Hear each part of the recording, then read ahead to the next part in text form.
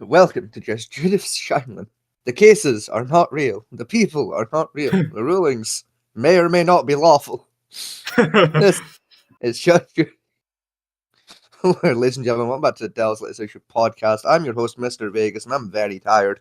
I am also joined by my wonderful co-host, Mr. Fatman T. Evening. And we're also joined by the other one. It's the blue one, Echo. Objection! Now, to answer the question you were going to half-ask there, Echo, as to why the fuck I'm tired, is because I'll tell you everything I did before the show, Echo, is I woke up, I ate some tacos, and then it was now. I am approximately 7 tacos of time of awake. I woke up 7 tacos ago. I did wake up like an hour ago. No, correction. The dog woke my ass up an hour ago by using my spine as a tap dancing mat. Like I'm convinced you've been showing that little fucker videos of Michael Flatley, ain't you? You've been teaching my bastard of a dog to river dance, ain't you? No, I have not yet. But I might do that now. Fucking swear to God, the way that fucking thing walks on my spine. Someone's been showing that cunt Michael Flatley. Oh, your mum. Yeah, probably knowing that bitch. Yeah. Anyway, welcome to today's. How do my audio is fucked? What do you mean your audio is fucked? Yeah, how have you fucked your audio? Stream currently bitrate 0 for lower for recommended bitrate. And my audio rate is below what's recommended according to OBS. Well, let me go pull up the stream on the viewer side. And if the viewer side doesn't have any fucking issue showing, we'll just ignore that shit. La la la. As it according to the bar at the bottom, I'm in yellow. And that. Right. So I'm at the minus 15 decibel thing. I have no idea what that means, to be honest, but still.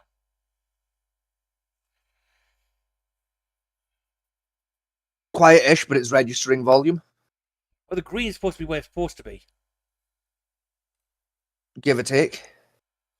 And mine's hitting the yellow towards the red, so it should be registering quite thoroughly. True, but that's decibel volume, not bitrate. Bitrate's compression data. It's back now, so.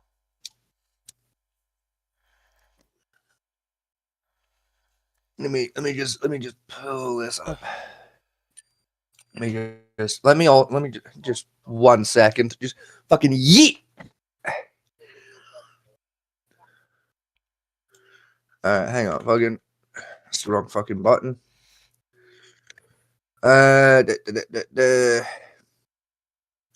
Just run that back about 20 seconds.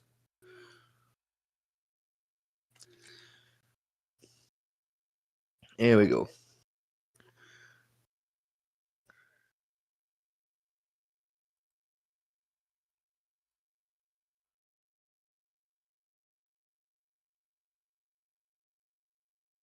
Yeah, the compression got a little funky for a few seconds, but like it seems to have sorted itself. Is it a funky monkey? It was being a little funky on the viewer side, but it has since sorted itself out. So I have no fucking clue what happened there, but yeah, I know.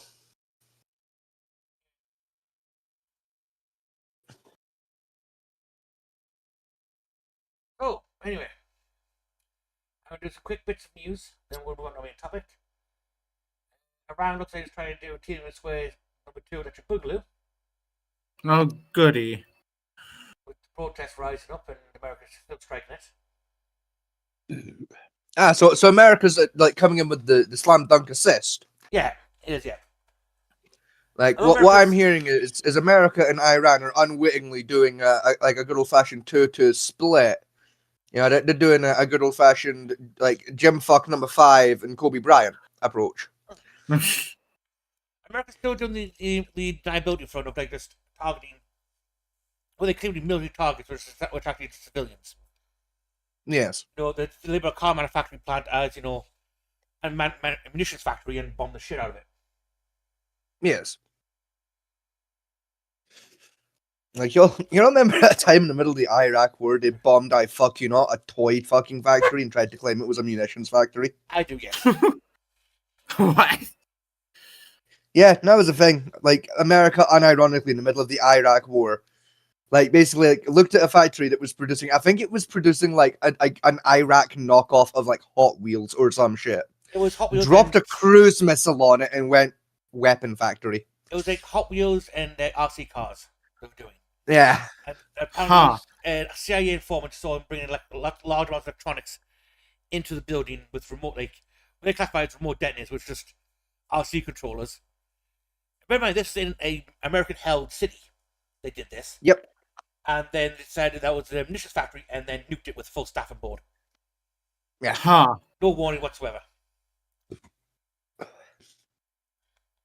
And I think it was a grand total of 4 hours later. Journalists uncovered that, in fact, no, this factory was producing Hot Wheels. Yeah, and we ran to bring so much equipment in for it was doing getting ready for Christmas. Or one of their holidays where the gift giving happens. Over there. Yeah. 170 people dead, and about 100,000 worth of damage. And America went, oops, Jesus. my bad. Rather than like sending like someone in undercover to like confirm like production or even just like sending in a ground team to secure the building to investigate, they went, no, we're just gonna drop a cruise missile on it, fuck it. The CIA phone was, I think it was about 3 miles away, using like a telescope to survey the area. He saw a van load of electronics come in. Some bullshit. There's true that PlayStation 3s are banned in Middle Eastern countries. Yeah. You cannot buy the PlayStation 3 in most Middle Eastern countries because it's too easy to turn it into a pipe bomb. That and you can rig it to be effective hacking PC. So PS3s, PS4s are all banned. You can't even ship one to the Middle East. Always be labeled a terrorist. Huh. Or support terrorism. With the sole exception, to my understanding, being the United Arab Isles. Technically, yes, but it has to come with a remote port. For that. Correct. In fact, no, there's another one. There's another country. Saudi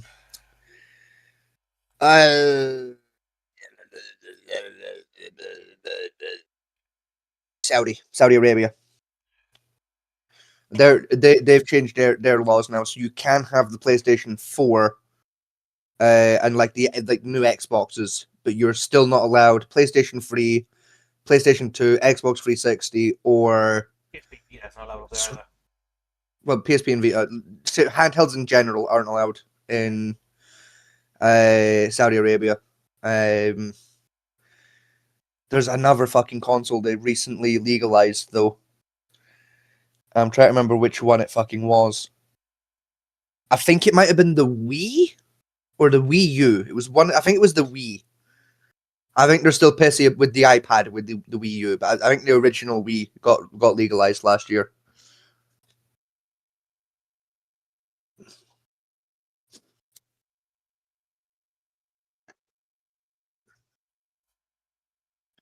Oh, that's chilly. What's that? I want to show you this. Show you both this because it's. Well, fucking sure.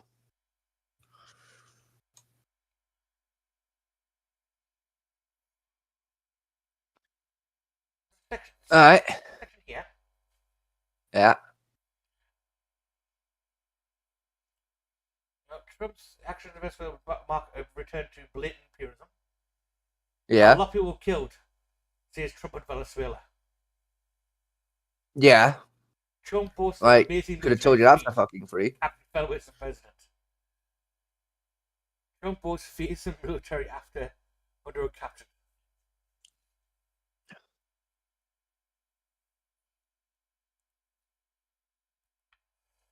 Look on the bright side. Look on the bright side of it all. With every single passing day, Trump looks more and more unwell. Like all I'm saying, right, is just like family, if you scroll up a little bit for me, right? Look at thumbnail number 3 right Yeah. fucking now and tell me that does not look like someone that is actively dying of something.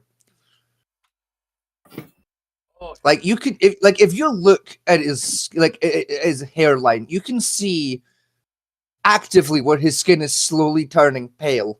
You can see where his skin is giving up on the albino Oompa Loompa look. let's have a listen to this.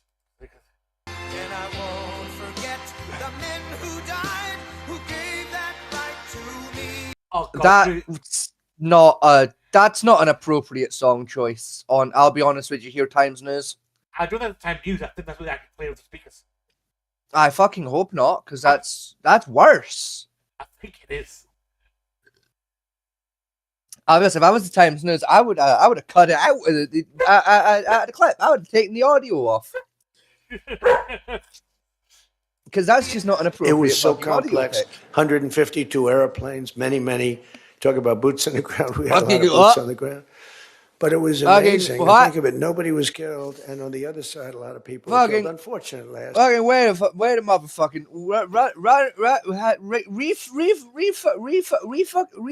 fucking wait a minute. What? He said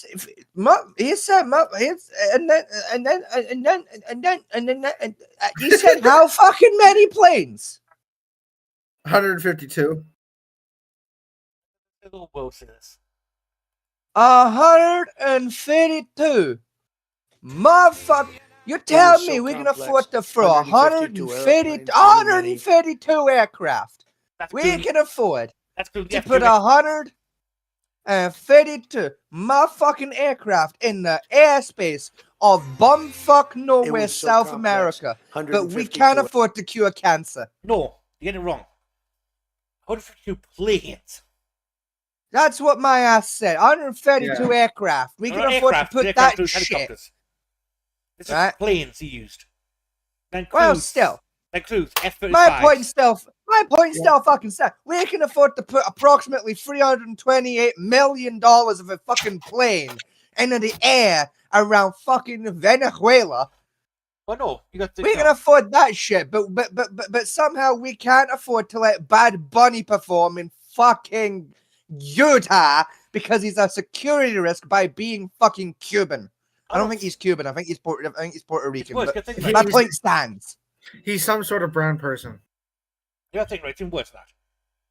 Right? Because he used F-35 Raptors. Right? Just one second, Batman T. Just Echo. Bad Bunny's fucking whiter than you are. Oh. Whoops. Like, he was born in Puerto Rico. He speaks Spanish. But in terms of skin tone, he looks more American than you do. He's more American passing than your Mexican ass ever will be. Oh, fuck you. Like I say, each F-35 Raptor costs $4.5 million each. Yeah. Not to mention the munitions, because each Tomahawk missile is $2 million. They buy 10 of those Yep. into the fucking area. Yep, minimum. The thing is, they put the budget they did in this operation, military operation assets, into, I don't know, healthcare. Yep. You know, they could get this for- Education. healthcare. They can get this. They can get the free healthcare that people are asking for. Yep. You know. Or again, like, put it into education. Let's- No, then dickheads like Trump wouldn't get in power ever again. Oh, wait, no, that's exactly why I didn't put it there. let's do a free speech. So 152 airplanes. airplanes, many. Talk about boots on the ground. We had a lot of boots on the ground. But it was amazing. And think of it, nobody was killed. And on the other side, a lot of people were killed. Unfortunately, I say that, soldiers. Cubans, mostly Cubans, but many killed. And they knew we were coming, and they were protected, and our guys weren't. You know, our guys are jumping out of helicopters, and you're not protected.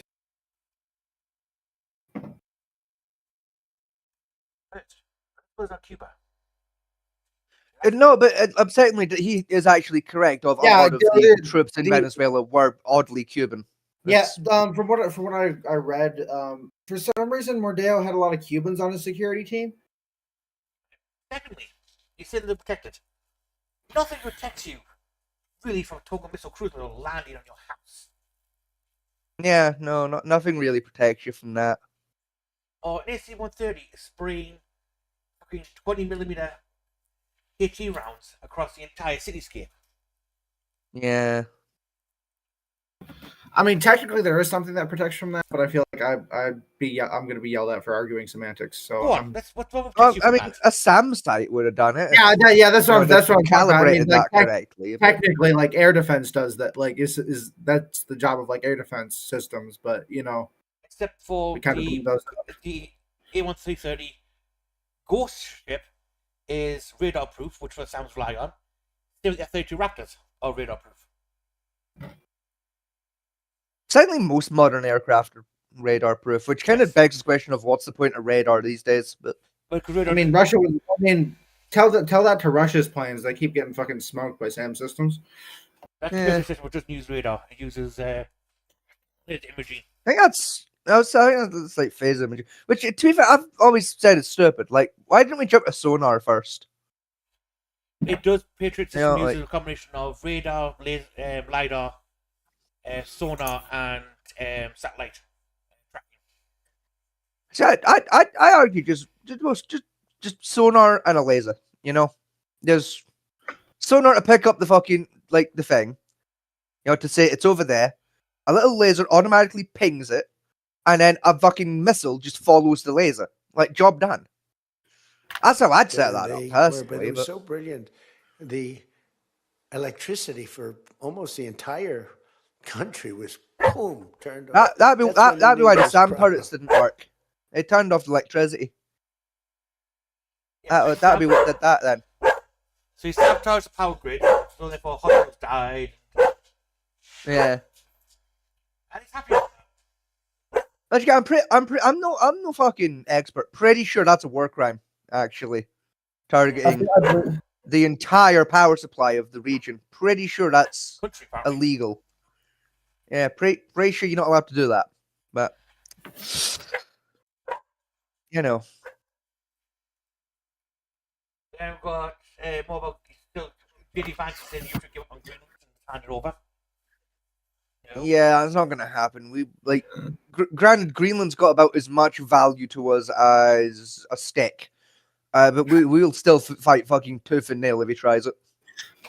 And the Dutch are not friendly people, but they are angry. Apparently, Russia's been firing more nuclear-capable missiles. Yes. The fucking however the fuck you pronounce that missile hit a Ukrainian city. Oreshnik. A Russian missile. It's That basically- word, It's a short-range ballistic missile. It's got a range of about 100,000 miles. Give or take. Sorry, 32,000 miles. So it's quite a small one. And apparently it was not nuclear payloaded. That's what they're saying. I hate that we live in a point in human history where fucking something with a range of 32,000 miles is considered a small range. Yeah. Because the Americans, Like- dragonflies have, I think, 200,000 range. Look, all I'm fucking saying, right? All I'm fucking saying, right, is that's more miles than the average human travels in a fucking year. Yeah. So everyone can fuck off with short range at that fucking point. Right, most mean, humans but- can't do that in a year, while actively trying to. Like y'all can fuck off with that being short range. That's 9 countries of border in certain fucking locations. Y'all can fuck off. But it's about basically half the globe. It's 32,000 again, I think.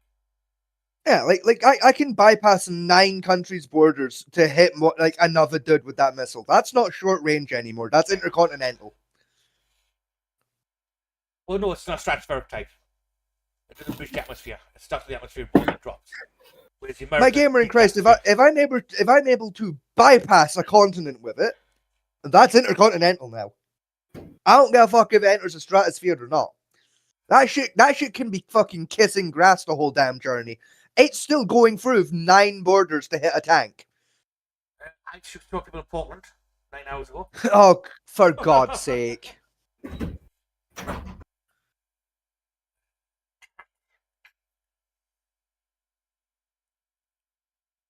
It is Border Patrol. Then it says over here ICE.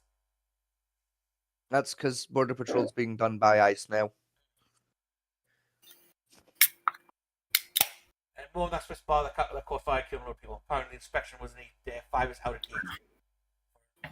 I mean, and also the people just didn't really like panic or anything. They just sat there. Here and watch Bear as he's outside and let him back. I'll be back. Yeah. My lungs. Apparently, there's been another U-turn on the pub on about the fear about for the alcohol tax. Yeah. That. So is this U-turn? Are they doing it or are they not doing it? I've genuinely lost track at this point.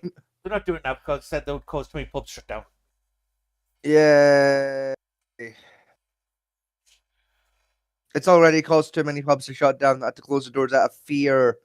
Yeah, and they also Fucking gonna extend- idiots. They also want basically what the plan is. They want to stop breweries owning pubs. They want pubs to be more freeholding, Oh god. which means that basically what it means is because the way pubs work, they're technically more landlords than brewers. Don't pay a Yeah. lot of tax on it. So if a freeholder takes over, right, that becomes more Republican. Therefore, they can tax it differently compared to what a brewery does if they own the pub itself. If they do that, even more pubs are going to close down. Yes, most people can't afford the amount of money it takes to set up a pub. Yep. Like some, like say, Punch Bowl Limited Company, I agree, should lose their fucking ability to own pubs. The way they treat their landlords. I mean, I more argue at this point, fucking Witherspoon should have their fucking licenses revoked. But To be honest, compared to Punch Bowl, Witherspoon is quite tame on their practices. The way Punch Bowl does theirs is they start off with literally a decent rate, right? So you see you're paying about £1,000 a month for your basic rent on the pub, right? Then they put a clause in the contract meaning you can only buy your alcohol from them. Then in that that's contract pretty. clause- That's standard practice. Yeah, it is. But another part of the contract is they have to then install monitoring apps into all your systems, so they can tell how much you're making per day. Now, again, What if I come back? according to what if I Punch come Bowl, back you to- are the sole landlord, and they're only interested in the rent. Mm-hmm. Everything else is down to you how you do it, Mm-hmm. right? But then they track your beer usage, and then Mhm. after month 3, they started upping your rent based on how much alcohol you're selling. To the point Mhm. where they basically price you out of the pub. You have to shut down. Mm-hmm. Then they What? do put in because you got to pay in. Because when you get the contract, with them, you got to pay about 100,000 additional funding to get the contract to open that pub, and then they charge you monthly as well as beer fees on top. So you know how that's how like most fucking breweries do that, right? Like that's not that weird. The, Yeah. the only part of that that's wrong is the like with Punch Bowl, they price a bit higher than other companies would.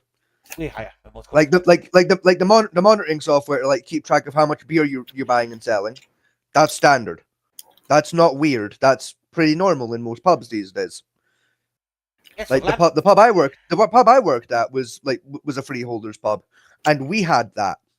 yeah, They kept track of how much beer we were burning through like per shift. So it was to help us keep track of what days were the busiest in terms of consumption, but also, it was so that our supplier we didn't have to phone the suppliers. They got an automatic ding if we were low on something. yeah. I can understand that land from 300 perspective, right? Because I'll probably do something for, like, say, for my systems. But then have that data, like, say, for like Punch Bowl, who admit they can tie your rent to how much money you're making. They should not have Yeah. that data. Yeah. Like that's how our landlord did our rent at the pub I used to work at. What is Like- Black Echo barking about? What's upset him? Probably a leaf through the glass window. Because the way the pub that I used to work at was essentially like it was basically a community charity job. Like it had been set up by the Working Men's Club, with assistance from the community council, and the way it effectively worked was the building owned the pub, and essentially rented it out to itself, if that makes sense. So basically the way it was set up was the club itself was a business. The bar was a separate business. the club was a parent company that owned the bar, and the bar paid the club rent based on its like monthly income. I think it was 25% of profit was Yes, like but- the like on the contract was 25% of the bar's profit was like basically to be paid as rent, like straight into the club's coffers Yeah, rather that's than into the bar's coffers. That's a profit share. That's a profit share, which I can understand that one as. I think you want money, you pay extra. Let's say you pay so much amount from your total income into as Yes. part of the business, as part of the arrangement. That's fine. I can understand that. In case when they're saying, "Oh, your rent's a flat rate," and then they negotiate your rent every month or every other month, which I think that is where I get a big question over it. If they said to me that it's flat, it's your rate as parent burnt on how much money you make, that's fine because some months I could make a shit ton, I pay extra rent. Other months if I'm short, I'll pay less rent. In theory, how that works. Mm-hmm. But no, they say it's a flat rate, you must pay it all the time. And then they just up it, don't decrease it when you do pool year. Right? But just keep upping it until they price you out because they make their money. Someone makes their money by having that 100,000 come in when a new publican tries to start a business and they put their pubs. So for them, it's more profit to basically force out landlords and get new ones in all the time. Yeah, That's what business model is based around. yeah. That's just franchising. That's like as McDonald's has been doing the same thing for 20 fucking years now, right? Of course, I have. It's McDonald's. Like that's why like every McDonald's in Britain burns through a new fucking general manager every 3 months. It's because the owner gets price gouged out and sells the fucking franchise. And like with most like fast food franchises, your like general store manager and store owner are friends and work together. And have been doing so for fucking like their entire fucking professional lives.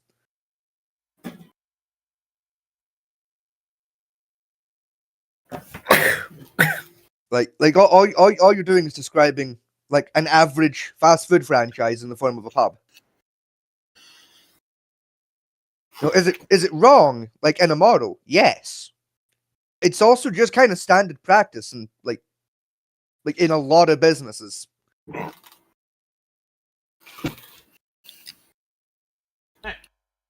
Anyway, now that Echo is back from whatever he was doing with his mother. He was keeping an eye on the dog while the dog did something outside. Yeah, because Bear likes to fuck with shit he shouldn't when he's outside, so someone's got to keep an eye on him. He's a dog in general. Yes, but he has a tendency to break things on the house, so.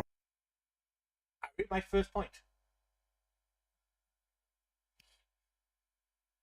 Have y'all considered getting him like outdoor toys? Yeah, we do. We get him toys that he'll sometimes take out, but he'll still fucking. Yeah, get him toys that are specifically for when he's outside. Like he doesn't get them unless he's outside, and when he comes in, to get taken off him and kept like at the back door.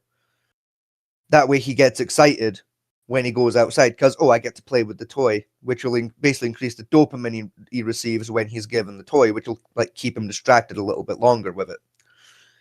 I'll make him work for It turns it. Yeah, like it turns a toy that would keep him entertained for 5 minutes into something that's got to keep him entertained for like a half an hour. I used to hide toys in toys and treats in the garden. My dog. Because once dog gives food, they will spend an hour trying to find the fucker.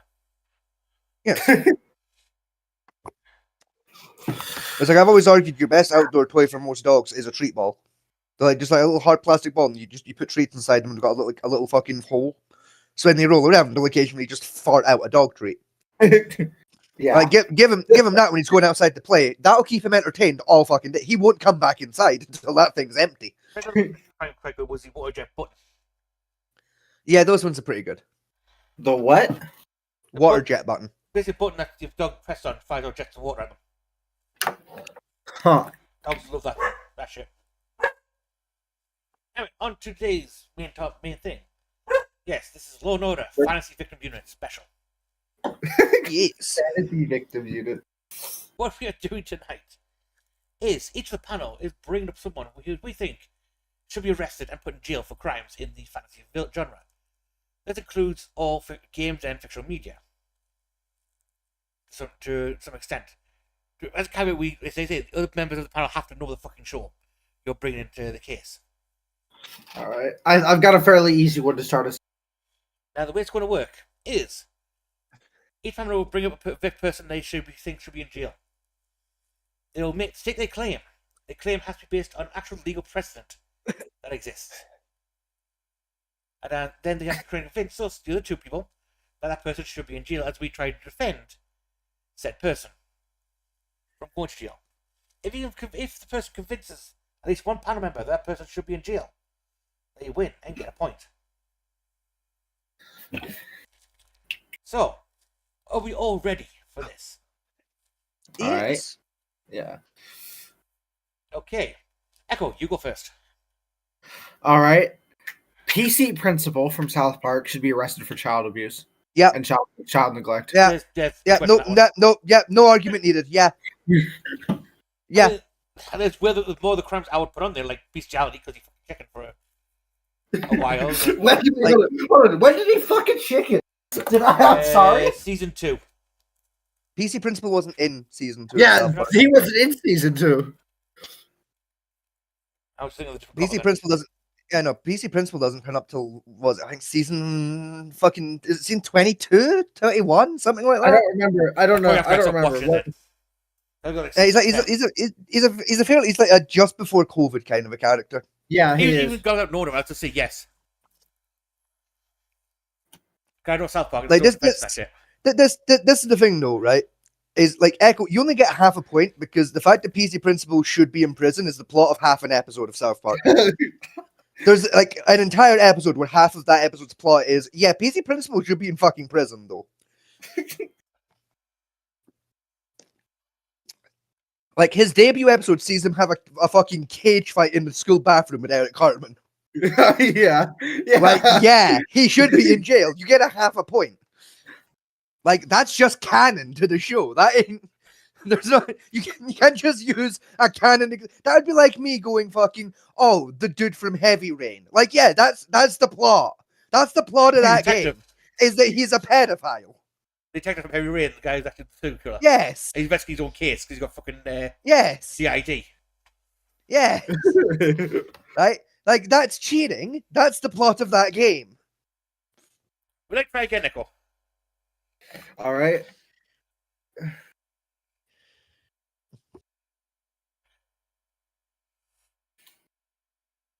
Proceeds to not try again. No, I'm thinking because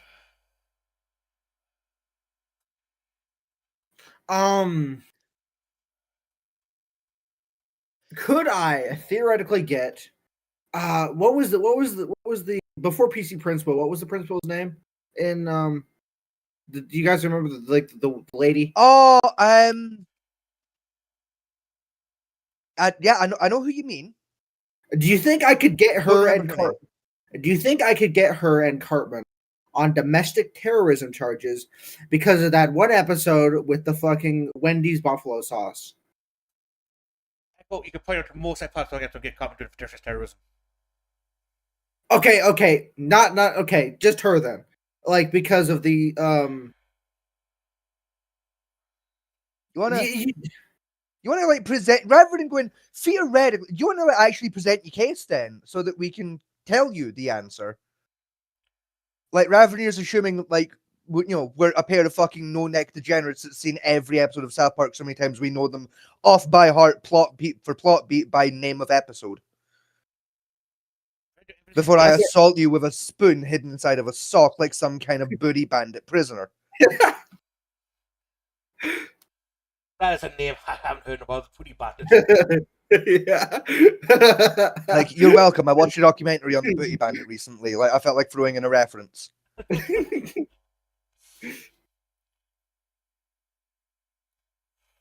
We're waiting. So essentially what happens is I forget what leads up to this, but essentially the principal and the teachers essentially like come up with a plan to have the whole school shit its pants because a whole bunch of people have like had it happen. Or so what happens is one kid shits his pants and fucking kills him and tries to kill himself. So they have so in order to like make the kid less embarrassed, they like to take attention off of him. They have Cartman essentially like lace this girl's cupcake with like the I think it was fucking Arby's barbecue, Arby's I think it was Arby's buffalo sauce or whatever the fuck. And then it just kind of ramps up after that to where like the whole like they eventually have him do that to the whole school because they're trying to like make kids not want to kill themselves because they're so embarrassed. Something like that. So essentially, a teacher, in order to protect a single student, convinces another student to lace the food. No, it wasn't a teacher. It was the principal. The principal herself was like, Yeah, so another fucking teacher, you fucking idiot. Principals still teachers by law. Like, oh, like I'm sorry. I was like, have you at this entire time been under the idea that principals at schools have different licenses and qualifications to other teachers? yeah. Like, have you been under the assumption you have to go to principal school instead of teaching school to be a school principal? I assumed it was like this. It was something different.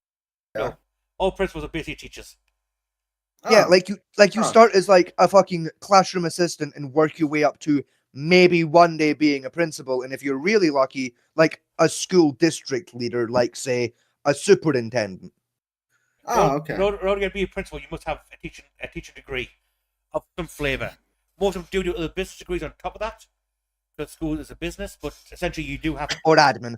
yeah, minimum you must have a teaching degree and be a teacher for at least 5 years before you be applied All for right. principal. I didn't know that. Yeah, My it's bad. same as America, so it's needle for that one, oddly enough. Anyway, back to the point. How did you not know that? Like, the only place you don't technically need a teaching-like degree is college university. 'Cause that's based Yeah, on 'cause- experience rather than degrees. Yeah, like they'll hire fucking anyone to be. I could be a college professor, and I've got about as much qualifications as that duck. Oh God. As long as you have some qualification or experience in the thing you're teaching, anyone can basically do it. Hence, most Yeah, family like professors- Theoretically, I am allowed to be a college professor for like European medieval historical weapons. Yes. So Like- wait, does that mean you could technically like have someone who makes drugs as a professor for chemistry? Theoretically, yes. Theoretically, yes, but not so much. That one doesn't quite. But you can have someone saying, who makes drugs all the time, do a professor in economic manufacturing and profiteering. Yes. Of course. Or just economics or business. Yeah. Like technically, a drug dealer could be a college professor for like just standard business and economics. That'd be fucking. That's funny. It's funny, and it's actually happened before, believe Yes. it or not. What? Yeah, one teacher found out that the black students relate more to the fact of advanced mathematics if they frame it as a drug deal. Oh no, it's not even that. There was genuinely, I think it was in 2017. There was a case in, I think it was in Oregon State, if I remember rightly, where yeah, like that sounds about right for basically came out. Like, if I remember rightly, it came out in a random ass news interview the professor was doing. That basically before he was a college professor, he was unironically a drug dealer. And it's just like, yeah, like I used to sell drugs like on the side. Yeah, so I never did university or nothing. Like basically I sold drugs to like get like enough money together to like I think he opened like a bakery or some shit. He did drug dealing to fund opening a bakery. And basically the university, like all they saw was the bakery side of it and was like, wow, that's a really successful bakery. Do you want to be a professor? I know, And he was like, yeah, sure. And just I know tell them 2010. that he got the money by selling fucking drugs. I mean, to be like in his defense, it never really came up in the conversation. I say, I know in 2010 in University of New York, there was a teacher there who was doing criminology and criminal psychopathy. It Yes. turned out he was a serial killer who had killed 3 people, only got manslaughter on one of them. Yes. And when he got out of prison, he Oh. started doing lectures on criminology because effectively it was less risky and worth more money, and he could relive his Yes. own fucking crimes to get his high he needed Yes. than it was to Correct. catch go out and kill again. And apparently, he was the most effective criminologist they've ever had in the state. Allegedly, the FBI weren't fucking impressed, but also couldn't stop him because it wasn't technically illegal. Yeah, because technically he did his crime, and he wasn't in any position where it would go against his parole or the felon Yeah. tender. But they still weren't exactly happy about it. The FBI was just like, he can't keep getting away with this. Oh yeah, but the FBI did take note of his course to send half the fucking criminology department to his course to learn, Yeah. which improved the FBI's capability of psychopathic murder serial killers by a factor of 30%. Yes. But anyway, back to your case. So essentially, you have a teacher committing bioterrorism on a school in order to stop a student from committing suicide because they shit their pants. I mean, the girl I mentioned, like that Cartman laced the cupcake of, she did try to kill herself. She failed. Cartman got a thorough yelling at for it. But like as he stated, like he did say like you guys just told me she had to shit her pants. She didn't say anything about her not killing herself. Right. So yeah, But yeah, my basic breakdown of the statement is correct. A teacher convinced a student to quit bioterrorism in order to prevent a single student prior for embarrassment and committing suicide by causing the rest of the school in order to crap them pants. yes. This is not domestic terrorism, this is bioterrorism at this point, which is technically a harsher sentence. Technically, it's poisoning, but poisoning and/or food tampering. Technically, for bioterrorism, like you'd have to be using like a biological component to do the poisoning, whereas to the sounds of it, this is leaning more towards either food tampering by using improper ingredients to alter a food without the other person's knowledge or consent, or you'd be looking more in the region of just regular, good old-fashioned like drugging. But that's Like- the question is yes, she will go to jail. If she Is it not- actively convinced the student to do this, the student technically wouldn't be convicted because authority figure that convinced them to do something. I mean, she didn't exactly convince him. They just asked him, and he was on board. It's Cartman. Correct, but from a legal standpoint, that like that's still like a person of authority using their position in authority to basically coerce another person below them to do something illegal. I believe kind of South Park. Cartman is what 12? I He's think 8. about 12. Elementary school, so Hold about on. 10 years old max, I think it is. I think they're. Hold on. Let me Google because I'm fairly certain they're still in 4th grade. Hold on. What's elementary school they're into? I'm pretty sure the opening credits blatantly says South Park. He Elementary is School. 10. He is 10 years old. Yeah, Yeah. there you go then. So it's super minor. On that point, in that fruit. So technically, not even eligible for conviction at any point in. I believe New England he's in currently. No, Colorado. Colorado. So yeah.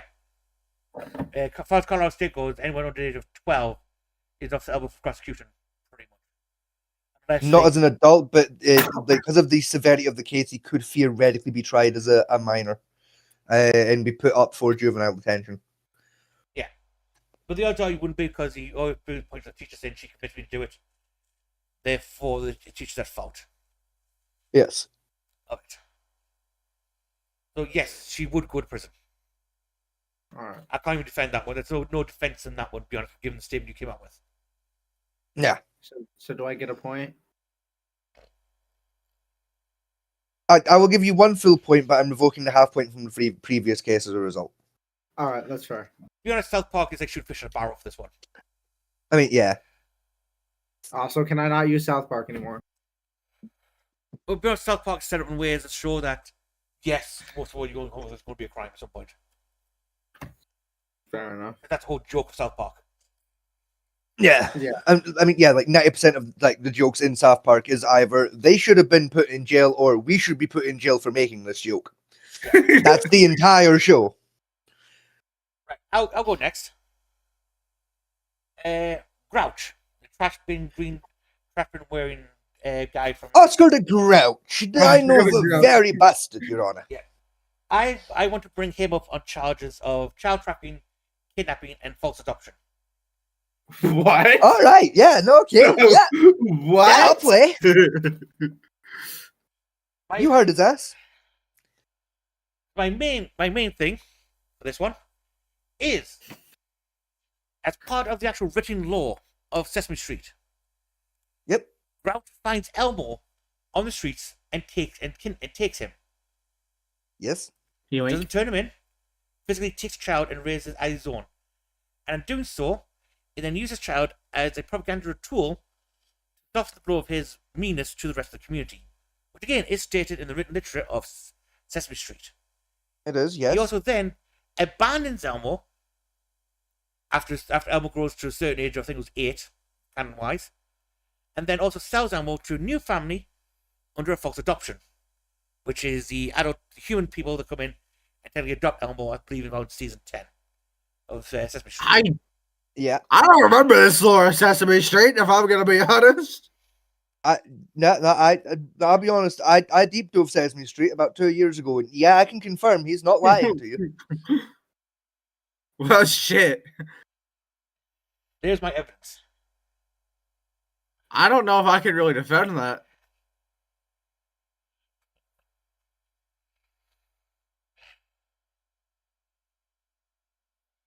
Vegas? I think Scotty died.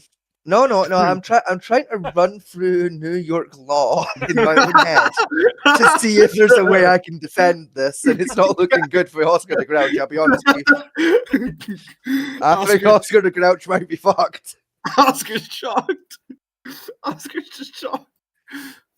The only fact I could have give for New York, well, New York has imminent protection laws where if you see a child on the street that was clearly banned, you can't take the child in. But you must inform authorities at the earliest convenience. Yes. Where Oscar never did. Well, hang on. Hold on. Okay. To be fair, Oscar doesn't really have access to a phone. He lives in a trash.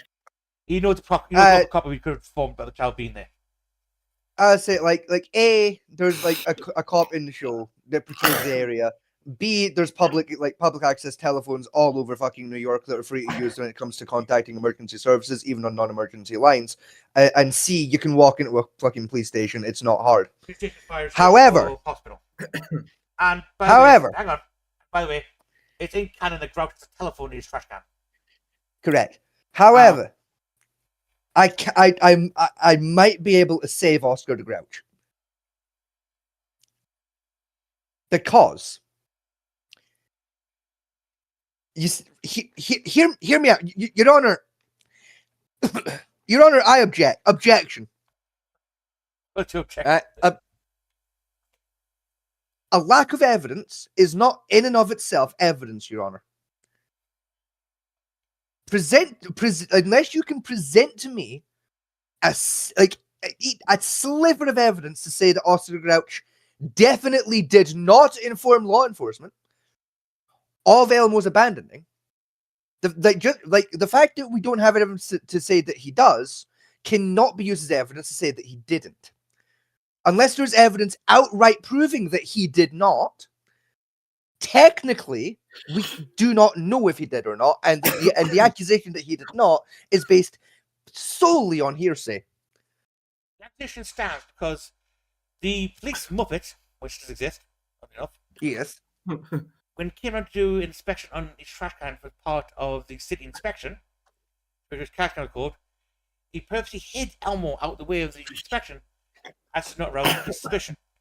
Also, as for abandonment, it said as Oscar says on the show, he threw Elmo out because A, it was getting too big and costing him too much. He physically threw Elmo out and said Elmo had to go away. Elmo, being mentally retarded, willingly walked off. As Oscar break for it. And also, again, in season 10, Grouch actively gave Elmo to the family in exchange for cash and a better trash can. Does that profit from illegal adoption? He really did just He Yeah, really fuck, did. you're right, really yeah. sell Elmo. Yeah, I'll be honest, I forgot about the inspection episode. You're right, shit. Yeah, well, yeah, no, well played. Well played, good sir. Yeah.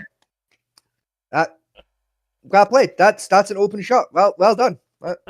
I ain't got shit. Like, well played. It's a dark look for that mystery people out there. I can't even forget much of this episode later on. Like, no, Grouch, he didn't do that. Google it, bitch. You find it. It's all there in the script notes.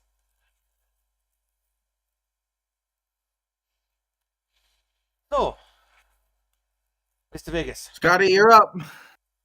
All right, Your Honor, I would like to present into evidence. You see, I wish to call forward the case of the good people of Discord, versus Miss Frizzle from the Magic School Bus. For child endangerment. I know. Yeah, Oh I can see no. where this is going. Oh no. You think I'm only going for child endangerment? Buckle up. Buckle your fucking seatbelts. I present to you the case against Miss Frizzle on the following charges: child endangerment, kidnapping, and drugging of a minor. Okay, when did the kidnapping and drugging of a minor happen? Excuse me? Well, Your Honor, I wish to call to the stand my first witness, and that's the very defense lawyer sat across from me. That would be Echo. Echo, if you would take the stand for a moment for some cross-examination. You see, Echo, I have a simple, singular question for you. Singular question. What is the plot to every single episode of the Magic School Bus? What's the plot? They go on a weird adventure. Yep, they go on weird adventures. What's another word, right, for when a teacher takes a group of students on an adventure? A field trip. A field trip, correct. That would be a field trip. Tell me, under both American and Great British law, what does a teacher require to have in order to take children on a field trip? Parental consent and Parental consent in the form of a field trip waiver. Yeah. Yeah, better known as a consent form. What item can we will every single person present today notice is fucking absent from every single episode of that godforsaken show? Fucking consent forms. Meaning that as a result, Miss Frizzles is taking those students out of class, at best without knowledge of consent, and at worst with blatant ignorance towards the stated law of required consent. That's where the kidnapping charge comes from. As for the drugging of a minor charge, all I am fucking well saying is there is a whole ass episode where the school bus shrinks and they enter a human body. Now, if that's not like the symptoms of a bad LSD trip. Right. Clarifying questions. Right? Fire away. Is Miss Frizzle actually a teacher or just a bus driver? She's a teacher. Yeah, she's a full-fledged. She's a full-fledged teacher at this school. Yes, with a bus license. That is confirmed canon in one episode of the Magic School Bus, that the reason Miss Frizzle is able to drive the bus while being a teacher is she is a licensed driver of buses. Yes, but I'm pretty sure what state is Magic School Bus taking part in? I don't remember, I just know it's America.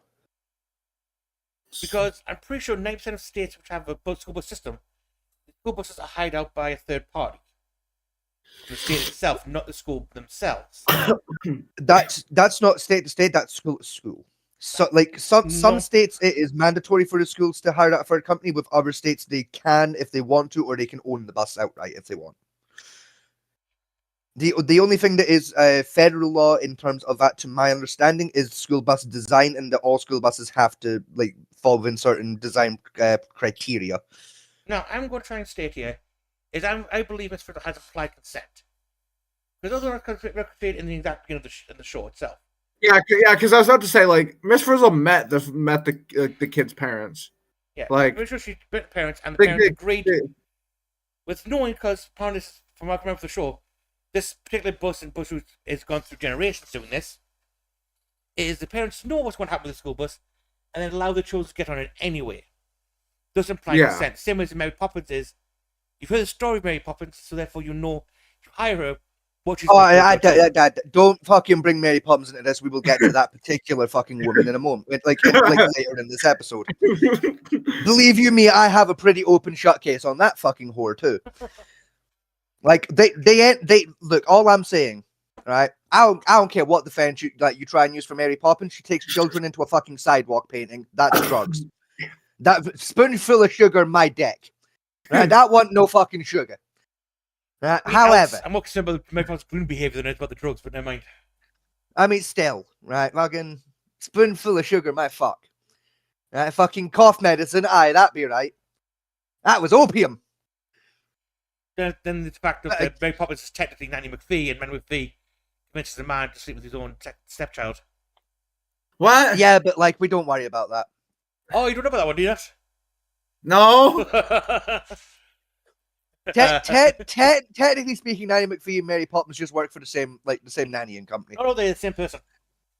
No, they just work for the same company. That's why they got the same powers. You know, like, it can, if you point out they're the same person. nah, mate. I've read the books of both. That's not canon. That's a conspiracy theory. Anyway, I see your point, but unfortunately, I maybe they may be on drugs, which is you're not giving evidence of her actually hand drugs out to individual children. The Yeah. individual children are in the premise of the show is that the individual children are experiencing the same field trip as Miss Frizzle. As the episode happening as the children are perceiving it, and Miss Frizzle is actively perceiving it in the same manner, meaning that they have to be in a shared state of consciousness. There's only two ways for that to be possible. Option A is symbolism, and that she's just telling an elaborate story and the children are using their imagination to view it, which is unfucking likely. And option B is copious amounts of psychedelic drugs. Now, given it's America and she fucking dresses like that, I'm leaning more towards psychedelic drugs, Your Honor. Yes, you're not. Like, I'm sorry, you don't get dressed as a 1960s fucking hippie and take children onto a school bus that shrinks and travel through someone's blood cells without being accused of being on a copious number of mushrooms. Yeah, you sound pretty funny how she delivering the drugs to the individual student, right? So I'm sorry that I'm gonna have to. Although contextually, I believe you're correct. Evidence-wise, you have not proven the evidence burden for that one. As for the kidnapping part of the statement, is I generally believe I can make a case for implied consent. The parents know what's happening. I'm presuming the children tell the parents what's going on, and they, by allowing the children to enter the school bus every day, they imply consent for whatever happens on that bus. Not necessarily.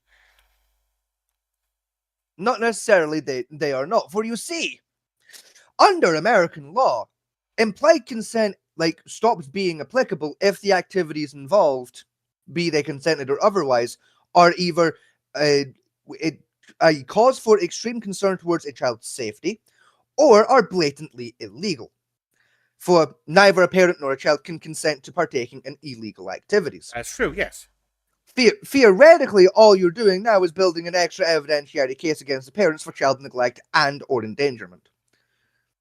Yes, but nothing in the videos evidently show the child are endangered. Your Honor, I would like to refer to Exhibit Motherfucking A, where they take children to the moon and a whole ass child rips his own helmet off and suffocates. Oh yeah, I forgot about that episode. That was down to the child's own. That was down to the child's own neglect, not the teacher's fault. He quickly then replied his helmet to say for protecting the child, as part of a safety procedure would allow.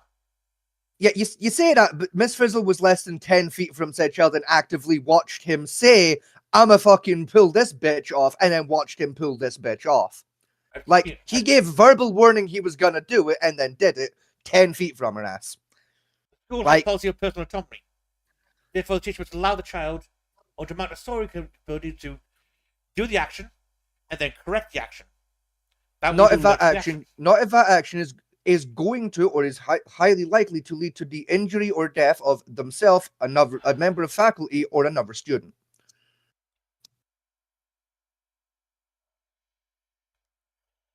I think you might have a slight case against child endangerment, but we don't have kidnapping and drug use.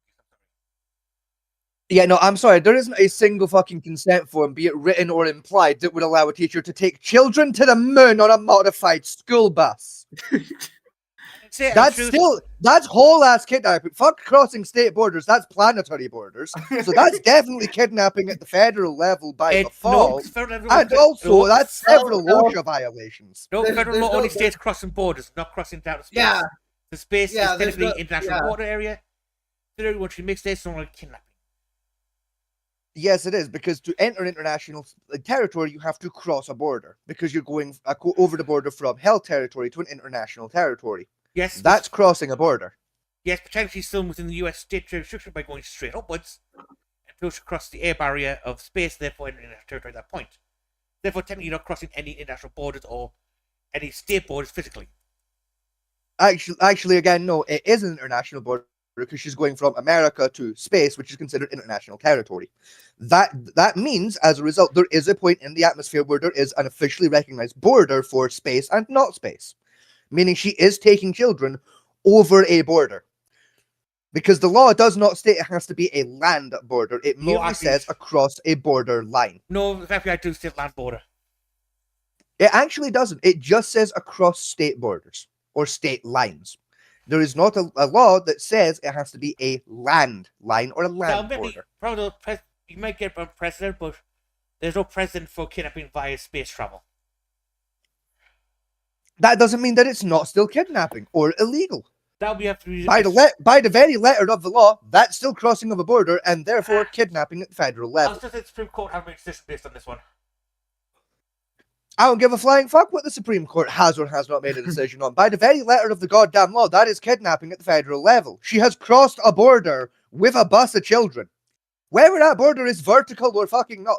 And even then, she crosses a second border when she lands on the goddamn moon. So if you want your fucking your land borders, there it is. She touches the moon. That's a new border and a new jurisdiction. But no, there's Is no that- jurisdiction on the Is that classified as an in a very loose term of the law, yes, because it's privately owned. Yes. What? Yes, the moon is privately owned.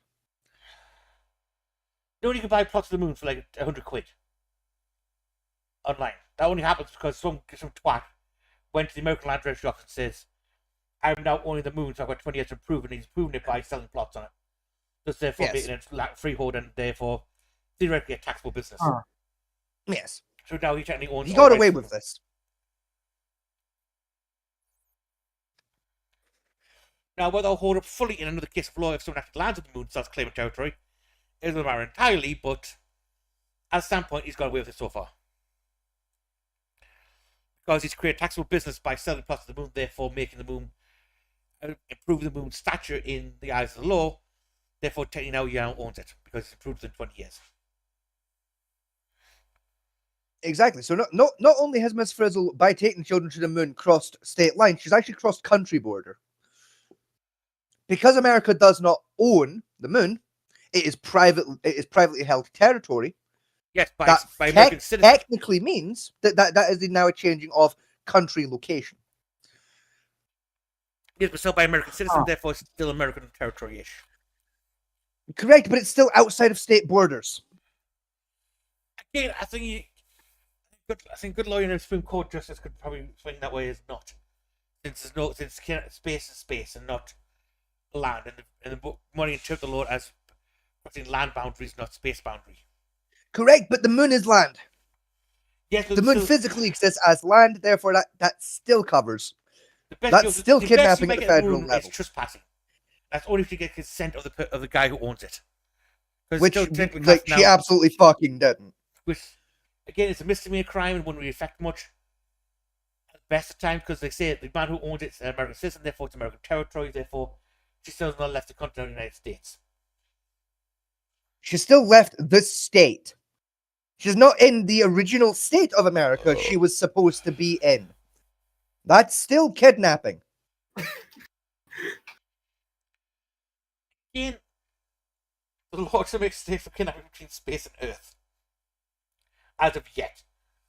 Therefore, there's no precedent on this one, so it'd have to be deferred to the Supreme Court for that one.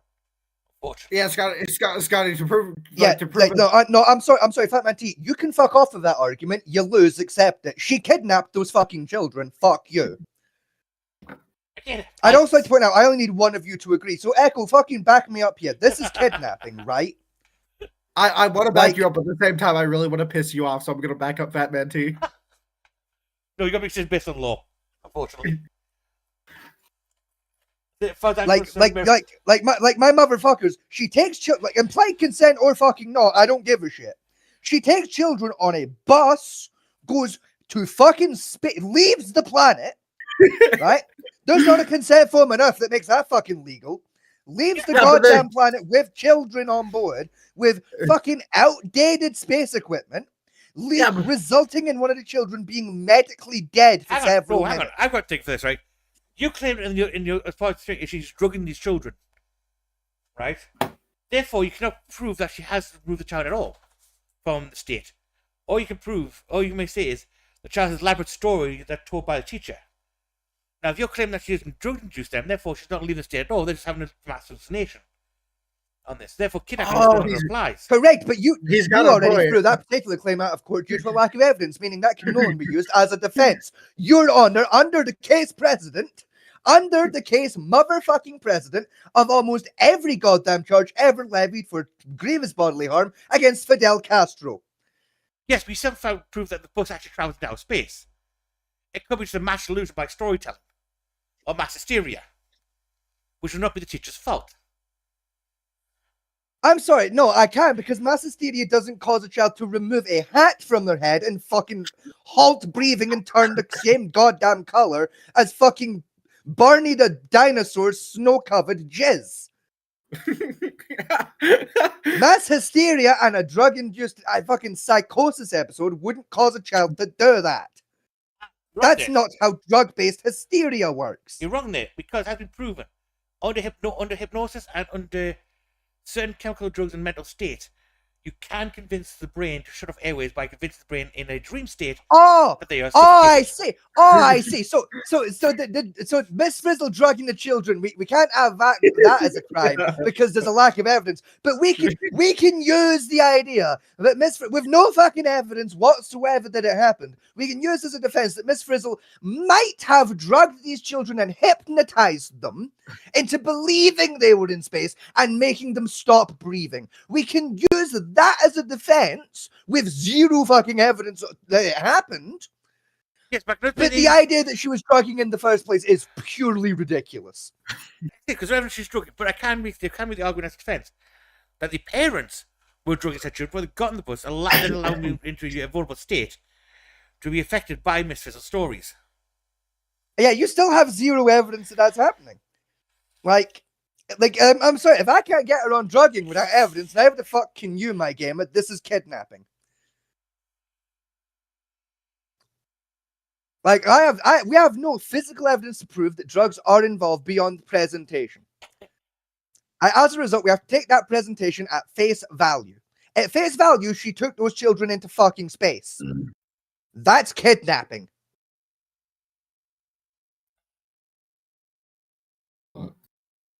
Like, if you leave the planet, you're leaving the state border. Okay, I reckon I agree with you on that one. By traveling into space, you technically leave the state border. But again, by landing on the moon, then you're still re-entering state borders again. You're still crossing state borders and boundaries. That's still federal kidnapping by the letter of the law. By the letter of the law, not the spirit of the law, I'll give you that. Let's be fair. People have been fucking done for worse, despite it not being in the spirit of the law. That's what I'm saying. I would give you that itself. Like, that was kidnapping. Give me my fucking point. I'll give you kidnapping, okay? But unfortunately, I cannot give you drugging of. I think I can give you half a point for child endangerment. A point, motherfucker. 7 kids almost die every goddamn episode. And again, we literally watch a child die in the very episode I'm referring to. But he survives. Granted, he gets better. He was still medically dead. Yeah. I'm sorry, any activity as a responsible adult in the care of other people's children that leads to one of those children being declared medically dead for several minutes is child endangerment. Because it doesn't get much more dangerous than being medically fucking dead. I refer you to state football associations, where children have been declared medically dead on the field and revived in hospital under the tutelage of a coach, and the coach is not held responsible for that. Is classified as part of the danger of playing the sport. Correct. That's for athletic purposes where there is an understanding of danger. That does not apply to taking children unwittingly into space with outdated equipment. Right? If said coach was coaching football and was still using football helmets from the 1940s and a kid wound up with CTE, guess who's fucked? That whole goddamn school. Every member of faculty's getting fucked on that one. Because that's an OSHA violation, which means that defense of it's an occupational hazard is no longer applicable, for the safety equipment provided was in fact ineffective and did not meet set safety standards. Due to the fact that said space helmet was capable of being removed in an unpressurized environment, which goes against every fucking known safety precaution on spacesuits, both at the time the episode was made, the time the episode was aired, and today, means that was outdated, ineffective safety equipment, which is a direct OSHA violation, which basically rules that particular defense ineffective. Because that danger was only present due to Miss Frizzle's neglect in terms of maintaining her own safety equipment. Okay, I'll give you the point for guilt. Okay, she's guilty on child endangerment and on kidnapping. Thank you very much, Your Honor. I rest my case. Echo. For those keeping track, that's 2 points. Yeah, I'm 3 though, technically. That's 2 points. Yeah, I'm at 3 points though, technically. Yeah, true, but still. Yeah, I'm only at 1 point. I was hustling for free, and I still walked away with 2. I'll still take that as a victory. Right, like a good lawyer, I came in shooting for more than I needed. Okay, Echo. Who are you prosecuting next? I'm gonna be honest. I completely forgot to think of somebody because I was Useless fucker. Sorry, were we under the assumption this was going to be a one and done game? No. I was trying to think of somebody, but y'all are coming up with good examples. Mine felt kind of bland, so I just kind of scrapped them all. I've been trying to think of actual good things to do this entire time. And I've come up with some, but none of y'all. I don't think any of y'all have seen. Right. Okay. Princess Celestia on child endangerment. My little point. What? Yes. What the fuck's a Celestia? It's the Princess ruling, Celestia. It's the ruling monarch of It's Vinyl Point. it's one of the ruling monarchs of Equestria. Right, so just to make sure I'm on the same I'm understanding. You're going with child endangerment against ruling monarch of a dictatorial fucking kingdom. Just we're going for child endangerment against the dictator ruler of a kingdom. Yes. And who technically hang on. Who technically is he child endangering? Which child is you're on about here? Well, actually, wait. That's your question. Not are you sure you don't want to go with I don't know, human rights violations, international treaty violations, pretty much half of the fucking Geneva Convention in terms of how world leaders should conduct themselves when running their countries. None of those international crimes we're going to aim for. We're going with child endangerment. Well, let's go child endangerment. Right. I'm not saying she didn't. I'm just saying it's an odd crime to pick. Let's go for him. Right. So first when it off, comes to the potentials available. First off, which child is she endangering?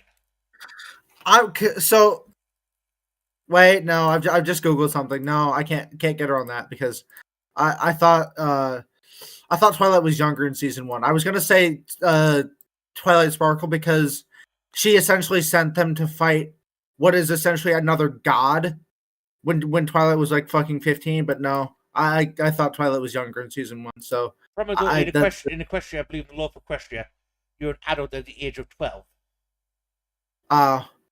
Right. Because in horse years. I'm sorry, since when were we allowed to use the canon laws of the show in defense? Like, I'm sorry, objection. Objection. Objection on fucking principle. Like, quite frankly, you're not allowed to use fantasy lore canon about the laws of the land that the show is set in. Right? If Donald Trump is allowed to kidnap the president of Venezuela and try him in America for American crimes that aren't illegal in Venezuela when they were committed in Venezuela, then you're not allowed to use, well, in Equestria, you're an adult at 12. I'm not. I'm using it basically because the question is simple as question logic is. Actually, no. Actually, no. I've got a horse is I've an adult horse. I've got at the age of about 8 or 9.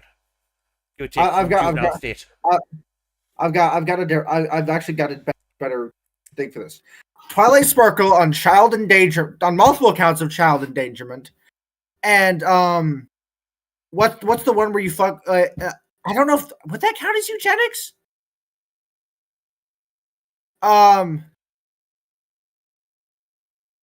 What a sentence! What's that one where you fuck? Does that count as eugenics? Like, I don't know. Echo, you tell me. Does fucking count as eugenics? No, not that. Not. Fuck you. Right. Again, which children is she endangering? Spike. Spike is a baby dragon in the show, and there are multiple times where she took him on what she knew was going to be something dangerous, and I mean there are several times where Spike almost fucking dies. Spike's a dragon. I'm sure Spike's older than she is. No, Spike is not. Spike is no, Spike's like 5. Yeah, Spike is like 5 years old. But also, like, Spike is a dragon. Dragons are A, bloody hard to kill, and B, usually can breathe fucking fire. Yes, but that's still realistically the dragon's the threat in that situation. Yes, but the dragon is still a child. That's still child endangerment. Now, I'm sorry, if I had a kid that fucking had a knife for a hand and breathed fire as a natural ability, and I got done on a child endangerment case, I'd throw a fucking riot in that there courtroom. Like, Your Honor, if anyone's endangered, it's fucking me. This baby has a knife where their hand is supposed to be. Right, according to the thing, Spike is around age 8 to 12 at the start of the show, moving into preteens of 13 to 15 by the series end of the first season.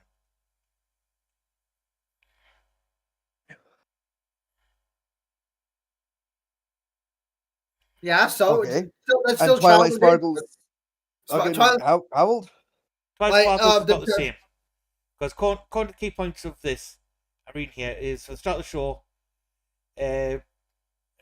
like Twilight's supposed to be like 18, 19. Some people's like try to argue she's 16, which is why I got was going to go after Celestia for child endangerment. Yeah, according to this, it's roughly 1 to 8 is the average in Equestria. For everyone of our years, 8 years are roughly their years.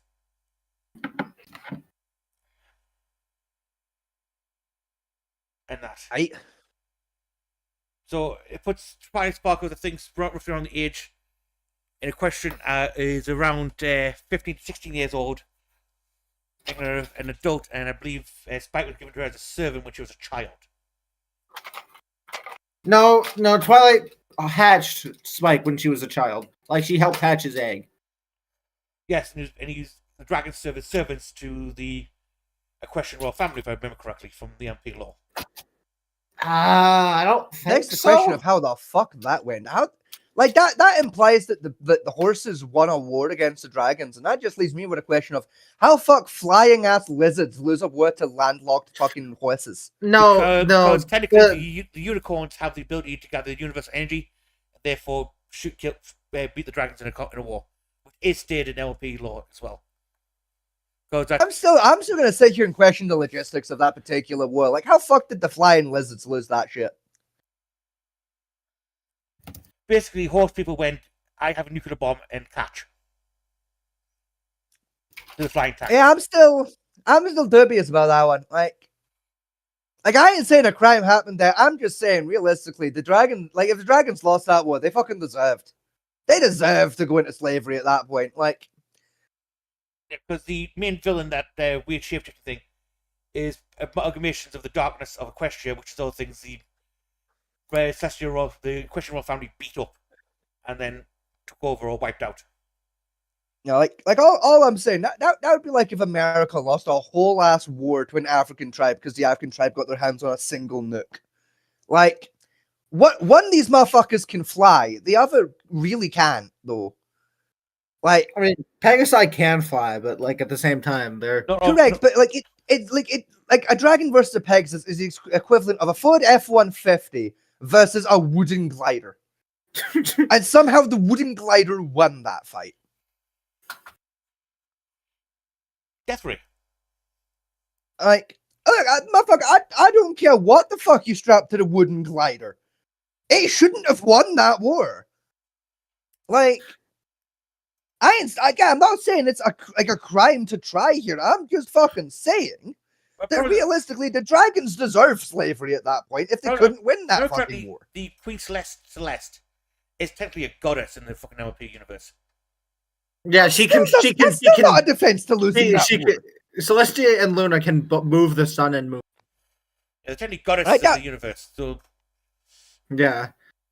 Like that'd be like a global superpower with billions of dollars of funding losing to a bunch of corn for. Yeah, okay, I'll retract my point. Like, yeah. On second thought, never mind. Actually, yeah, no, yeah. so technically, So can Actively I get happening as we speak? so can I get Twilight Sparkle on well, no, on because sh- technically on, under law, he's a slave, and under slave laws, Oh wait, so I can get her on slavery charges. you didn't bring slavery charges, you broke child engagement charges. Well, too bad. I'm changing them now. I want to get her on slavery charges now.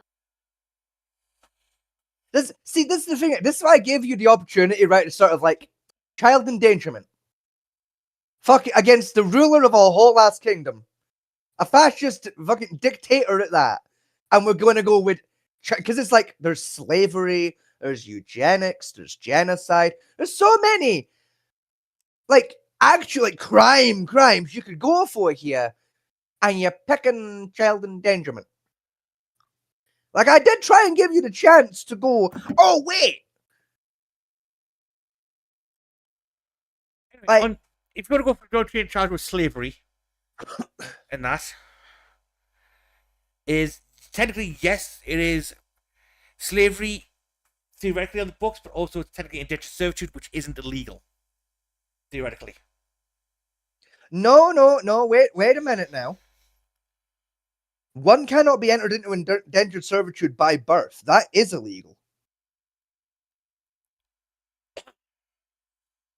Yes, but it's under international law, it is illegal for a child to be entered into indentured servitude fresh from birth. Yes, but also given assuming that if we go based on dragon as a species, they gain their knowledge of their adult parents as a baby, therefore have adult knowledge, then that contract can then apply. It's come down to awareness and of what you're engaged into. Correct. However, therefore, the way the baby that dragon present theoretically. Like, well, yes, your point stands of technically, yes, a baby dragon can consent to a contract. That does not change the fact that for indentured servitude to apply, there has to be a given debt. And the only way for like a baby dragon to be given a debt would either to be born straight into debt, which is fucking illegal, or would be for said baby dragon to inherit their parents' debt, which is just slavery under international law. If you have a parent in indentured servitude and you're born and that debt carries over to you as a result, that's slavery, not indentured servitude anymore. Actually, no, because in both American and British law, a child can inherit the parent's debt. Correct, but not to the extent of entering into indentured servitude on the parent's behalf. In America, yes, that can be done. No, But not British fresh law- from birth. Not fresh from birth, no. But let's say his parents had died and she hatched the egg, therefore, theoretically, given the knowledge he gained as having knowledge of the parents, he's theoretically at that point, because he's a dragon, given the age and the genetics of a dragon, how they pass on knowledge, he therefore could be at that point. Depends if the parents are already dead. Regardless of the genetics of how dragons work, as far as the law is concerned, letter for letter, that is a new being and a new entity that is under the age of proper legal consent for indentured servitude. And even if we go with the idea of, okay, they're born with the ability to consent to a contract, that's case set for reasons, right? Even by that precedent, the fact of the matter is that is a new separate entity being born into the world. They cannot be born with inherited debt that would have required them to enter servitude, because that is no longer considered indentured servitude. Being born and then forced immediately into servitude is slavery by the very legal definition of born inheritance slavery, which Depends is on the illegal. You're supposed to have the defense of the prosecution here, mate. I don't give a singular fuck. I was Like, dealing with something in the background with This is true. I was gonna say, A, I was covering for Dingle Dick because he had to go, and B, right, that was never explained to me, and C, I would like to point out, I never consented, so objection. You did. I told you at the beginning of this episode that he places his prosecution with the defense. Oh, well, tough. You just hand him his fucking case. Yeah, thank you, Scotty. So Yeah. can I have my slavery point now? Yes, you can take it from Scotty. Now Duck Scotty down to 1 point. Uh, No, fuck you. That's not how this game works. You helped him. All right, You did right. I Yeah. have, Correct. I helped him because Your Honor, objection. Right, my right honourable colleague had to deal with an emergency situation in the background relating to a family matter, and was in dire requirement of legal assistance to continue the case on his behalf. I don't care if his mother is a bitch. He has a legal point to the court. All right, Correct, and he had to step out temporarily for a moment, rather than having the court's time be wasted, allowing for a recess. Your Honor, I stepped in place of my right honourable colleague to continue his case on his behalf. Technically, you were not given a 2-on-1 scenario. It was still a 1-on-1 situation with tag team elements. Yes, but not by his mother's own case. You had to step in and help with his case. Therefore, it's still 2 against 1. I did not step in to help. I stepped in to replace on a temporary basis while my right honourable colleague dealt with a separate matter. I would also like what's a charge? What's the I don't think it's eugenics, but what's the charge for like fucking with something's genetics when you're not supposed to? I'm telling you. Is that Genetic manipulation? Is that the one you're looking yeah, for? but genetic manipulation. I would also like to try Twilight Sparkle for You did not genetic bring up the beginning of your manipulation. case. You may What? try the next round, but not another point in time. No, I said I was bringing that up with her. 'cause He did say earlier that he might be bringing that particular charge. Okay, Yeah, he was because- just going to find said word. Okay, let's see Yeah. if you're going for eugenics or genetic manipulation. Take your case for that. Because so there's an episode where Applejack is dealing with a fruit bat infestation with orchard, and Right. they Okay. can't. They're trying to find a way to get rid of the bats, but they're also trying to do it ethically because Fluttershy is a bitch. Uh-huh. Okay.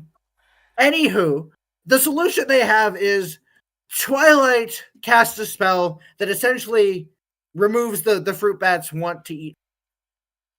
Like, could I get her on genetic manipulation? No. Because No. fuck. Because you see, and I'll tell you why. Because that technically speaking, what's happened there isn't genetic manipulation. What's technically happening can either be described as essentially animal hypnosis to temporarily alter the animal's perception of their own diet, or like basically the use of pest control drugs of an ethical nature to temporarily change an animal's like taste towards a diet to a different safe to consume food. Both are perfectly legal manners of doing pest control. Also, One is squiffy, but both are technically legal. Also, for genetic manipulation or eugenics to apply, you'd have to classify it as sentient species, which bats aren't. Since since the be case of us doing that in the natural world anyway, such as manipulation of mosquitoes from the genetic level to try and help their breeding cycles, certain animals such as rabbits and frogs within it too, even down to cattle, we genetically modify in order to create better yields and stronger strains of beef. Thank you. That's all. The information you provided does not describe genetic manipulation. It What's up? describes, like, your exact words were they used magic to tell the bats to fuck off, which is either like hypnosis We have to do and that or in- just drugging. I would say behavioral manipulation would be what I would say.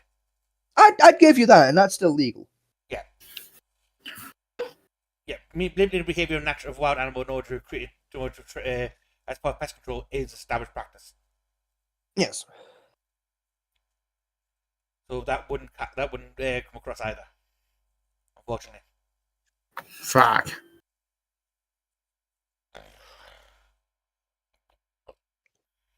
All right, in fact, Manti, it's your turn.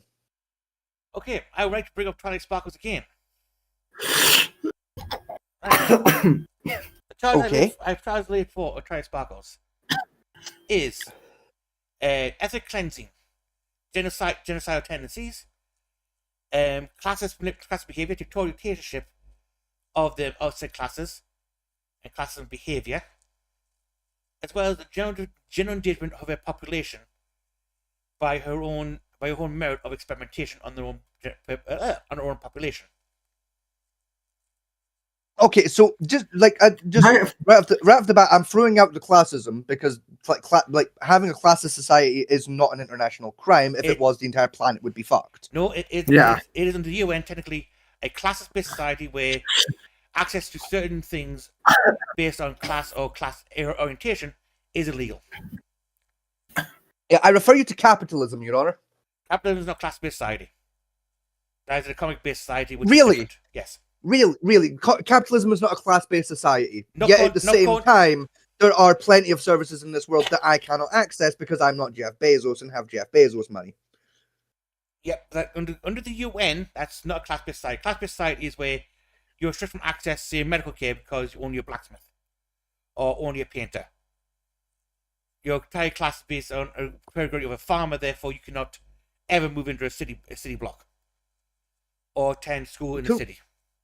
That, Yeah, that's but the by class- your class-based very society. definition, America is fucked then. Because in America, if I'm say just a blacksmith or say a farmer, the odds of me having the monetary income to actually afford healthcare are fucking 0 to none. Yes, but you still can access healthcare if you had the funds to do so. Therefore, that's not class-based. You're not banned from accessing them by your class. You're banned from by monetary value, which isn't a class-based society.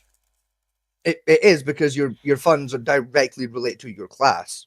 If you're working class, you are so because your income is at a certain level. Like class and income are directly tied. Therefore, by this very definition, pretty much every capitalist nation on earth is turbo illegal. I gotta piss. I'll be right back. Again, not according to the UN. Well, the UN's just fucking retarded and not following their own goddamn rules as they're written. This is why I keep saying they should let me run the country for a couple of fucking weeks. I swear to God, I'd turn this planet around real damn fast and have some actual clarification in our laws. And that would be in the first day. Let me tell you, the UN would have a fucking terrible time if I got in charge of any fucking country anywhere. If I was in charge of an island with 5 people, the UN would cry. Because I would bully them relentlessly because their laws are silly. Okay, then that's good. Can I change that one from class-based to technically a Shangri-La state using a slave-based class underneath the standardized class? Yes, I will allow that. Okay, now the defense of that one is in MLP law and in a few episodes, there's a class of being which are locked away in the deep mines of Equestria who are sent there to mine the resources needed to keep Equestria's crystal power going by bringing crystals from the deep mines. Mm-hmm. These are sent there. All right, hold on. Also, Fatman T, what genocidal tendency? Well, like if my right honourable colleague would like to like hang fire for the time being while the right honourable prosecutor presents their case, we will get to the later charges as they become relevant. All right. Get in your fucking lane and follow court procedure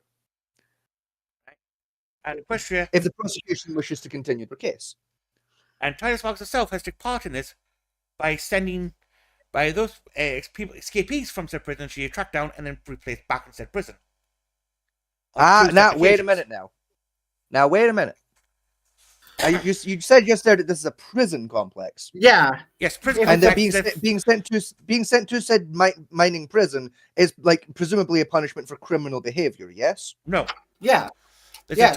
a Thai race on Equestria who, far as I remember, law-wise, lost a fight with Equestrian, and then Thai society was then imprisoned and used as slave labor, which is Are you an talking international about crime. Are you talking about the Diamond Dogs? No, the Black Ponies. The Changelings? I can't remember what they're called. I just know that they're basically locked away in. Oh, no. I know what you're on about. You're on about the Umbra. They hold on, give me a second. Because Starla is a fucking huge nerd when it comes to the Okay, I will allow this. I will allow an outside expert witness to take the stand. I'm open to that idea. There is case precedent of that in the real world, so I will allow the bringing in of an outside expert. I can't I will remember permit this. Now, as I move on, No. to genocide and ethnic cleansing. Mm-hmm. Right, Equestria has a long-standing history, and as Princess of Equestria, right. So Equestria itself has a long-standing history of denying access to services in the country of everyone who does not fit the idea of the pony. Mm-hmm. And as Princess, Twilight Sparkles has inherited this mindset and has upheld it on several occasions by eliminating or removing people from Equestria who, quote, do not fit equestrian standards. Okay. Run that by me again. I'm scrolling through me and Starla's DMs trying to find.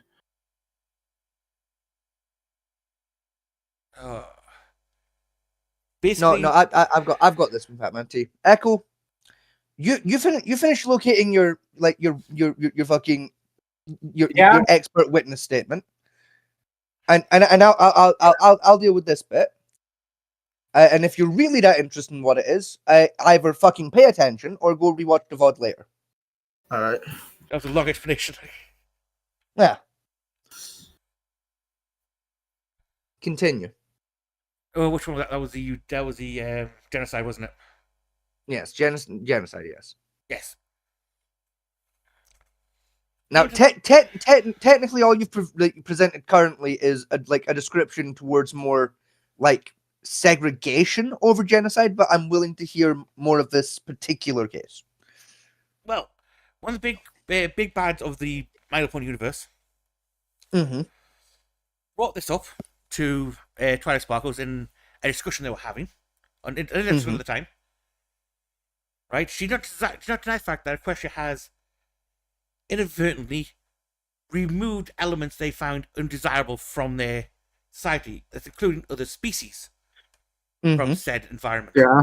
And then she agrees when he tries to point out the fact of it is wrong and genocidal, she then wipes him out. Yep. When was that episode? What was that episode? I'm trying to remember that conversation. It happened over like 3 episodes, and I can't remember exactly which season or part of it was. I remember seeing it because my nieces were into My Little Pony at the time and they were watching it. Oh, hold on. I've gotten a response from. Oh, so Sarah has forgotten the exact reason other than they're just evil. The Umbrum are evil. Like, I knew that bit, but I think it was because the Umbrum wanted to like corrupt the entire like planet of Quest of a Quest. I believe that's what the planet that and that's why they were imprisoned. Like they're evil. They're the bad dudes. Yeah, even under that particular defense, that's still illegal. You can't imprison an entire species Give me a second. like in one go. Like that's Yeah, no, yeah. Even with that expert defense, yeah, no, Fat Man T gets the point on that one actually. Like, yeah, that's you can't just lock up an entire species of people. Like, yeah, that's kind of illegal. Yeah. Wrong button.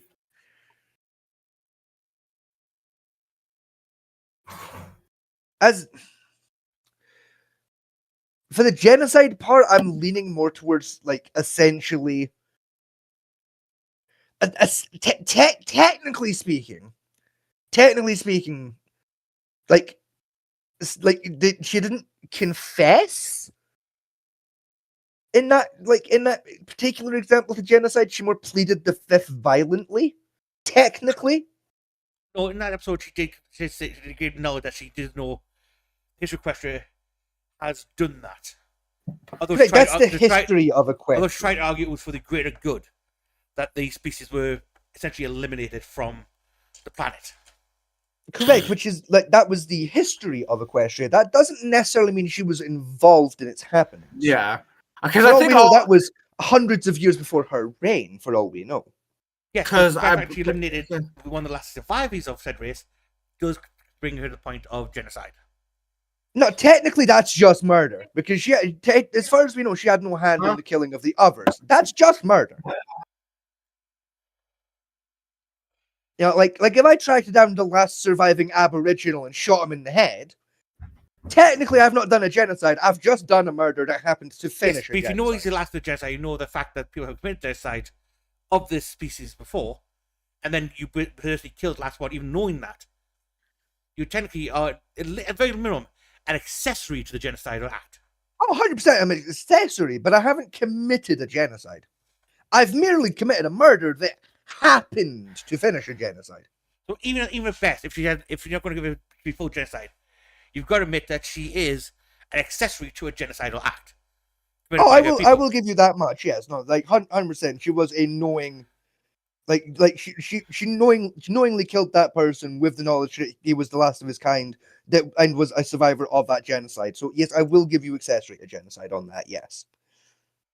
As the next heir to the ruling monarch, because she is technically a princess, Twilight. Yes. That would hold her a greater grievance against as they say in old law, monarchs are responsible for the previous acts of the previous monarch. Yeah. Okay. Under the noble, Yeah. the noble, it's- I think it was the noble obligation law of the monarch Yeah. from the 1730s, which technically still on the books. So it's an outdated law, but it is technically on the books. So I'm willing to concede you a half a point on that particular part of the defense. The charge itself, like, yeah, you get a point, and I'll give you a half a point on that extra defense of the outdated law because you are right on a technicality with it. So that brings you up to 2.5 for the case as a whole thus far. What's my third shot I had against her now? I did say 3. I'll be honest, I didn't count those. I've just been counting the points. I replicated that one because I can't remember the third point I came up with for Twilight at that time. Understandable. That's an extra 2.5 points to yourself then, Mr. Batman T. 5.5 so far, I think. I believe so. Yeah, I got 3 from Oscar. Oh, Yeah, yes. 3 from Oscar. No, yeah. So 5.5. Hang on, I should write these down, shouldn't I? That's probably an idea. Yes, probably an idea if we actually have the score being tracked. That might be a clever plan. Oh, I think you've got all the paper upstairs. You know, I think I might actually. Yeah,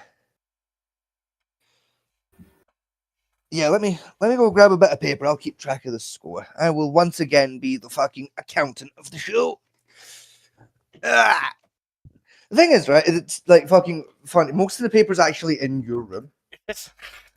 Yeah, it's like one of the last notebooks I have that still has pages, like has just been sat in your laundry basket for 6 months. But that's 6 months for Christmas. No, it's been there since before Christmas. Is it? Yep. Why is it there for?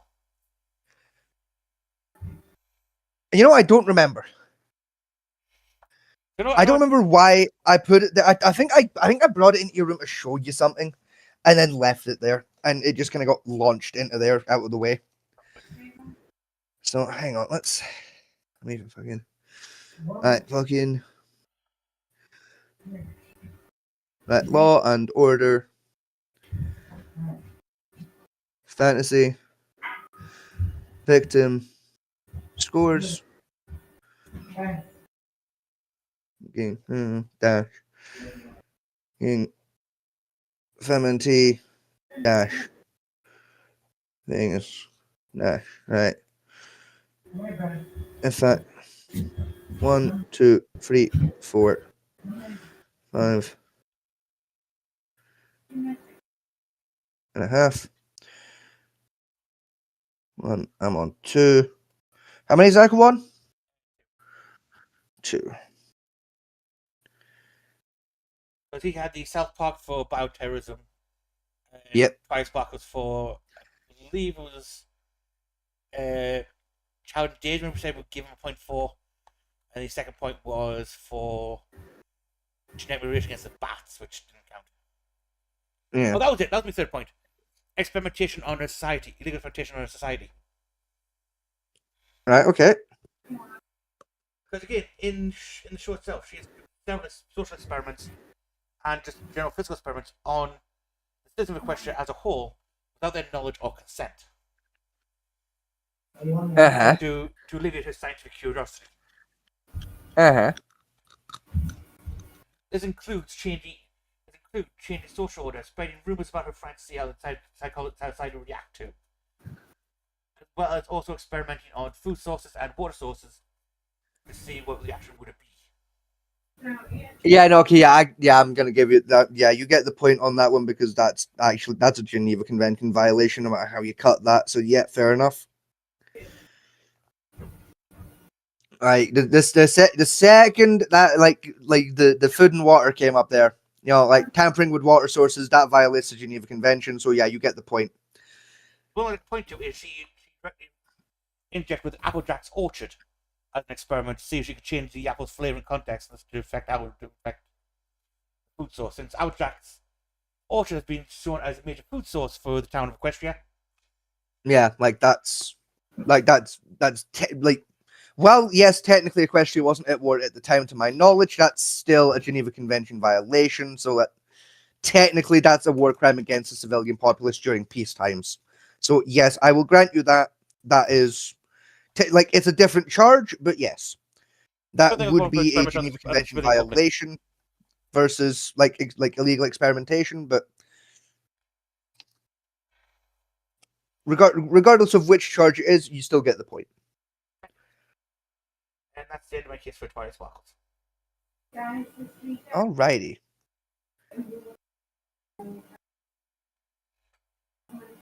I think she has other crimes. I can't find precedent in law to use it as a charge against her.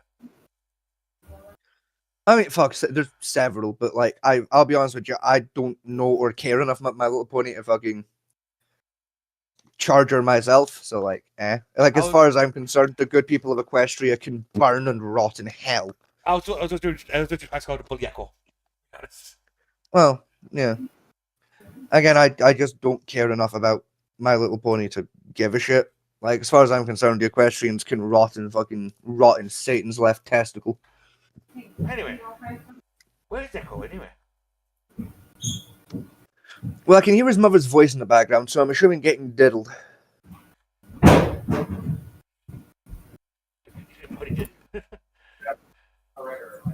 That's it. He was either just launched down the stairs or shot. So. Back to the word baby oil come up in the next 5 seconds. Where are you going? No, stay down here, please. Now. Yeah, I have no fucking clue. Okay. It sounds like he's busy, and that's the only information we're likely to receive for that anytime fucking soon. Okay then.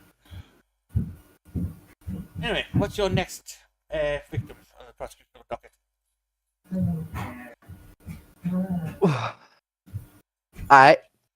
My next victim, Your Honor, I wish to call forward the case now of the good people of Discord versus Mary Poppins. Okay. Your Honor, the people today would like to try Mary Poppins on the following charges. These charges are drugging of a minor. In fact, it would actually be 3 counts of drugging of a minor. But I'm willing to basically combine the charges into one singular case of drugging of a minor, because technically all 3 druggings happened at the same time in the same household. Okay. So I'm willing to grant that much. Human trafficking.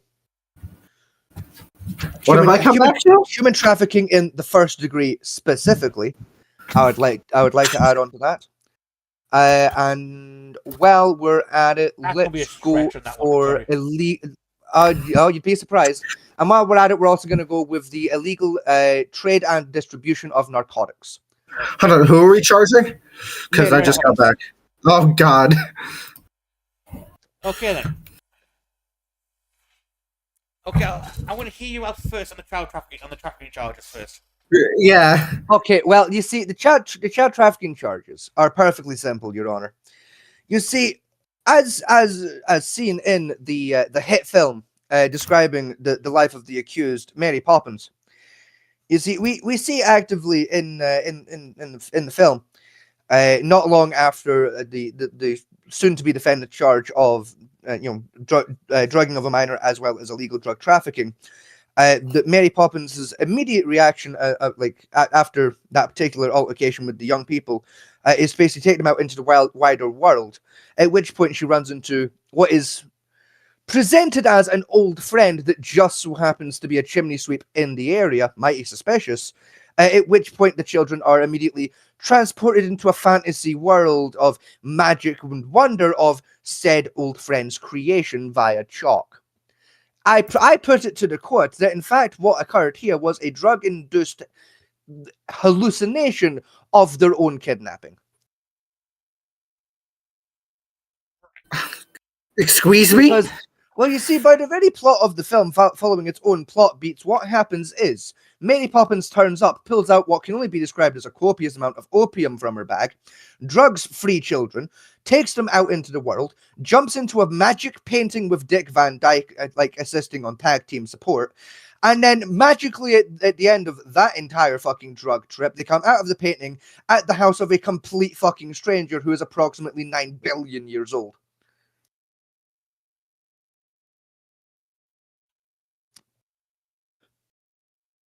Said 9 billion year old man, by the way, is also on a copious amount of drugs, which I can prove by the fact of the man flies. The man flies and is being held in his own home by the ceiling and furniture alone, and a string.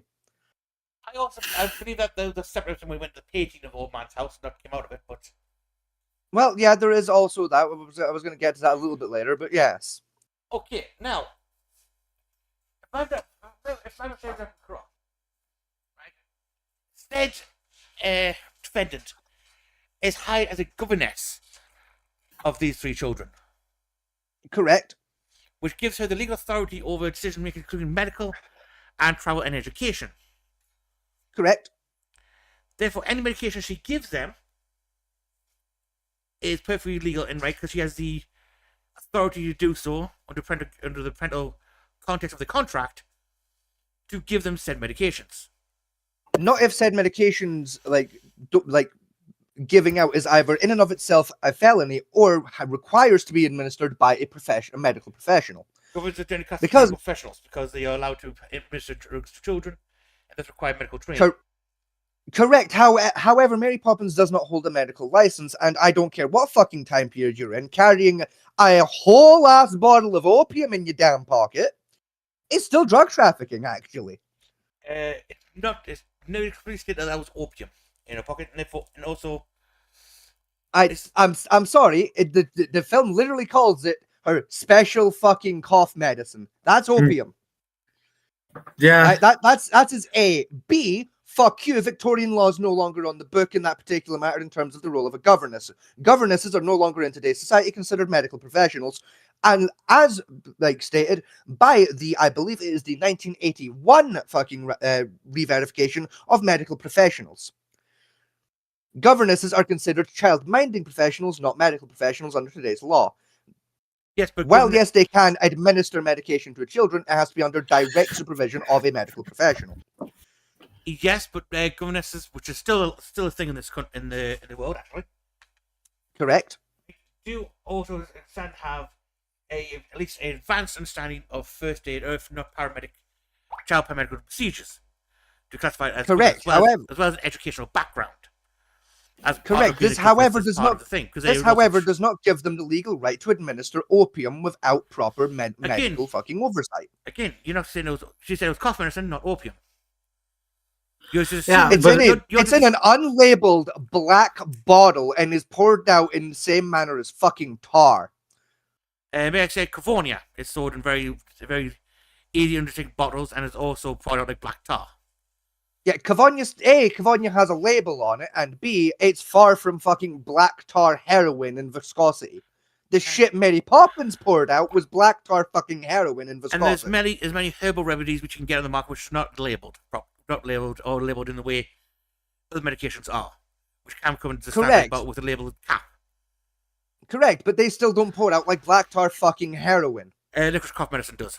I've seen it, and it's very thick. It really does. I've taken fucking black licorice cough medicine. No, the fuck it doesn't. Color-wise, I'll grant you black heroin. Viscosity, God, no, it's closer to caramel.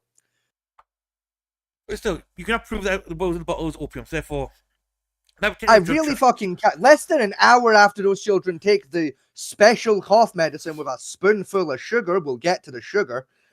Like they walk into a fucking painting and have and I quote, magical adventure. No, I believe after they take the medication, they go to bed.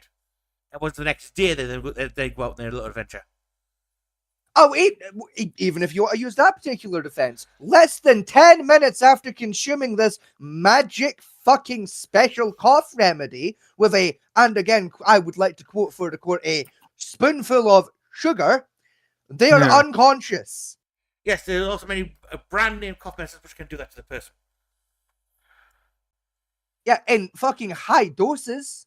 Nope, NyQuil, Lemsip all have a chemical composition which allows for sleep and to be not unconscious. Nitol. Yeah, in higher doses. On a standard dose, they have the ability to render a full-grown adult unconscious.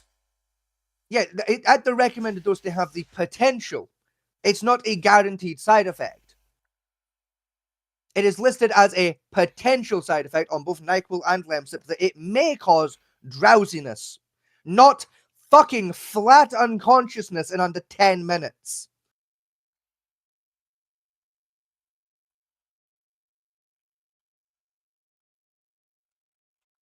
Yes, and the fact that the dose on the children might cause more of a drowsiness effect. Yes, and again, I put before the court that Mary Poppins has in fact entered Great British airspace with a bag full of, and I quote, sugar and unlabeled medicinal goods, which I still argue is fucking opium, by the way, enters Great British airspace and then Great British air territory with this in her fucking luggage, right? Which, look, I don't care where the fuck she came from. That's drug trafficking. Right? If I look, all I'm saying, if I leave my house with 5.5 fucking kilos of fucking opium in my backpack, right, and walk fucking 4 cities away, that's still trafficking. I don't care if she went to London from Milton Keynes. That's drug trafficking. I'm sorry, you've not confirmed this is dealing in opiates here. It could be a home remedy cough syrup, which is perfectly legal. Not when it is so potent it can knock a child out in a single spoonful in under 10 minutes. Very effective home remedy. Still haven't convinced that's opioids in this point of view. If it has the capability of knocking a teenage child, because one of those children is a teenager, at 13, it's capable of knocking them out, that's under the law, that is still considered a teenager for they've entered their teenage years. Right? So a 13-year-old on a single spoonful of medicine, as well as 2 flat minors, all of whom take the same dosage of a singular spoon mixed with, again, sugar, are knocked the fuck out in under 10 minutes. A, that's not proper dosing. All 3 took the same level of dosage. No medical professionals letting that fucking slide. Right? And motherfucking B, all three were knocked out in under 10 minutes. There is not a herbal remedy that fucking effective that's legal.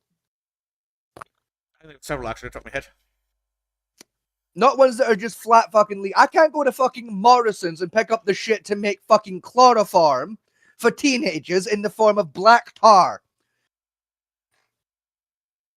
That's called drugging. It's illegal. Fuck you. Well, it's the Victorian period and she was a governess. I don't give a flying fuck. Under today's law, that's turbo illegal. That is the drugging of freehold minors. I'm going to have Monday version of governance, which do still exist. Correct, and they're still not allowed to drug people. They're allowed to administer medication. Yeah, when instructed to by a medical professional. If she pulled out a bottle of whole ass NyQuil, right, and read the dosage instructions on the NyQuil and went, okay, so I got to pour it out into this special magic spoon, right, and did that, I could grant you, yeah, sure. Right? Motherfucker pulls out an unlabeled bottle of her own special cough syrup that she pulls out of her magic bag, which she calls herself her magic bag, and administers an unrecommended dose of a mystery narcotic to 3 children. A narcotic, I would like to add, she illegally smuggled into the country. I'm saying she's giving you a home remedy to children. As part of alleviating a fever, which all 3 children had. And also, all 3 children are roughly the same size. The 13 was quite small for her age. And she administered, what I can tell from the video, a 5 ml dose, which is the standard for a child aged of 3 to 12.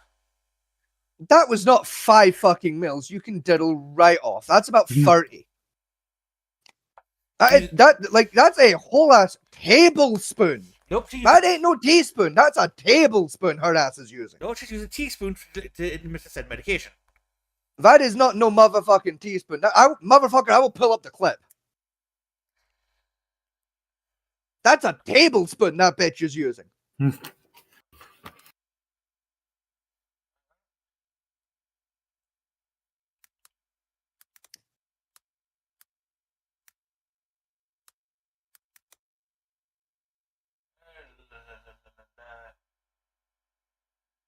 SPOON.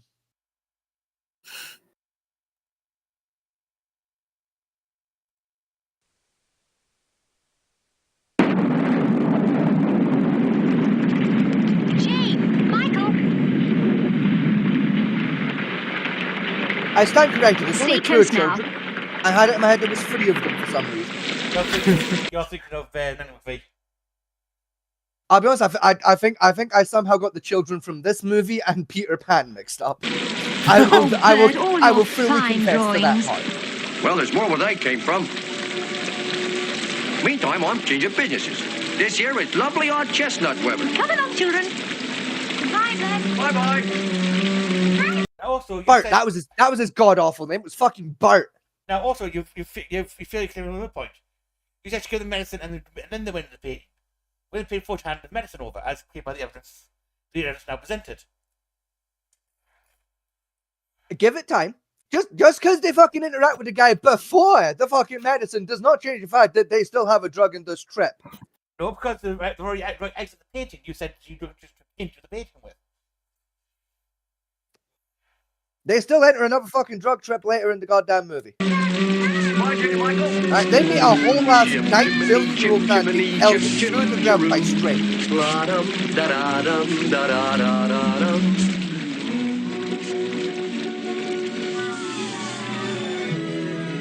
We should be fine copyright wise. This film's like, I said we should be fine copyright wise because this film's like fucking 120 now. No, I won't take your nasty medicine. Do we have to know? See, nondescript wine bottle. Learn to take their medicine. Tablespoons.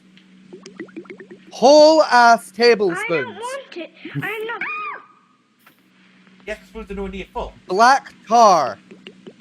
That's cough syrup. That's fucking black tar heroin. Lime cordial, delicious. Strawberry, mmm.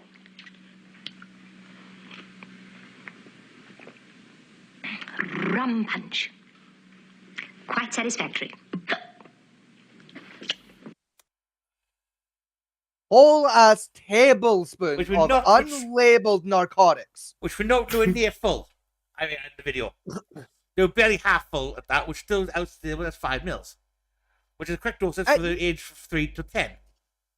You know, objection, based on the viscosity of that liquid, that was more than 5 mils. It was just condensed into a smaller region due to its own viscosity. Because it's not count in the measurement of liquid. Yes, yes, the fuck it does! It does not. Viscosity can absolutely affect the fucking measurement of a liquid. I'm sorry, right? There's comments out there nowadays, but they're like snot. We're still classified as a 5 ml dose as a 5 ml dose by measuring. Correct, when properly measured using a measuring device such as, say, a syringe. If you put it into a wide surface vessel like, say, a spoon, 5 mils of fucking Lemsip can look very different and much larger because it is a less dense liquid than, say, 5 mils of black tar goddamn heroin. Because calling that a liquid is an insult to liquids. That shit's a solid, almost. It's a liquid by pure technicality. Which is the same way I feel about fucking syrup, incidentally. And I'm trying to say that the bottle is a blue medical bottle, therefore it's not an unrecognized medical bottle. It is unlabeled.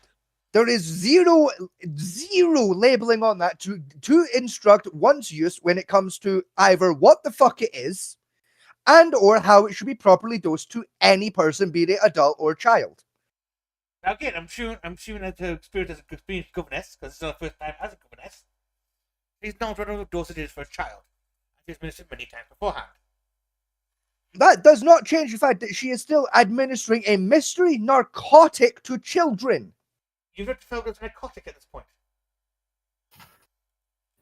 I was going to say some kind of mystery herbal remedy. Yes, but that's not inherently illegal. Okay, so by your logic then, right? By your like herbal remedy, right? If I went out, right, I got hold of some magic mushrooms and some fucking like some AK-47, right? Some good old fashioned ganja.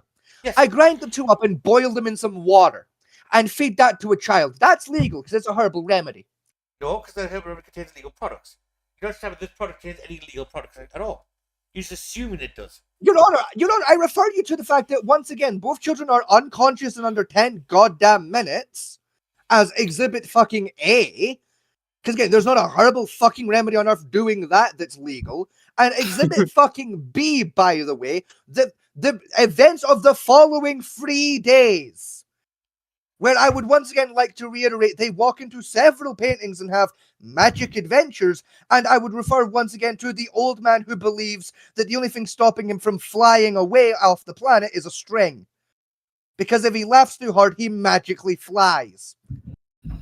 You see, if you've been charged of witchcraft, I would have given you that, but you're not. You've been charged of drugging. No, because witchcraft is not illegal anymore. Wait, I'm sorry to say, witchcraft on American law books is still very much illegal.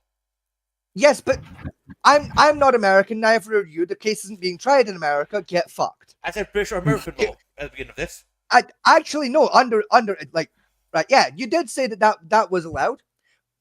But at the same time, I'm not American, you're not American, Mary Poppins isn't American, the only American fucking here isn't partaking in the case, therefore get diddled. And as part of your rhetoric, witchcraft in London is still very much on the books as an illegal act. Correct, in the city of London, that is not as a country as a whole. The only Yes. part of the United Kingdom that counts as a whole ass country where it is still illegal is Scotland, and once again, we're not in Scotland. Yes, but the Mary Poppins is in London. Correct. Also, I didn't know witchcraft was still illegal in London. Yes, it's very much book still illegal in London.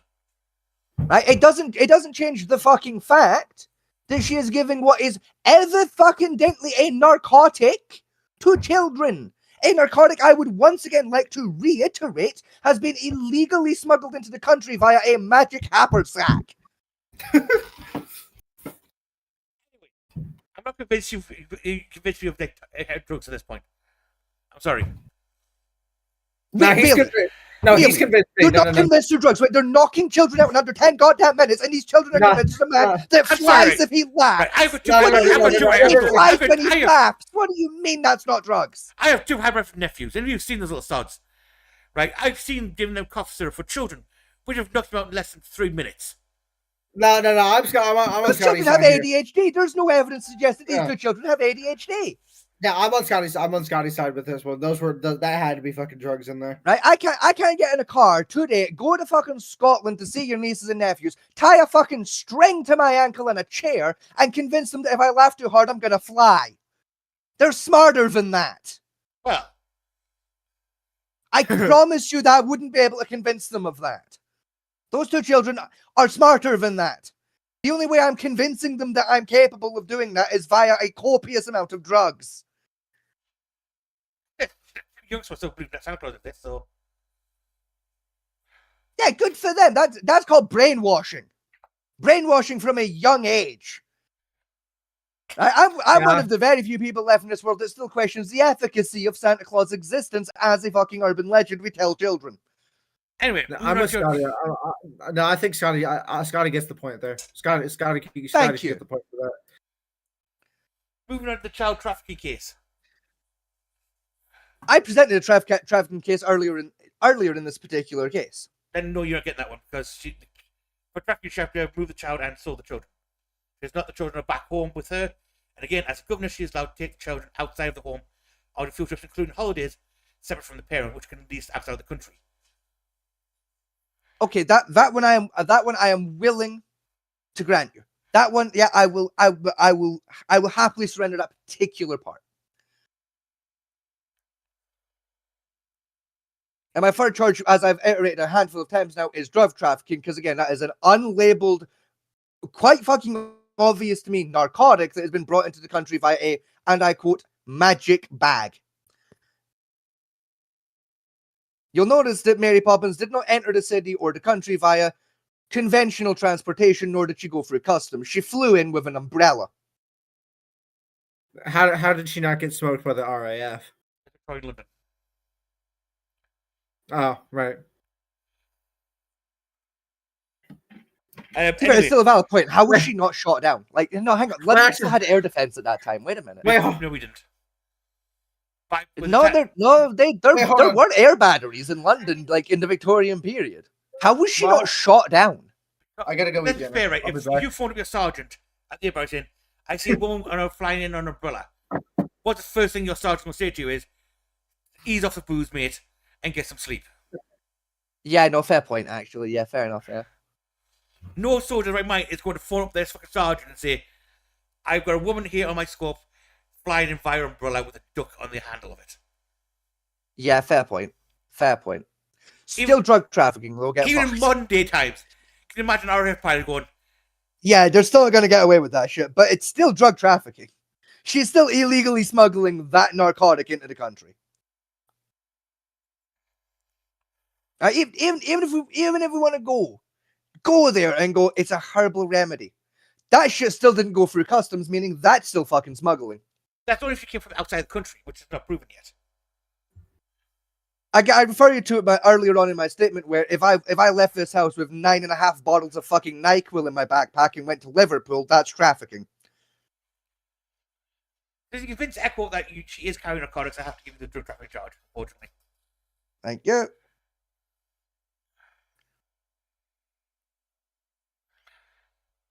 Okay, Echo, your next case, please. Echo. He's once again not fucking here. He has once again diddled off without fucking saying anything. I'm gonna fucking. I'm gonna punch out this blue furry fuck.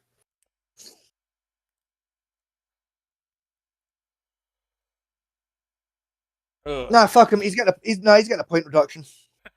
He missed his court appearance. That's a fine. That's a fine of 1 point. Famenti? Okay, I think which one the best one to bring up next.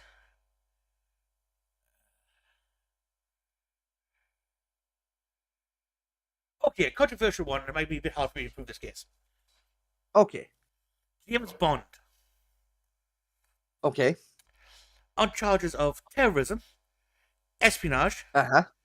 kidnapping, destruction of government property, and wanton neglect of duty.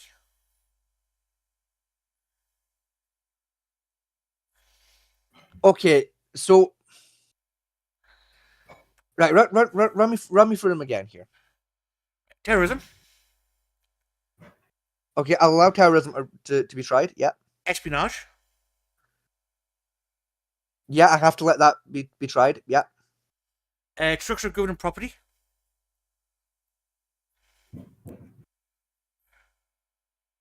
I'll hear it out. right, and wanton neglect of duty. Oh, dereliction of duty, I should say. Would be the better charge for it. Okay. Yeah. Okay. No, I'll hear it out. Okay. Right, which one do you hear first? Give me destruction of government property, because that's what I'm the most dubious about. Okay, in several of the movies, he's given various vehicles by the Q department and told specifically to bring them back. And he's not bringing them back; he completely destroys vehicles several times over. Okay, correct. As well as however, other equipment he has given, he damages, loses, or just gets destroyed. correct. However, said damages and destructions happen during the proper use of said equipment and material. He drives one through a brick wall in order to save a girl he was shagging at the time. Correct, but at the same time, said woman, as is the plot to almost every James Bond film, was important to the case that he was building as part of his actual profession. Hence why he was fucking her in the first place. Not always necessarily part of anything. The girl was generally put in danger because of the fact that she was shagging James Bond for no apparent reason. Correct, but usually he's shagging her because she has some kind of a tie to the person he's after, be it as an employee or informant. As well as part of his espionage activities, he's gone to foreign countries and destroyed government assets of those foreign nations. Correct, but again, technically because he's working on behalf of MI5/MI6 to actively sabotage their efforts, he's covered under Great British law for those particular exploits. Only if he was being tried in said countries would that particular charge land. It's still a charge that applies from destruction of government property. It technically it does. Under the rules you gave of under British and American law, and he's like, to my knowledge, is not a film where he's actively working against the American government. To my knowledge, and he's employed by the British government. Technically, he would be exempt, under our own spycraft laws that protect our own international assets. Two films that give you an example of damage American property. Goldfinger and The Bound for Golden Gun.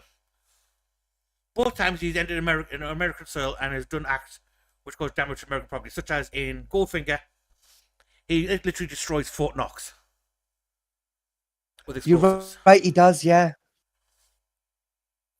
Right, and yeah, no, you know what? I do always forget Fort Knox gets involved in that. Yeah, you're right. Around the Golden Gun, he has destroyed several government buildings before he flies out to Hawaii, which is still, at the time of filming, still American territory. Yeah.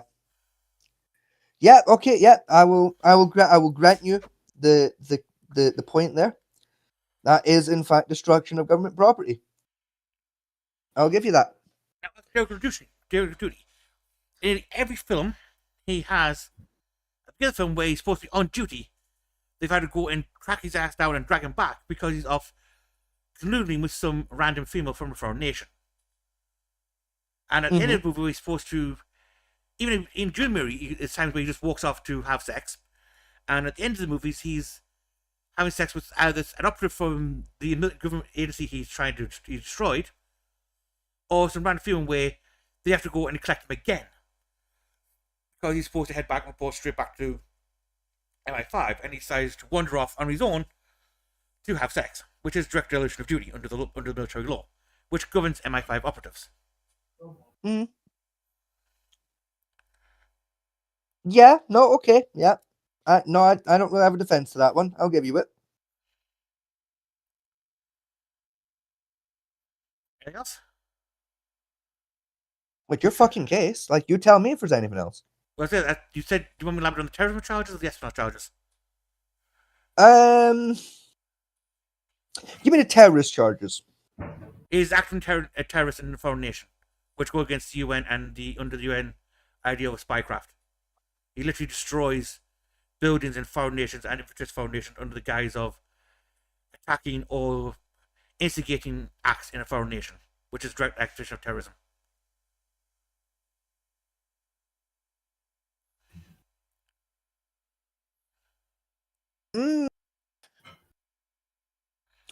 You know, yeah, I wish I could defend this by going, but like military and fugitive targets. But like there was that whole ass train. There's the entire plot of From Russia with Love. So like, yeah, that's There's a that's train, terrorism. there's the space station. Fuck off. The space station doesn't count. There was Space stations aren't civilian territory. That doesn't count. There was that the Russian civilian medical center, which he vaporized. Yeah, but like the train is plenty to like justify your point. And espionage is illegal no matter what time. Even though it can be sanctioned by government, it's still technically illegal to act on espionage tendencies. I'm back. Any Are we still on Mary Poppins? of military law? No, we're not.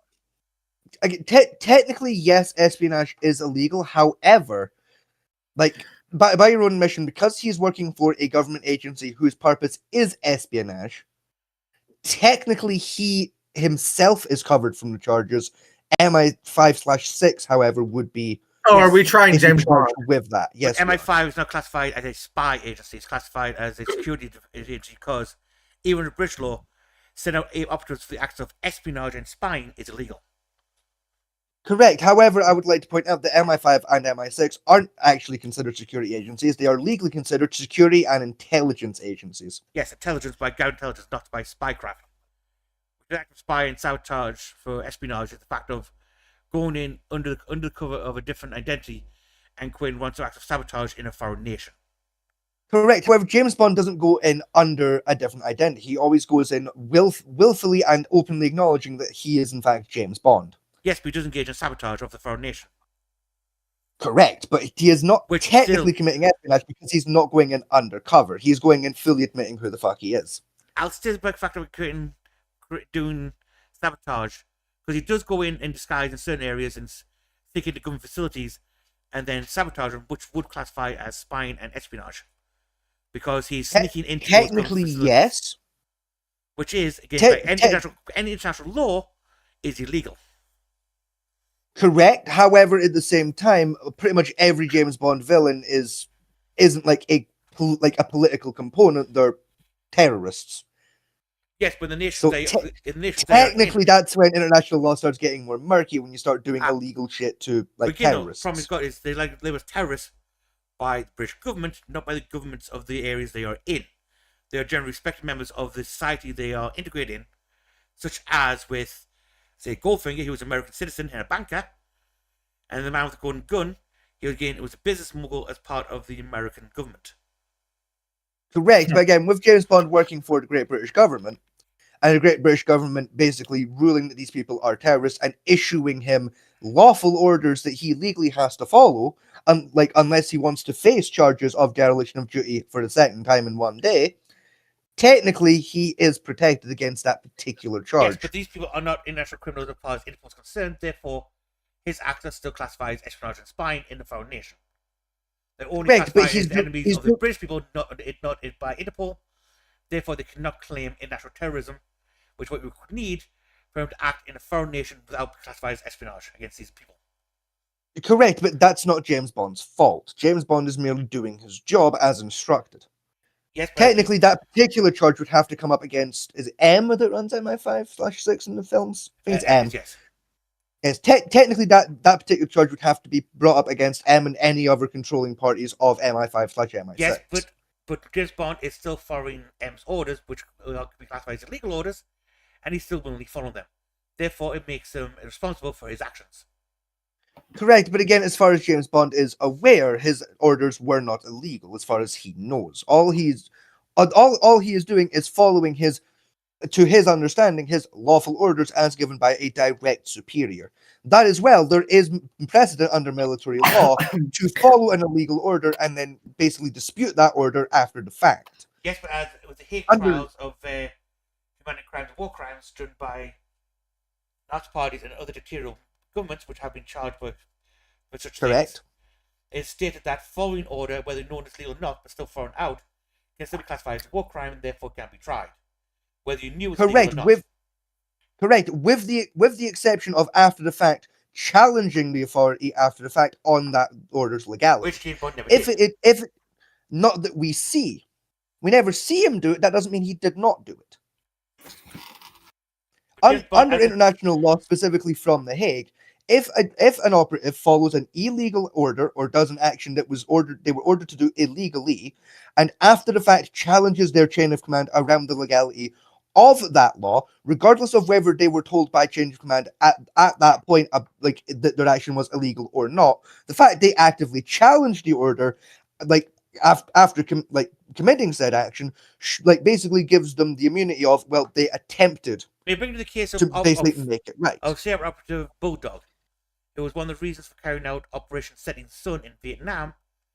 which One was of them, Which was yes. classified as an illegal act. Although he did say he felt uncomfortable with the order given by the CIA at the time to commit the act. He still went on to commit the act. He did, yes, but he, like, again, with Operative Bulldog, again, he did argue with chain of command after he did the actions and basically said, look, I think this might have been illegal. I would like to challenge that, and was given the opportunity to challenge it. Granted, he lost that particular fight with the American government, but it's the American government. I'm also referring to, if memory serves now, it was 4 Nazi officers that partook in the Holocaust who actively challenged their superiors during the Holocaust after they had committed genocidal acts about the legality of said genocide. Yes, those They were essentially off scot-free for their acts because it was actively proven via paperwork that was recovered from their camps that, yes, while they did follow these illegal orders, they made it quite apparent on several occasions that they felt that these actions were illegal and were not comfortable doing so. And it was also proven that their own safety was being threatened if they did not follow those orders, and that they had to follow the orders at risk of their own life.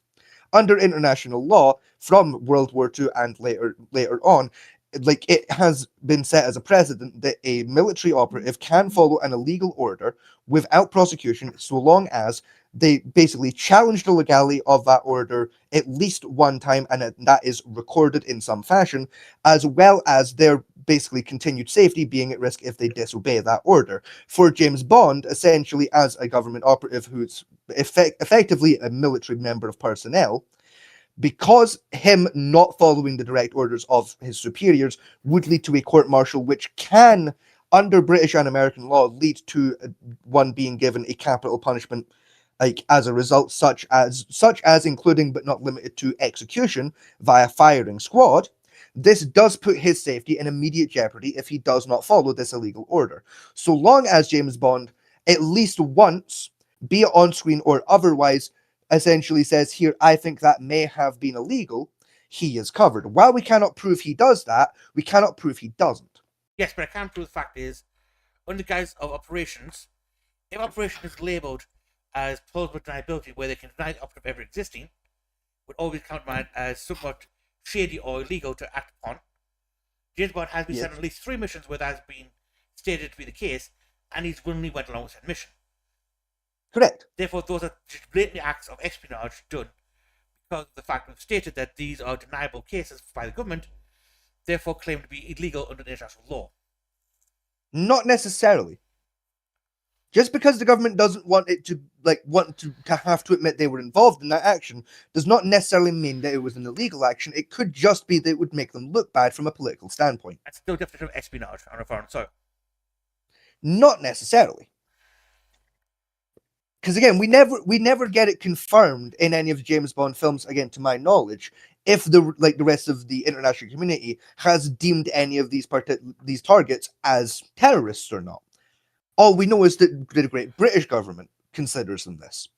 And again, unfortunately, a lack of evidence does not in and of itself count as evidence. There's several cases where James Bond has contacted Interpol for information, and they've plainly said that the person he is targeting is not on any of their records, nor have they any warrants, international warrants or otherwise, even in country where he's actively activating for said per individual. Therefore, it Correct. goes out Again, the just international because angle of it. Interpol doesn't have any records of said person does not mean that said person would not classify as an international terrorist. Yes, but also activating military targets within the nation because said his target is involved with military and actively sabotage military installations to get to his target, does still fall under espionage rules and sabotage rules. Again, yes, but again, technically, as a result of like the international cases of people doing very similar acts and getting away with it because they challenged their authority about the legality of said actions, like, is technically covered. You're going to get half a point for this one. I'm willing to give you the half a point. Yes, like technically, said charge should be brought against M and MI5. Like, you are correct. Said crime is happening. However, the legalities around whether or not James Bond can be tried for them is dubious at best. That's what, 3.5 points for James Bond? Give or take. Yeah, 3.5. So circling back, Echo, it's your turn now, Echo. To give you a quick court update, you were penalized 1 point because you basically missed your court appointment. That's So not. Hold on, that's bullshit because that wasn't in my control. You didn't tell us you were leaving. Yeah, you didn't. Yeah, I you did. didn't inform Yeah, I the court did. that you had an exit. Yes, I did. I said I have got to go eat dinner. You absolutely fucking did not. Yes, I did. I know You I said really didn't. There was no verbal communication, written or otherwise, to inform us that you were going Okay, to be late to your court appearance. apparently Discord didn't fucking pass that through. So can I have my fucking point? What said it's your turn after we could see this Scottish point a little bit. On one of these cases, it came to you and there was a silence puffing your mouth shouting at the end. The microphone are muted.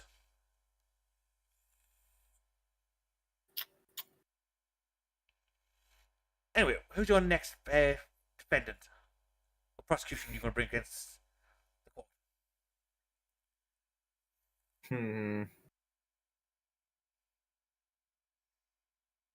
Again, it could be anyone from any fictional media. Alright. Hence, I've just prosecuted James Bond. Yeah, I know. I come back to you like in the middle of prosecuting James Bond. I think that was really funny.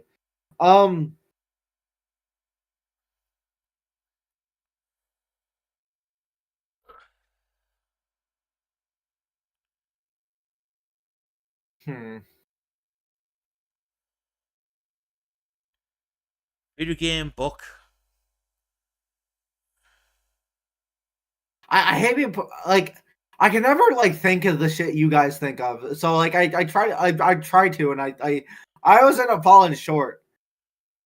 It always feels weird like me like doing like the basic shit while you guys are pulling shit out of like left field.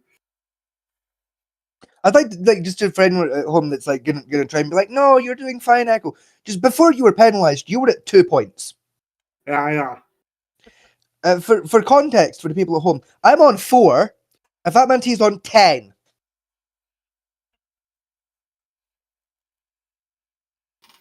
And bear in mind, I pick this people as we go. Yeah. Oh wait, really? I thought you had like a list. No. I pick this as I'm going. Oh. Same with Scott. We did not. No, I had my 2 pre-planned actually.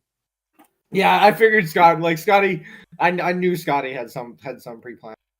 No, I didn't. Let's say the only reason I picked Private Sparkles was because you left some nice cases there wide open for me to take. Yeah, that's fair.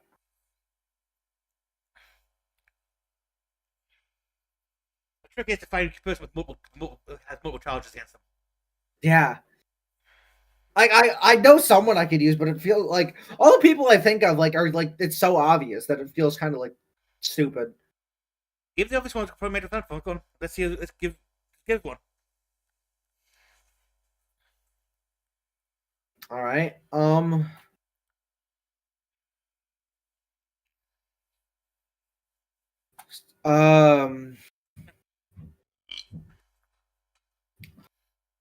Fuck.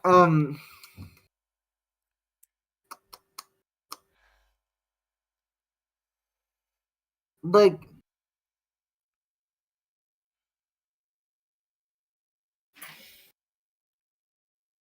All right, Anakin Skywalker for multiple war crimes, child endangerment. I think. I don't know if he did a genocide while he was still Anakin Skywalker. I think the genocide came with Darth Vader. Right. Which one? Which are you referring to? Yeah. No, hang on. Wait a second. Wait a second. Are you like, just to clarify, Echo? Are you under some kind of illusion that someone changing their name means that they cannot be held responsible for previous and past actions? Okay, fair enough. Genocide, fratricide. I think fratricide is when you kill your own children. That's okay. No, no, not that one. What's the charge when you kill a friendly on purpose? Like kill like somebody like under your own command on purpose. Fire. Friendly fire. I thought there was like an actual like word for it, not just that. Friendly fire. That would fall under the various war crimes department, but continue. Yeah, various war crimes. I think we actually became doing an officer of the nation, something like that. Yes, which would count as a war crime.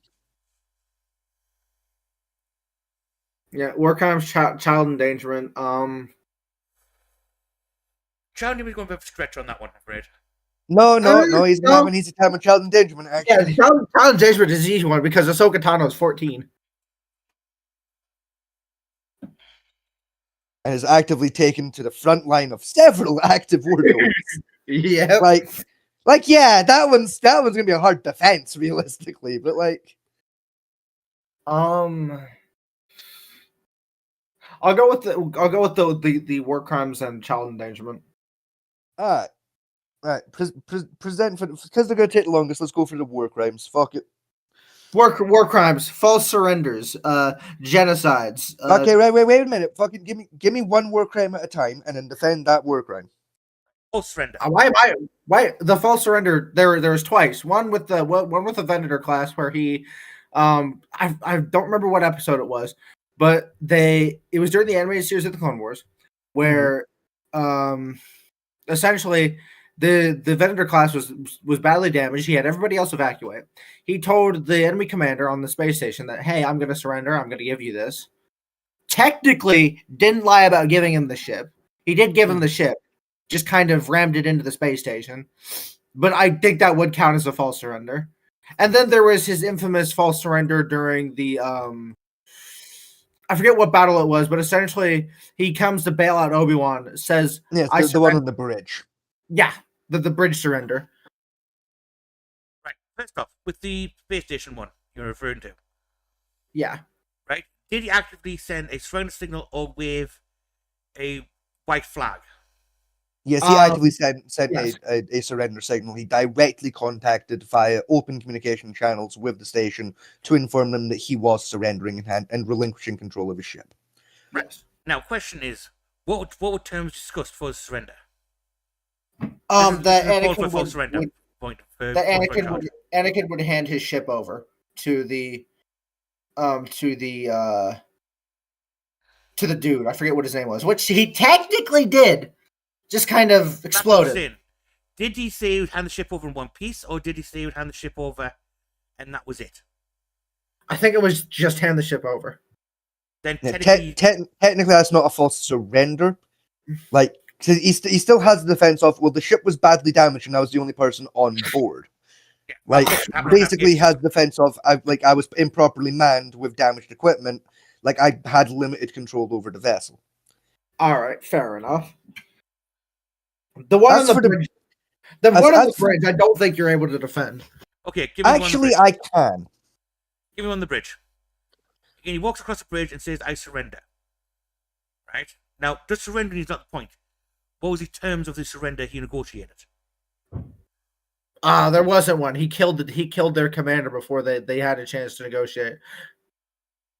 Like he said, I surrender. Their commander stepped out. He force pulled the commanding droid towards him and then decapitated it.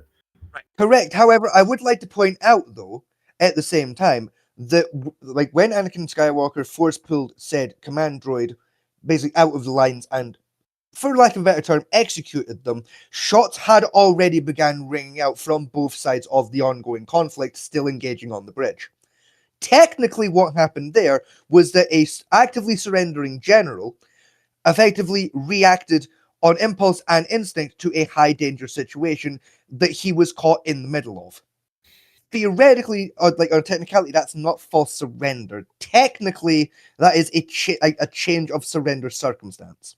Also, was Anakin... The legality around it is dubious, but not technically illegal. It's well, grey. Was Anakin actually the one in charge?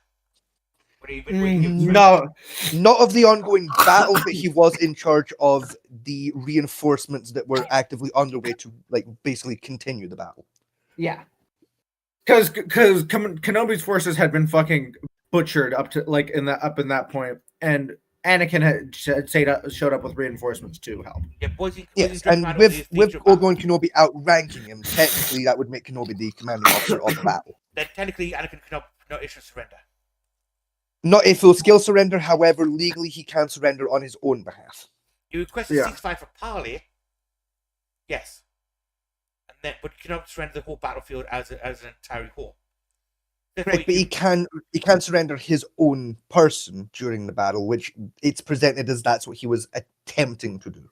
Yes, but if shots are then fired and then reacted in case of a battle scenario, then therefore it would not be a false surrender. Yes. From that point of view. Now, granted, said shots that rang out was his men that he had ordered to fire prior to the surrender, firing on his order at enemy combatants. Granted, yes, but again, it was a setup, but again, though, and the problem you've got there is again, he was in charge of a force that was going a relief force that was coming in.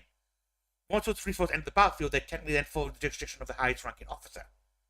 Yes, which would have been Obi-Wan Kenobi. Yes, who was still on the front line, wounded but still in a state to command. Yeah. Therefore, Anakin's surrender was one for himself, and since shots were then fired, it therefore had to then react to a inversion combat scenario, which therefore reduced the surrender. At that point, if the droids returned fire, they did not accept his surrender, therefore he has no obligation to fall under the Geneva Convention of surrendering.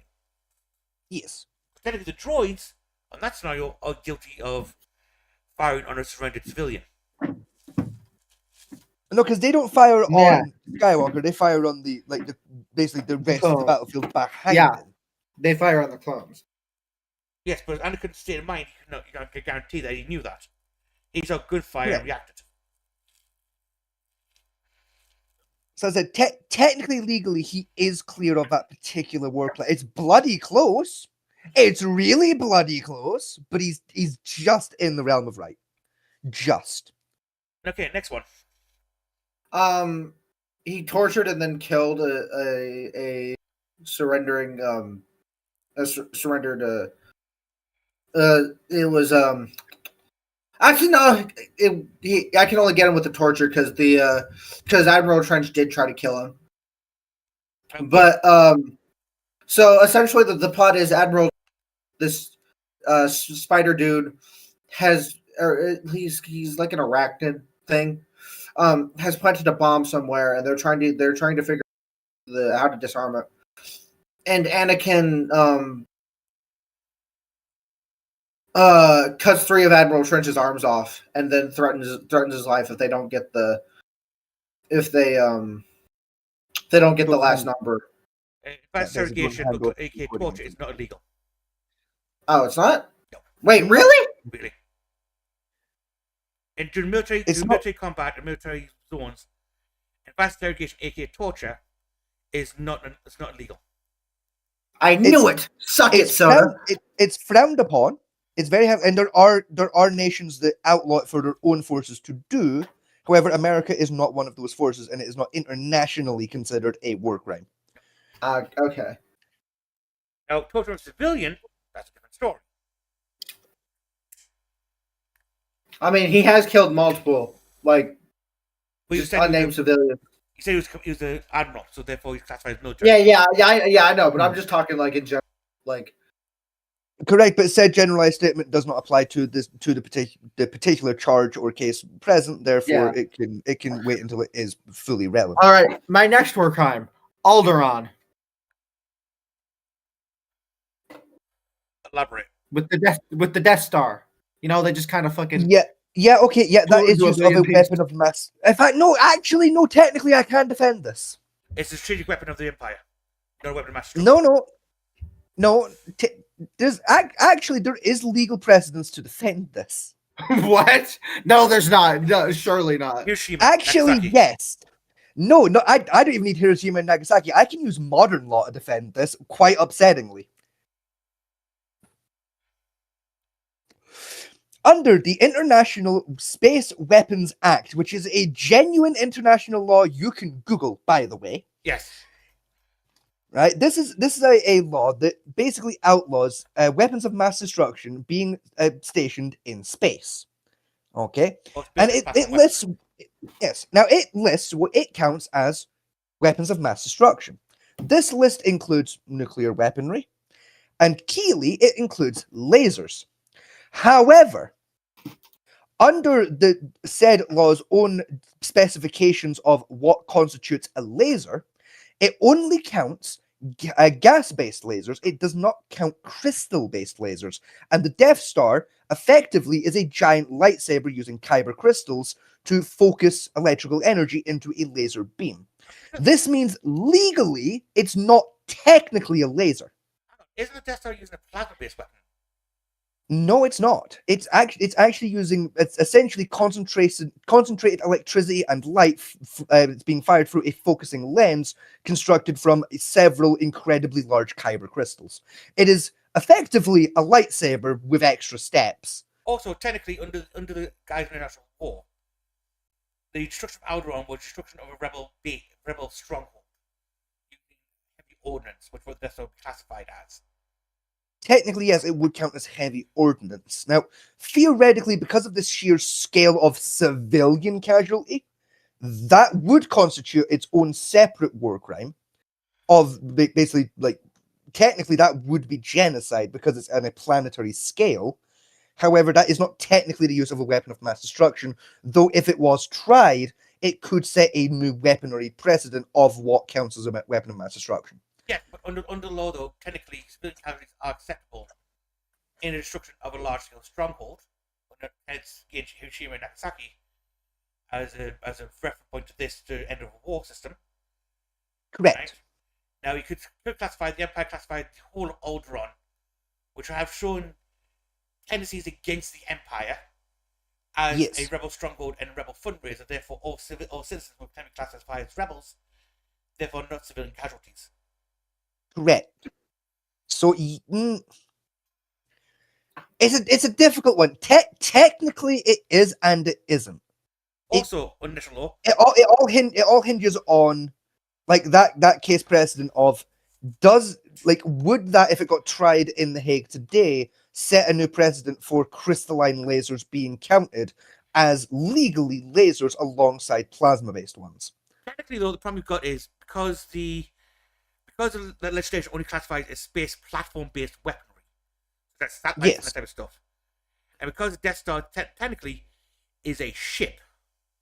It's actually under the canon descriptions of the Death Star. It is legally classified as a space station by the Empire. The Empire don't consider the Death Star a ship; they consider it a portable space station. Yeah, even under them guys, the rulings now exclude having defensive weaponry or offensive weaponry on a space station, only on a platform. which would be classified Correct. as a satellite, not a space station itself. Correct. However, because said space station is actively in orbit, it technically counts as a satellite object. No, because this one came up actually in the law which Russia had one about, because America wanted to put on a laser on the ISS for purposes of testing firing of a asteroid defense system. Now, technically, that was classified as a space-based weapon mounted onto the space station. Russia argued that goes against the principle of space-based weapon platforms. It technically does. And the UN agreed with America, saying no, it is mounted on a space station, which is not a platform. It is a manned environment. Therefore, it's not classified as a self-sustaining platform, like a satellite or a missile silo on a satellite. Therefore, technically, it is allowed. Technically, it is yes. I'm still tempted to give it to him though, because of the sheer scale of destruction that the Death Star's laser is capable of. That would set a legal precedent of what is legally considered a weaponized laser at that stage, and what would then be considered a weapon of mass destruction. Yes, but also given for civilian targets, because back is not the planned destruction itself; it's the civilian deaths. That's the issue. Yes, right. But because we don't know what percentage of the planet was actively being used as a stronghold versus actual civilian day-to-day activity, it's hard to get a gauge on that statistic. Here's the defense, though. The Empire, if I remember correctly, issued a warning to Alderaan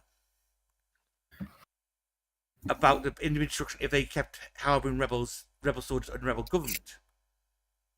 They waited a day after issuing a warning and then fired upon it, thus giving civilians, if they did exist, time to evacuate said zone.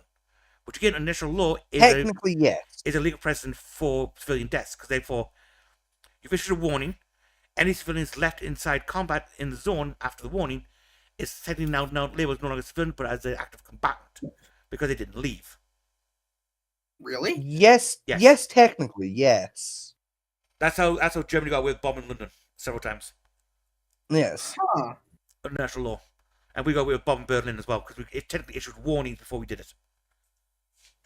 Oh, hey, and in other news, I've just got a notification. My headset's about to be here. Like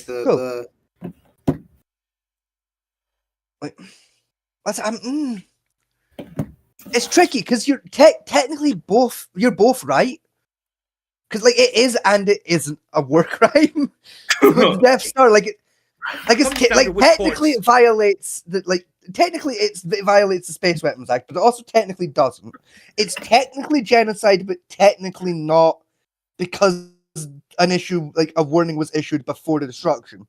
Yeah. So theoretically, civilians had time to evacuate, and if they didn't evacuate, they stopped being civilians. They have spaceships capable of evacuating anywhere the planet very quickly, so they technically have the capabilities of evacuating.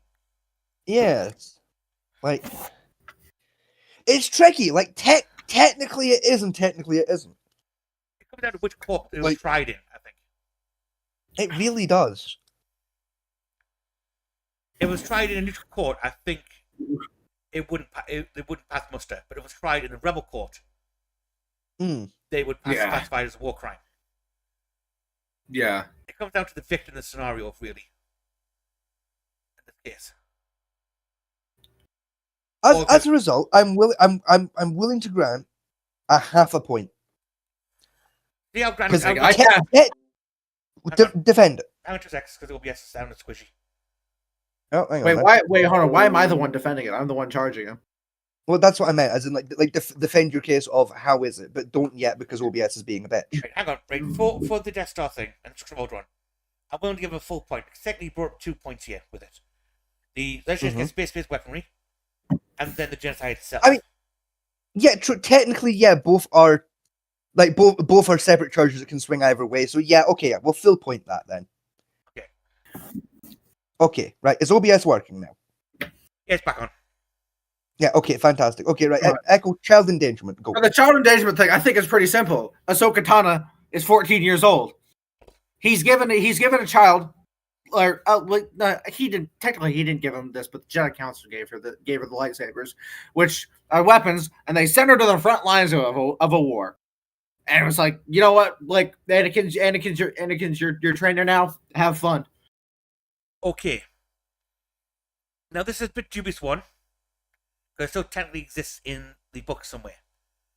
Mhm. Right? Is the Child Soldier Act of Emergency Deployment does exist on both America and the UK military books.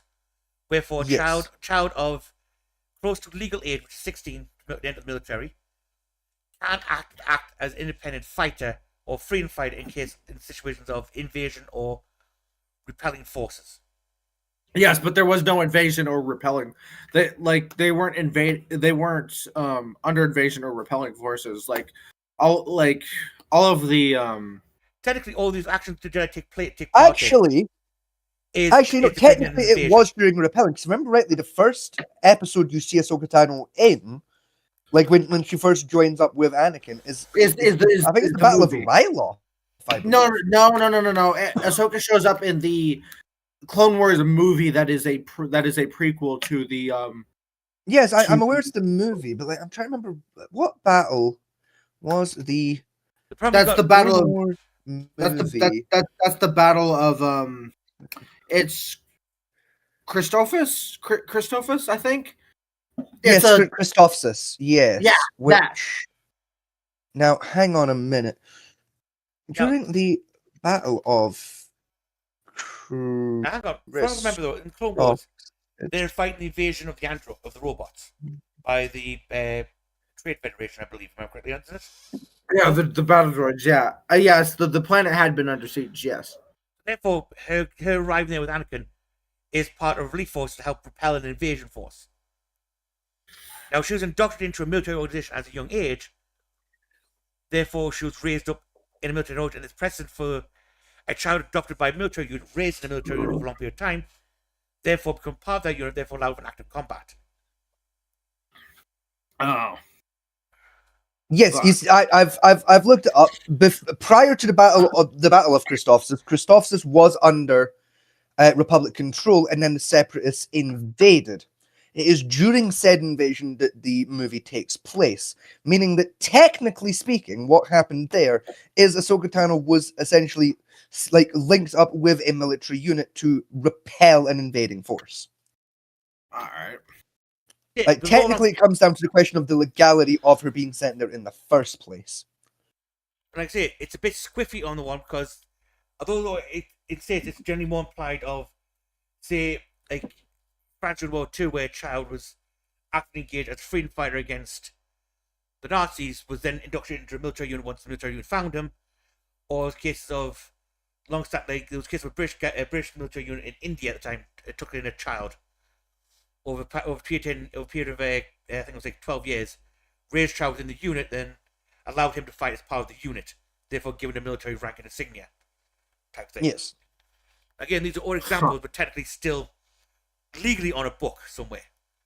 And it's very squiffy on legality of this occurring, shall we say.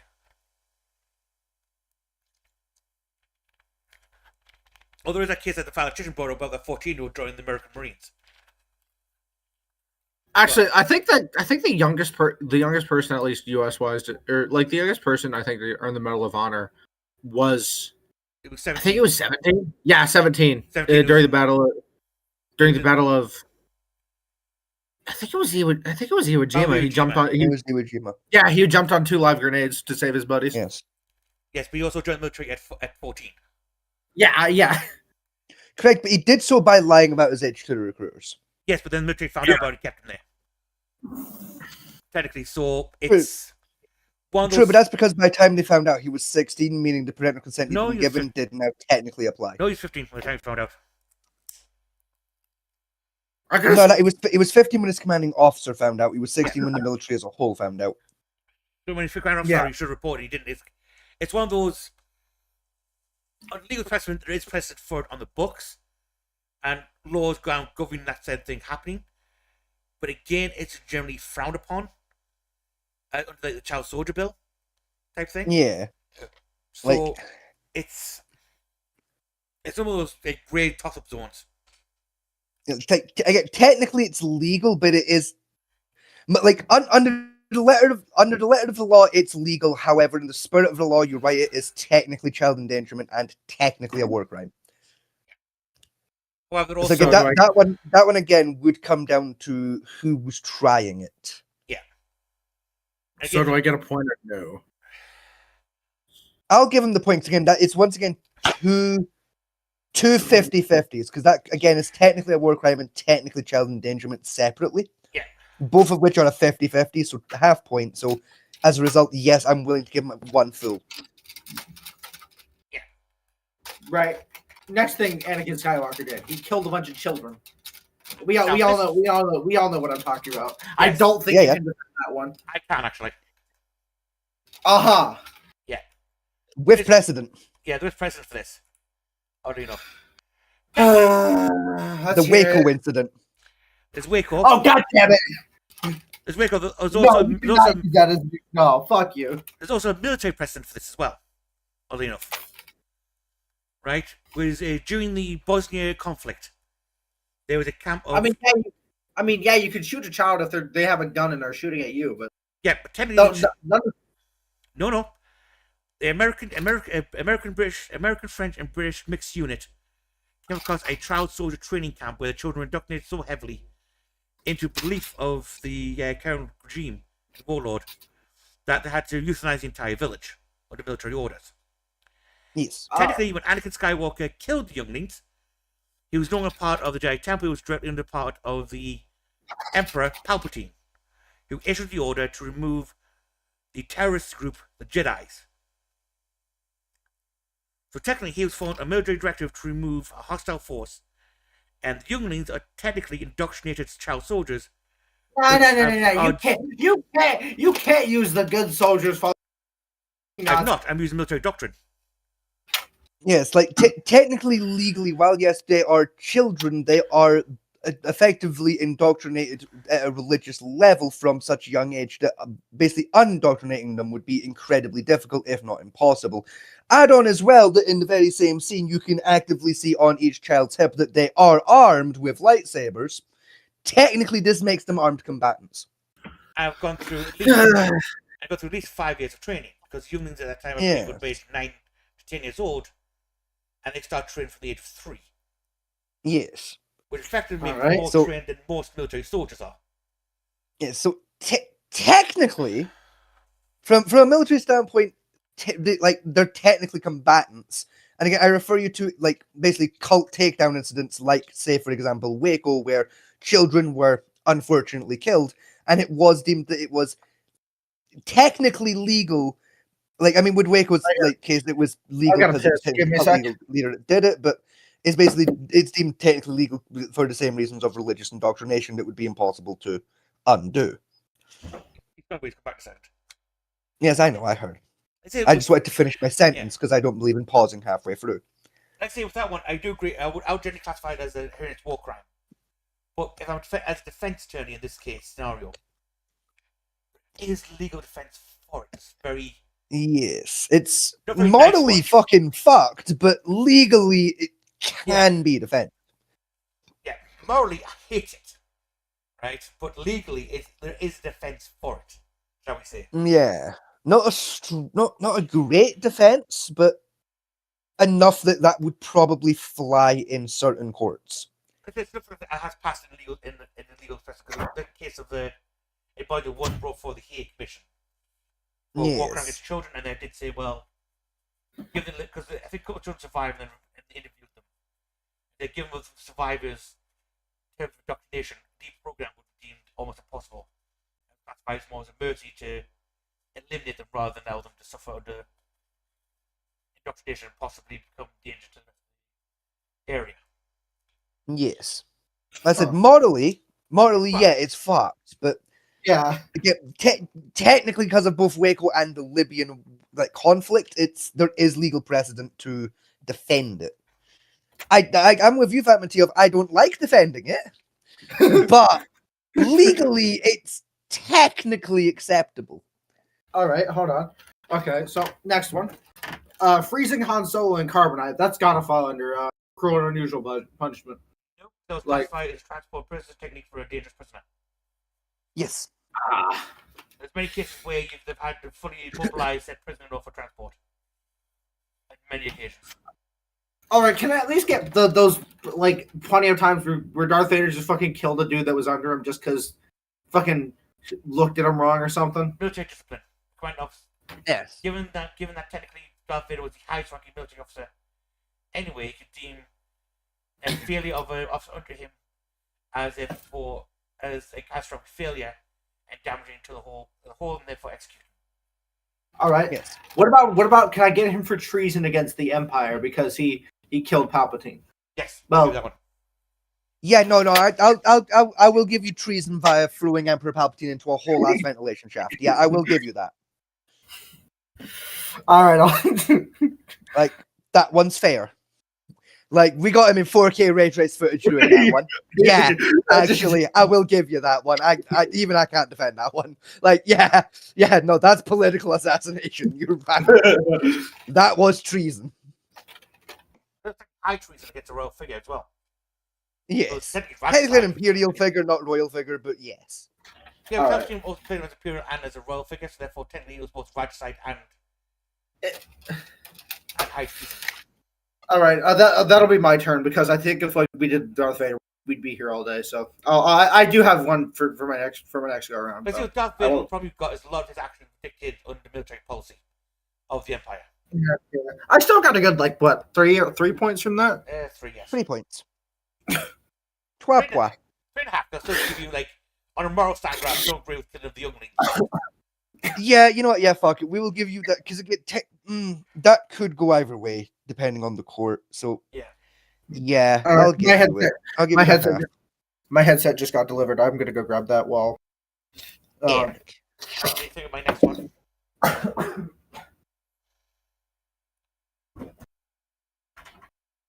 Oh, I've got a good one now. In my head. Okay. Shall we take returns for a set? Yes, I think we probably should give him a couple of minutes. This one's gonna be an interesting one for you to try to work around, and me as well. Okay. I think I can pull it off.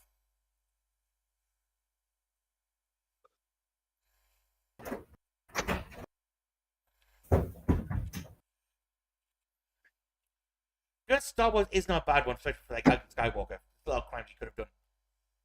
All right, I'm back. Oh, Who is good handle. Fat Man T charging? We Tom don't and know Jerry. yet. We were waiting on you getting back. All right. I might charge Tom and Jerry. What? Tom and Jerry. Tom and Jerry. Oh, You're trying What? both of them. I've tried both of the same crimes. Okay.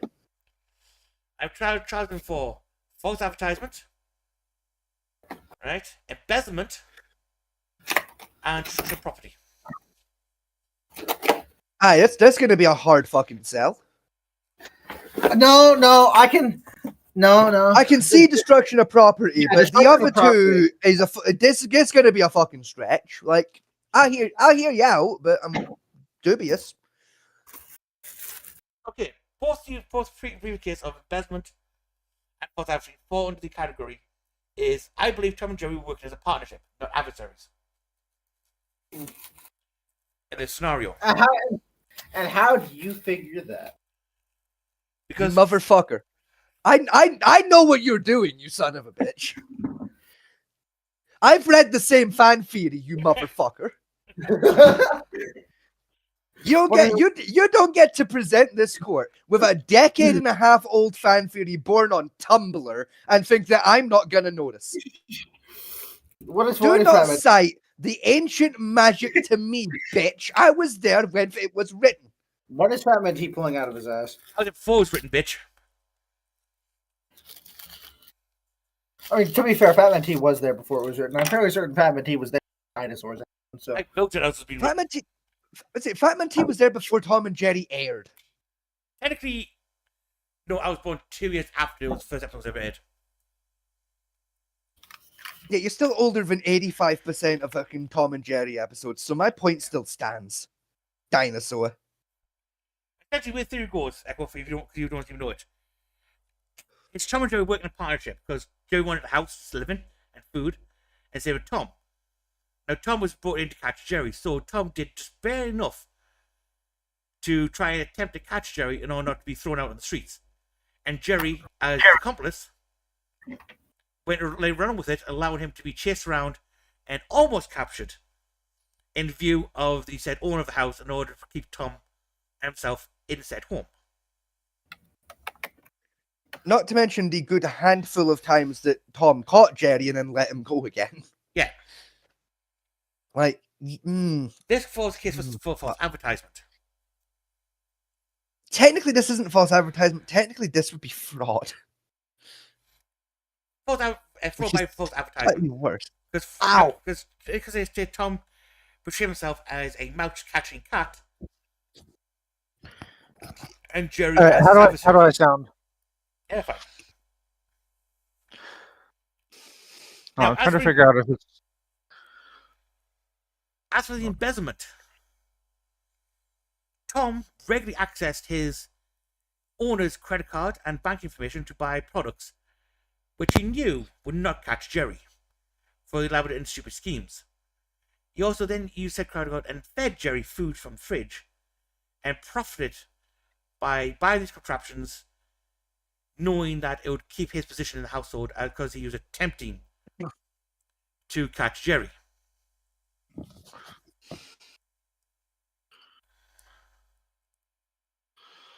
Hold on, give me a second. I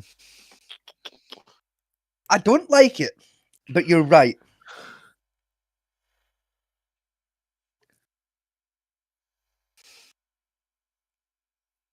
Testing. Can y'all still hear me? Yeah. Yes, we can still fucking hear you. No, sorry. Yeah, the reason I was switching my microphone to my headset. My gamer in Christ, it's plug and play. No, I had to go into Discord and switch Yeah, it switch from over to the. source point. Yeah, it's still fucking plug and play, my gamer in Christ. Fuck you. It is a USB and 2 fucking buttons. You were not gonna fuck that up. Listen, you'd be surprised. No, I really fucking wouldn't at this point.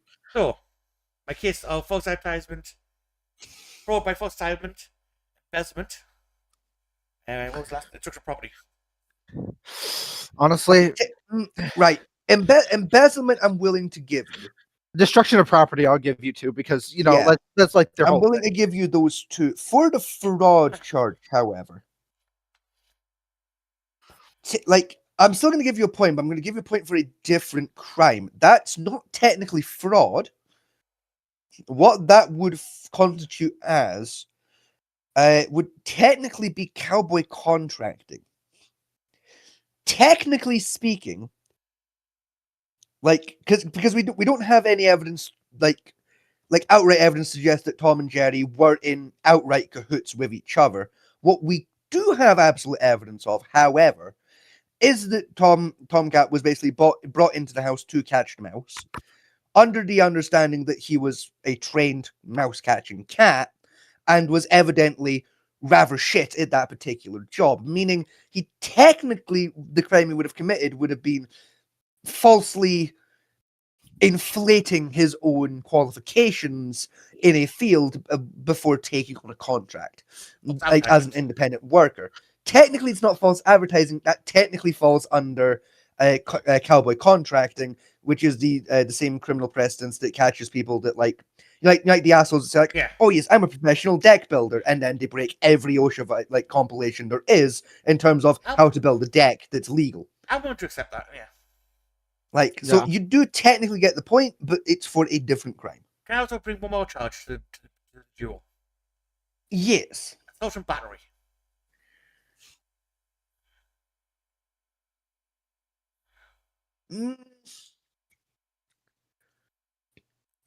Yeah, because of the dog. Not just the dogs. There's many times where both Tom and Jerry have hit that black owner. What?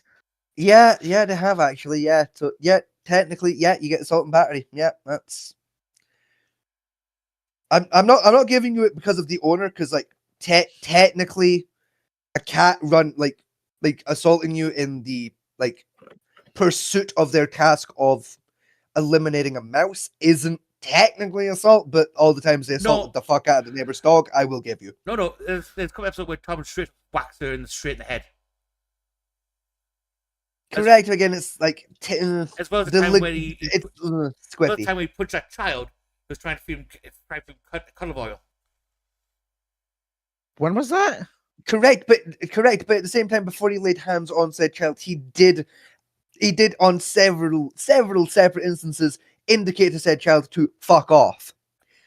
It's still sort of You know, like no, because he did give the child fair warning, and with Tomcat being a cat, technically all he needs to be protected from that is clear and aggressive warning of "don't fucking touch me." Yeah. Said child ignored those safety warnings and as a result got fucking punched. So technically, because Tom is a cat, he is covered for that. Well, I'll take the point regardless. That's 4 for me.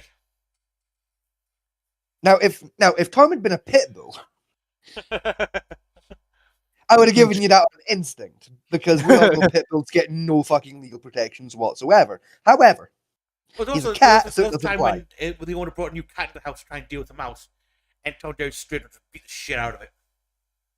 Yes, but technically that's workplace protection.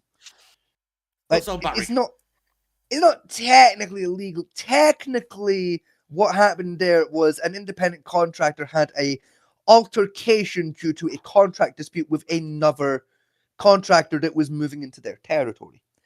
Technically, under the right circumstances, that can be legal. It's fucking rare that that's legal, but it can be. Okay, I'll take my points there for that one. I think that's 4 points technically. Mm-hmm.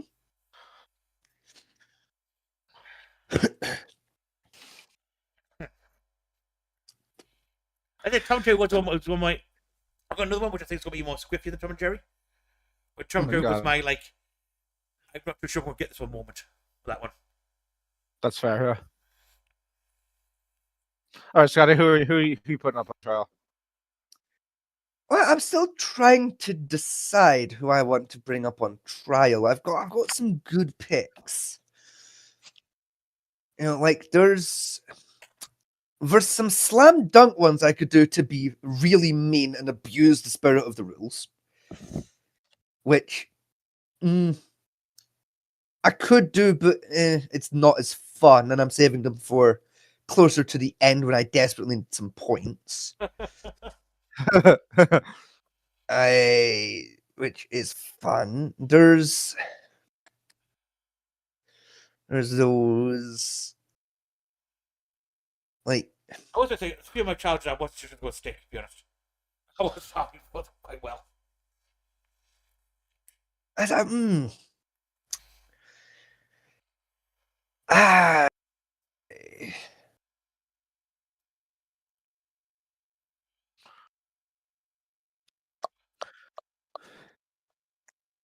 So what are the points? What are the points looking like?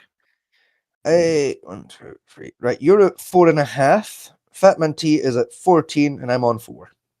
All right.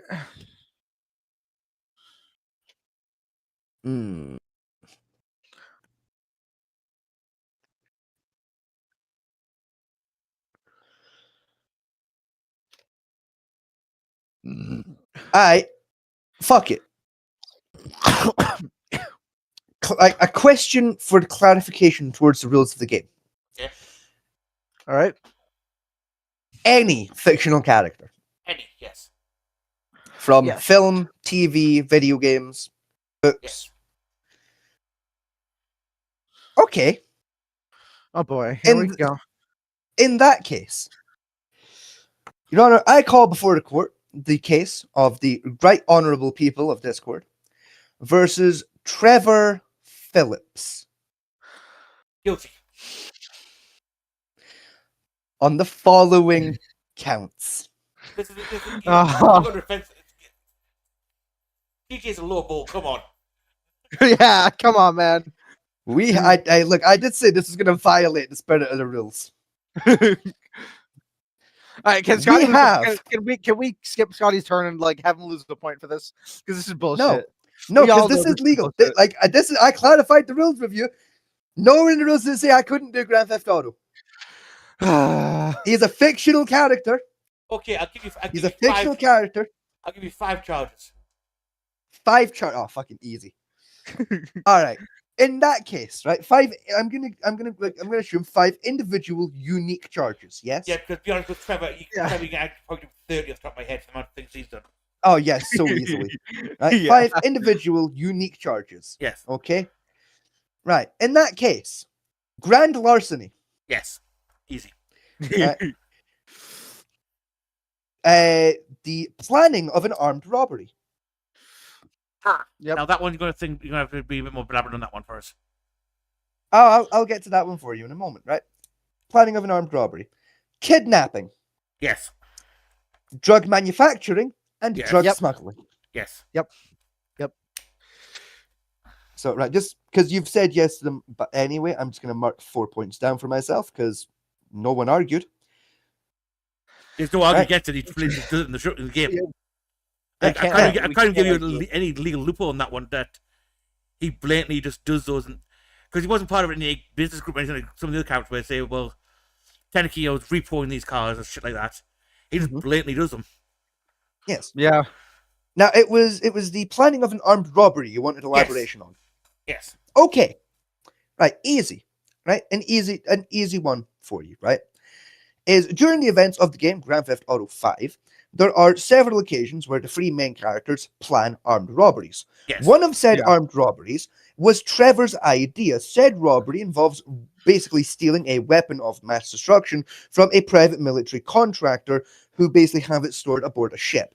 The entire operation is Trevor's idea, and he is the one basically like leading the charge in terms of actively planning said robbery. Add on as well that he is actively involved in the planning of every other armed robbery in the game, bar one. Yes, but the other ones And either way, I have him on that one. the ones he plans technically, throughout his dialogue, he makes suggestions of what he would do to nobody tell him what to do.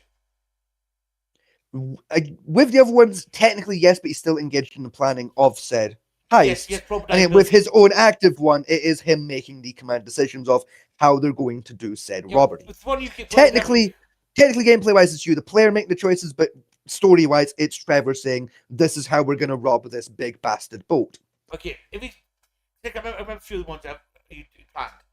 Is his dialogue from there was like, well, I'll suggest you go this way, not this way, which technically creates a hypothetical scenario. No, that's Lester that does that. That's Lester, and every other heist is going, I wouldn't do it this way, I'd do it that way, or vice versa, etc. Yeah. Whereas Trevor's dialogue in most of the planning for the other heists basically boils down to either criticizing a crew member that you've picked by going, well, that guy's fucking shit, or by actively encouraging when you pick, say, like a chaotic solution, like going loud and going, hell yeah, let's fuck some shit up. But regardless of that fact, he's still actively in the room while these decisions are being made for those heists. With the exception of the jewelry store, where he hadn't been introduced to the plot yet, and his own heist against the Merryweather ship, which again was his idea, and he was actively making decisions towards on how they were going to rob the boat. With the Merryweather, yes, I agree with that one. The other ones, Thank you. right, is he can state that because he was only in the room with the planet, he can claim that, to his mind, they were dealing with a hypothetical scenario, not an active scenario. We have plausibility over those ones and cannot be charged with those ones. No, because he actively engages in the previous and subsequent heists before and after the fact that the group were planning, meaning by the second or third robbery, he no longer has that defense. Add on as well that the only reason he actually joins up with said group and finds out that his old friend is still alive who's in control of this group, that friend being Michael DeSanta, previously known as Michael Kenley, is because he sees on the news that Michael has done a robbery, means that he loses all plausible deniability. Yeah. Anyway, I'll give them 5 points. Thank you. But they say now fucking GTA is off the table because it's just too easy. Cowards. Yeah. You got me. If I beat any from GTA, there's no way you can. Yeah, you're right. I would, but that's Right. that's because you're winning, and fuck you. All right, I've got a good one. Okay. Dr. Sarah Halsey from Halo. Mhm. On a kidnapping, use of child soldiers, genetic manipulation, and is Is brainwashing and is like indoctrination a charge or no? Hey, now it depends. Is she a civilian or a military personnel? She is. No. She is technically a civilian scientist. No, she's not. Halsey is a scientist attached with military rank attached to the Soviet Right, she's Union, attached to Oni. Right. and she has a military designation, so therefore she's not civilian anymore. That as well is the people she's indoctrinating. Is she indoctrinating civilians or is she Yeah, indoctrinating military personnel? she's indoctrinating civilian children to becoming the Spartans. Again, no, she's indoctrinating military assets at that point. Because the children now are classified as military equipment. Under that scenario. I'm gonna let you two argue out because I'm not that clued up on Halo lore, so I'm gonna let you two duke it out for this one.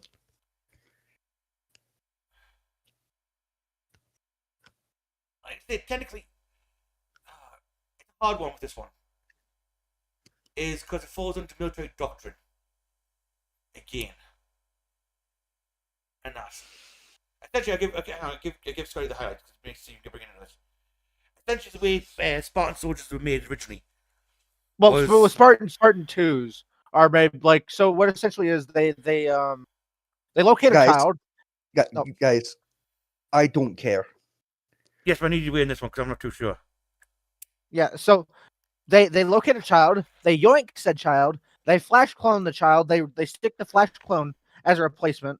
They take the child, they genetically modify the child to be a and then they indoctrinate the child to like into the to be essentially more like of a machine than a person.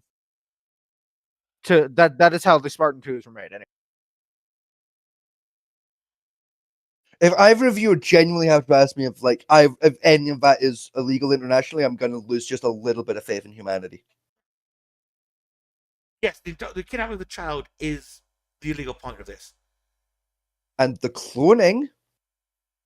Oh yeah, cloning. I can get her on cloning too. Yeah. Yeah. Like you can't clone humans. That's illegal. Yes. Right. So I've got 2 points in the bag right there. Can I get the third for genetic manipulation? This is probably the third one. Right. Technically, the children once taken were deemed as military test subjects and military assets, no longer human beings. So technically, the genetic manipulation against human beings does no longer apply. That's bullshit. Fuck you. I'm pretty sure Scott can back me up on that one. No,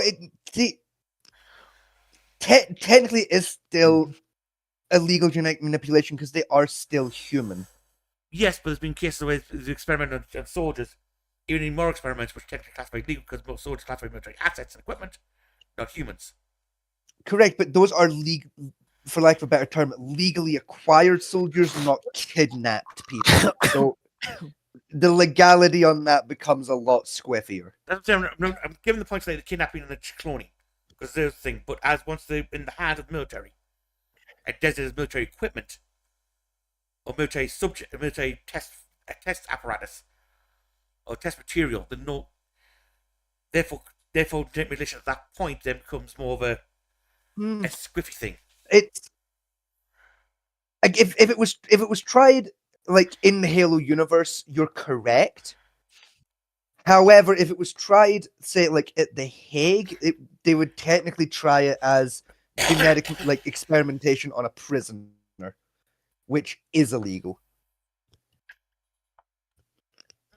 Like technically, it's an illegal experiment being conducted against either a prisoner of war or just a flat prisoner, depending on how you want to fly that. Both of which are illegal. It was legal to do medical testing on prisoners. Death row inmates, but it was technically allowed. Yes, but under that law, it had to specifically be death row inmates. Sorry, it had to be death row inmates if it was essentially you could do it on a death row inmate without the inmate's consent. For other inmates, they had to have a written consent from the inmates, and the inmates had to be, I believe, minimum 22, if I recall, but it might have been 18. I don't remember off the top of my head. Yeah, but say said children were technically classified as military assets or units rather than actual people. Classification. Again, technically, yes. Again, if it was tried in like a Halo court, however, in an international court, it would be deemed that they were essentially taken into the military illegally, which would nullify that particular status. Okay, I'll give you the point for the genital mutilation. As for indoctrination, that's what the military does anyway. You can't get that one. I was saying indoctrination Okay. isn't illegal, so I'm not Okay. willing to hand that one over. But- Fair enough. Because in religious organizations, most militaries have indoctrination protocols to think for soldiers and stuff like that. So yeah, unfortunately, no. Yeah. Morally, indoctrination is fucked, but legally, it's technically acceptable. Could I potentially get her for homicide too? Because she's because some of the Spartans did not survive the augmentation process. Could I get the for? Da. No, because it was an unknown and accepted risk of the medical procedures and experiments. Yeah. Fair enough. Again, technically, she was licensed to do it by the military itself. Yes. So. Is that your run? Yep, that's mine. Okay. My next one is the entire gang of Scooby-Doo. Okay. For vigilantism, false imprisonment, theft of services, destruction of property, and for I may not get this one, but we'll try it anyway. Inappropriate sexual conduct with a minor. Who was Okay. it that we're charging? let's- I didn't catch the name. The entire mystery gang from Scooby Doo. Oh, why? Because you see, Fat Man T has entered into this particular argument with a false misunderstanding. Which Hope is, so. Well, we'll get into it. Like Fat Man T, present your case. Okay, which point want we go through first? Dealer's choice. Okay, I'm going with the hard one. The hard one I'm going to defend is the sexual misconduct with a minor. Yes.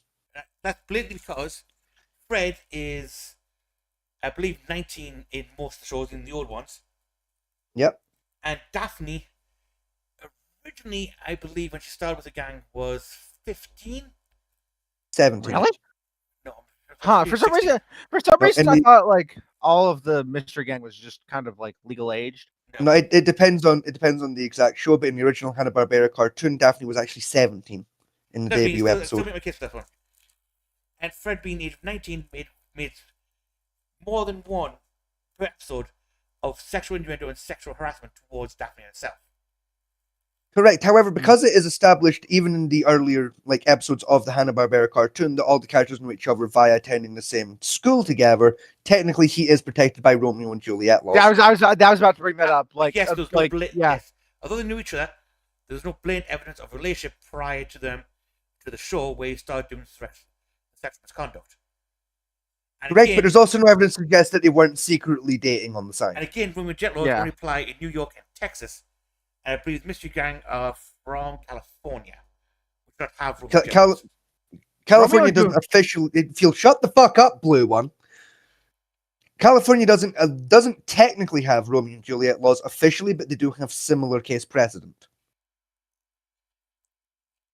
There are similar laws to Romeo and Juliet on California's books.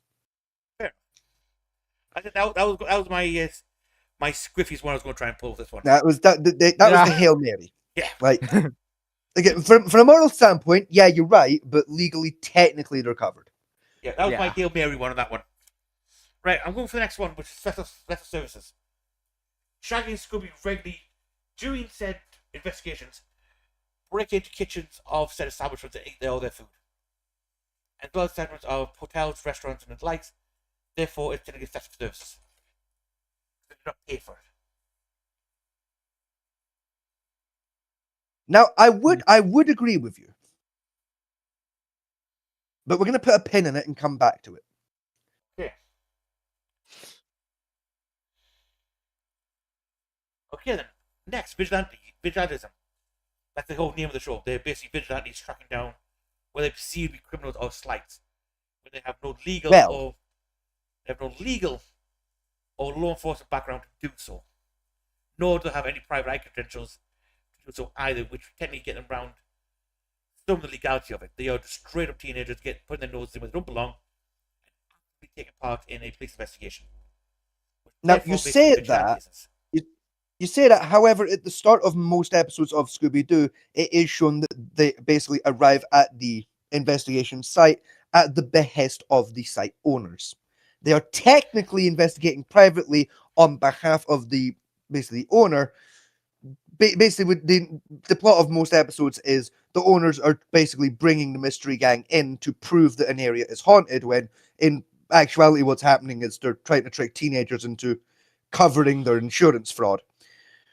Technically though, the gang does not have active gang license, even though they believe crimes occurred. That we know of.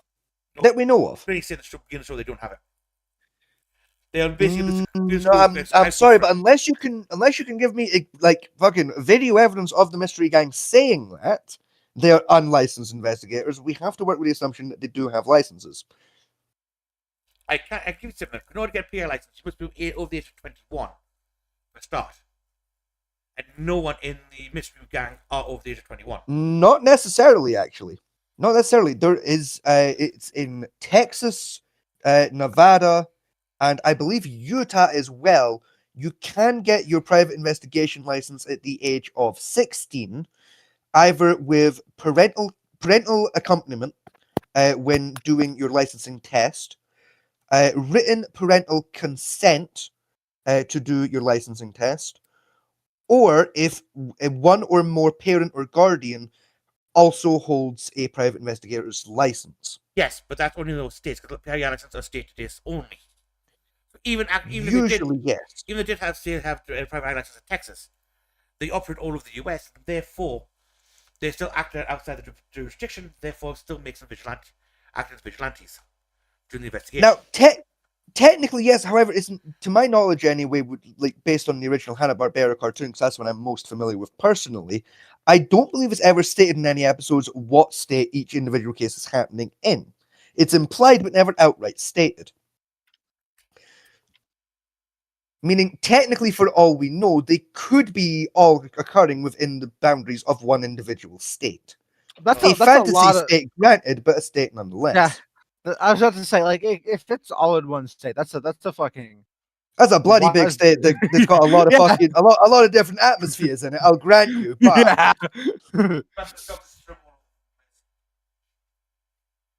all I heard was dog in place. Like, huh? Yeah, I just heard dog.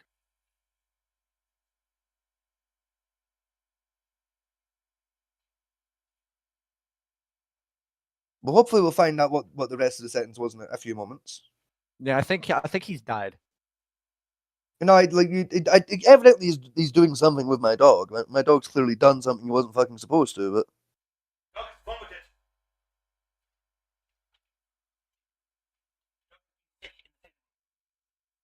right, okay, fine. Like that's what I was trying to get confirmation on. Of like all we heard was the word dog in place. It's being what? What's up? All right, love you. Coins? What? What are you talking? Where the fuck is he getting? Where's he getting coins? That's this moment, okay? They just spewed up as a log. The fuck did he even find a 10-pence piece? No. I haven't seen a 10-pence piece in over 6 months.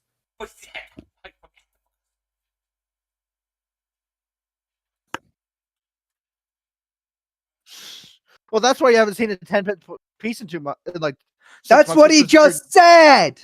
Yeah, I know, but oh. God, I'm gonna fucking assault you.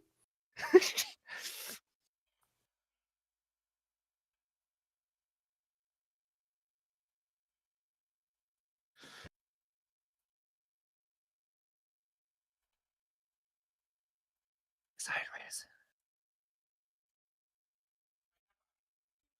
Welcome back. Where was I? Um, Vigilantes, yes, that was it. Let's say technically, like again, like I don't know about the later shows, but with the Hanna-Barbera cartoon, it's never outright stated what states any of the individual cases are happening in. I know they do So, like, sometimes. Technically, for all we know, it could be the one state. They do sometimes because refer to the monster as monster of town and state. Well, yeah, okay, fair, I guess, technically. And a lot of them take There's still- place. A lot of them are looking at like the Midwest and the northern Midwest, northern west of the country. As I said, this still doesn't technically prove that they're unlicensed. They could still be licensed, for all we know. But never said they are licensed either. Correct, but as we've I mean, established yeah. a handful of times now, a lack of evidence does not count in and of itself as evidence. Okay. Okay, last one. False imprisonment. Right? I know it's the last one. Okay. But second last one. Is they literally tie up a kissy. They have no power to arrest and literally tie a guy up in various contraptions, nets and roping and that. Therefore, that's the definition of false imprisonment by false arrest. All right. Technically not. They would weirdly, they're technically covered under hunting trap laws because Wait, they're huh? because What? because effectively what's happening is that, to their understanding, they've been hired to essentially set up traps to capture, so as to then prove the existence of, say, like ghosts, monsters, etc. And said ghost or monster just so happened to also be, in fact, just a dude in a fucking costume. Technically, it's not false imprisonment. Actually, Like, yes, it is, because On a technicality, actually it is because So- the actual once they're a master person, they already admit that most, like, for most of the investigation they've been on, they knew it was not a ghost, or they knew it was a person involved, which the rest of the gang agreed with her on. Right, when she came to the conclusion that they already knew most of the investigation that was just a dude. Therefore, the act of setting up the trap is also rendering the booby trap as well as false imprisonment on top, which are both still illegal in America. So yeah, okay, yeah, no, Wait. I do have to relinquish the point to you there, actually. I don't- Yeah, so we're only going off of the original, like Hanna-Barbera, right? Because I mean, I don't- I am, 'cause it's what I'm familiar with, but because I don't remember in any other like Scooby-Doo a thing or like show or anything where they're specifically hired to find the ghost. Like what I remember is like something spooky happens and the gang just happened to show up at that area and they hear wind of it. It's like, oh boy, a mystery to solve. Come on, gang. Yeah, it's a little bit even in those particular case examples, though, they still turn up and usually speak with either a representative of, if not the owner of the property themselves, and get verbal consent to investigate. it's very Okay, Murphy yeah, World that- type thing. Yeah, watch that's that fair one. enough. No, she turns up to a friend of a friend and someone dies, Yeah. which is why she was never invited Yeah. to any of my parties. It's usually the horse that dies No, at some point. No, I'd let Jessica Fletcher attend one of my parties. Anyway, as the destruction of property, Fred's traps usually involve basically breaking half the person's house or equipment and fashion ways that be used, as well as how his traps damage their property that he's in.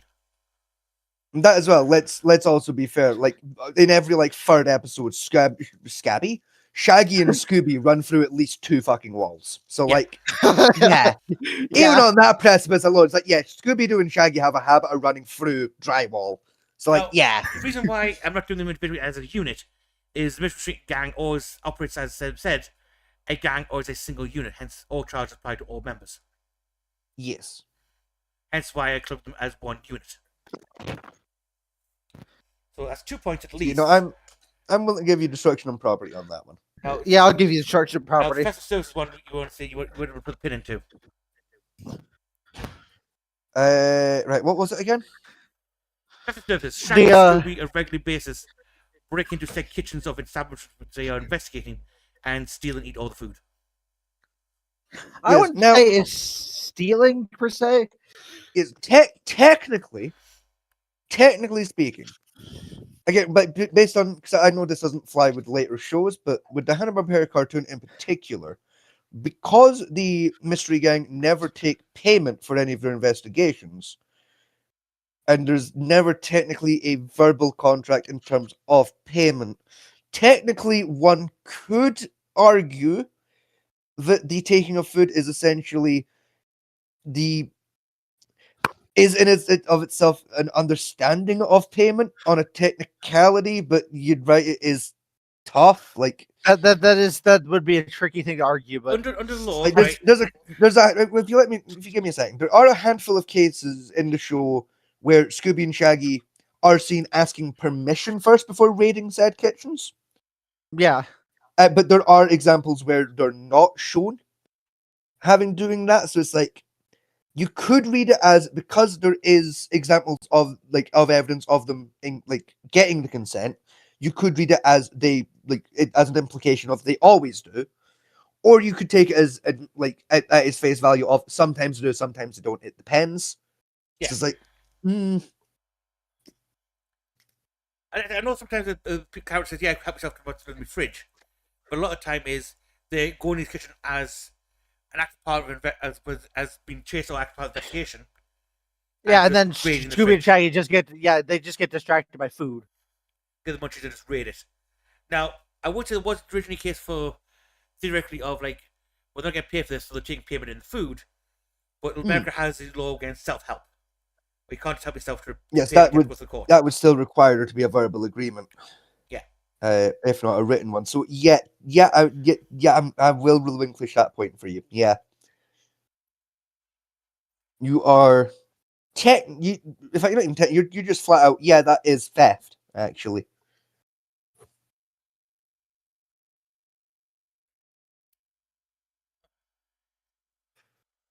And that's it for my Scooby-Doo one. There are a few more Okay, actually here, but yeah. they are very like, squiffy and liar and later shows. We've got like illegal racing, that type of stuff come along. True. A lot of traffic crimes come into it.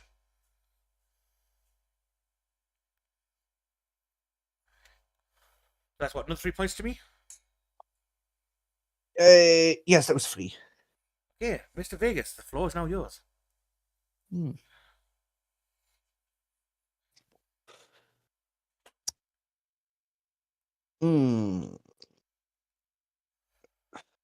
Trying to think.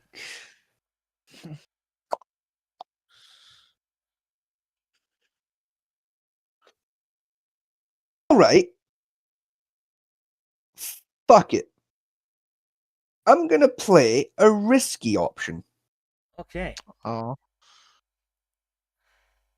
I bring before the court the case of the good people of Discord versus Vincent Kennedy McMahon.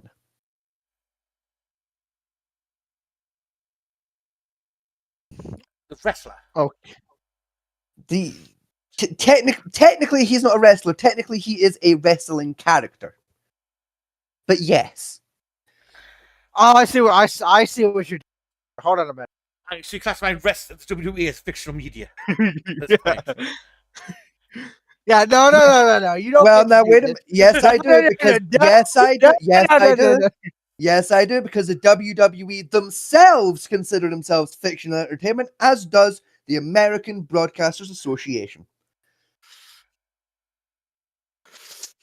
Meaning, legally, it is fictional content. Meaning, I do get to use it by your own rules.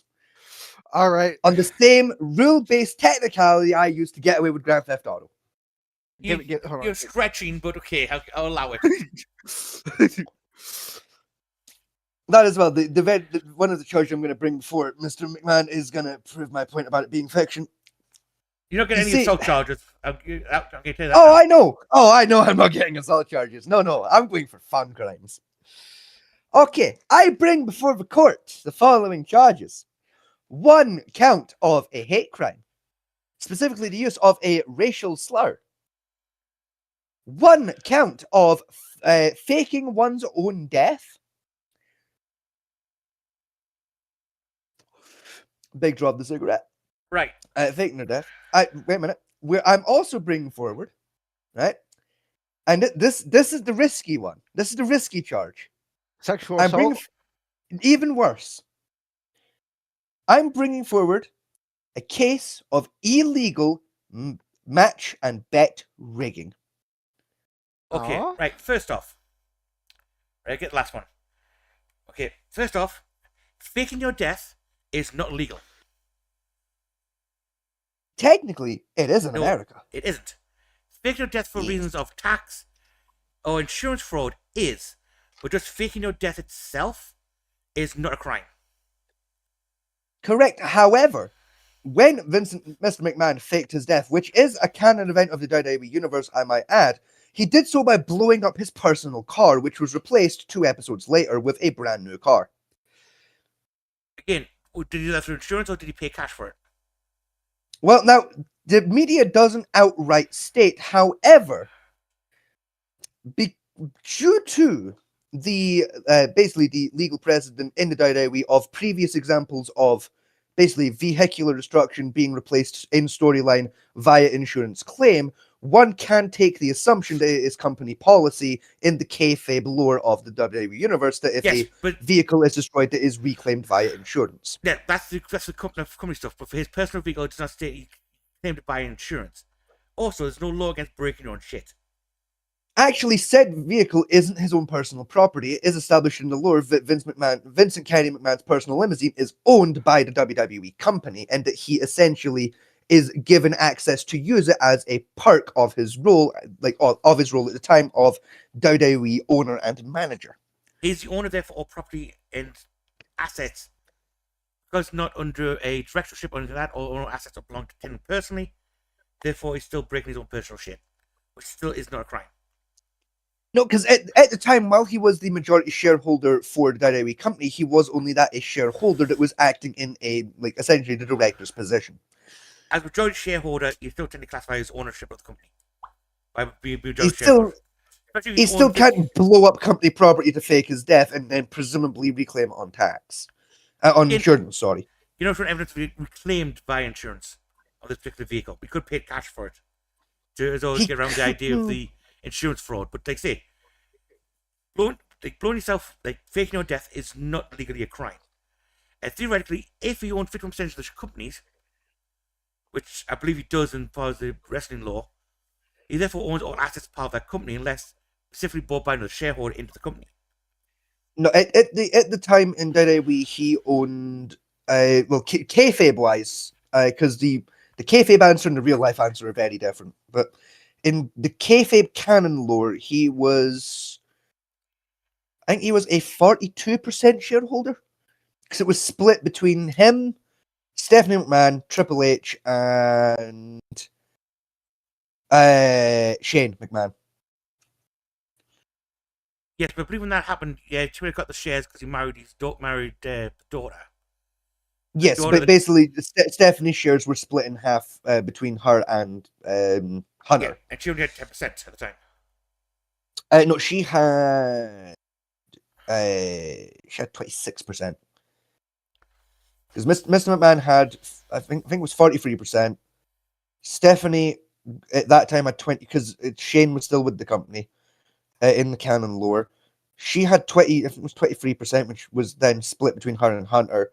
And Shane, I believe, had 30%, and the rest of the percent was split between random shareholders in the kayfabe canon. Behind the scenes, the numbers were very different in real life, but the presented storyline numbers were. I say, faking on death, I can't be given because I say that's not a crime. You can't prove that, like, doing for tax or insurance benefit. Right. Okay, fair. Right, what was the first charge you had? Fuck, what were the charges again? Yeah. You had match rigging at the back end. Yeah, match rigging, faking your death.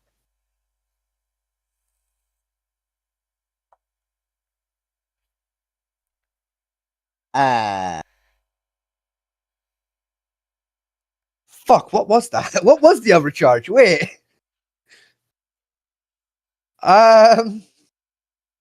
Use a hate crime, use of a racial slur. That was it. Freedom of speech. First Amendment.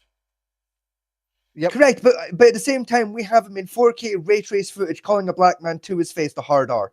Matter. So that's Yeah, why yeah. technically Yeah, Amendment. that still falls under freedom of speech over here. Not when said black person is your employee Yeah, and still- shows visible discomfort and basically raises a complaint to both the company's HR as well as the company's like owner and manager, Mr. McMahon, about that being unacceptable and essentially being told to, and I paraphrase, bugger off N-word. Yes, it's still classified. You might have a civil case for combative workplace, but for a criminal case, no, it's First Amendment freedom of speech. Correct, but we didn't say we couldn't try civils here. I'm pretty sure criminal for this one. No, you just said it had to be illegal, and that technically a civilian case you still have to do a crime. Nope, civilian case is a slight against the person, not that crime itself. Well, slighting a person can be interpreted as criminal. Not in America, Yes. right? But If it wasn't illegal, they wouldn't be entitled to compensation. yeah, that's it's going to perceive harm. Unfortunately, they say any good attorney will get a case thrown out because of just First Amendment and freedom of speech.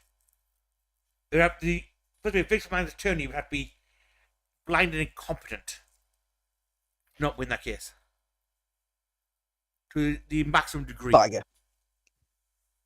on that one. Fair. Now, Fair. if I argue it still violates employment law, but fair. again, it could. Let's say you might have a civil case against a hostile work environment under the labor union. Again, it's one of those cases of, well, That's cute. You think wrestlers have a union? the labor union is different things. You That's naive bastard. down to the state labor union. Basically, involve all like acts of like labor aggression, that type of stuff. But again, though, it's one of those Yeah. cases where, he can say, well, because you kept calling me the N-word that I found hostile work environment, and he could say, well, it's not my fault, he's a Prince Princess, therefore you can't take a joke or take on freedom of speech. Which as long as that's policies workplace of allowing active freedom of speech and aggressive freedom of speech, which, let's be honest, wrestlers do, Eh, for the most part, to an extent. to the extent it's part of the company.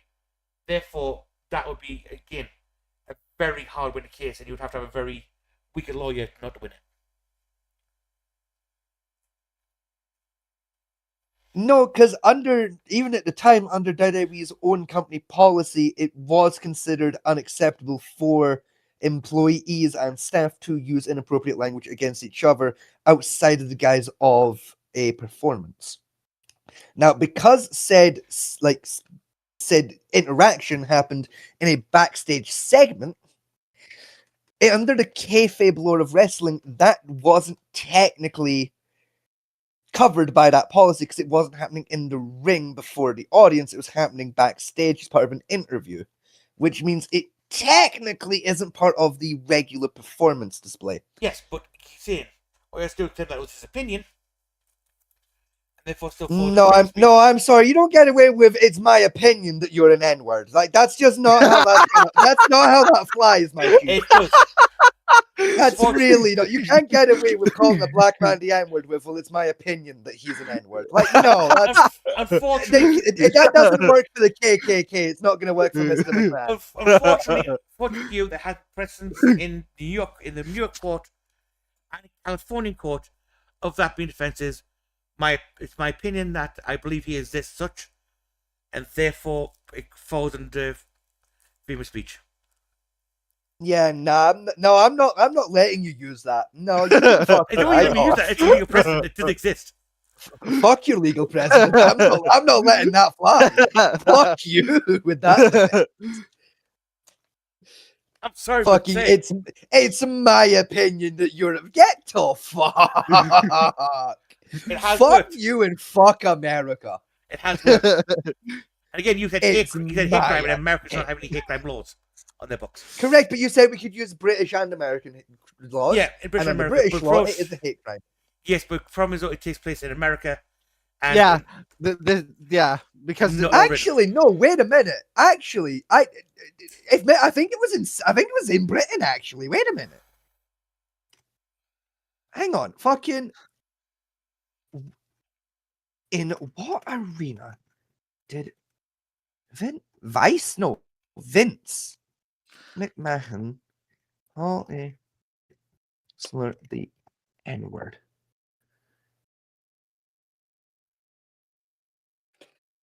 Survivor Series 2000 at the... Oh, no, it was in Detroit. Ah, bugger. You got even less like to stand out of that one. I was Detroit, Michigan, and oh wait, no, I stand corrected. I've misremembered the segment.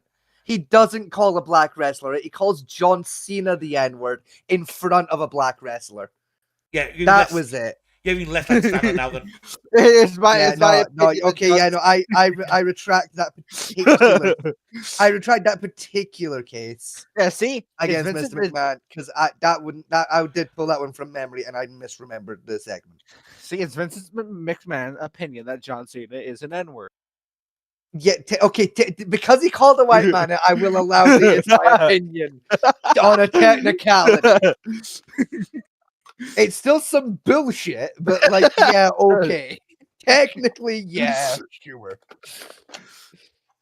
But if it had been a black man, I would have fought that tooth and nail. Fortunately, a precedent would stop you at that one. My gamer, I would have gone and kidnapped the fucking high court fucking judge and beat him until he agreed with me. Like, fuck your precedent. You don't get to use it's my opinion to defend that shit. The absolute defense for defamation is it's my opinion, or I believe it. I believe it to be true. That's the absolute defense to most defamation cases. They can fuck right off. Don't count. It don't count when you call someone the N-word.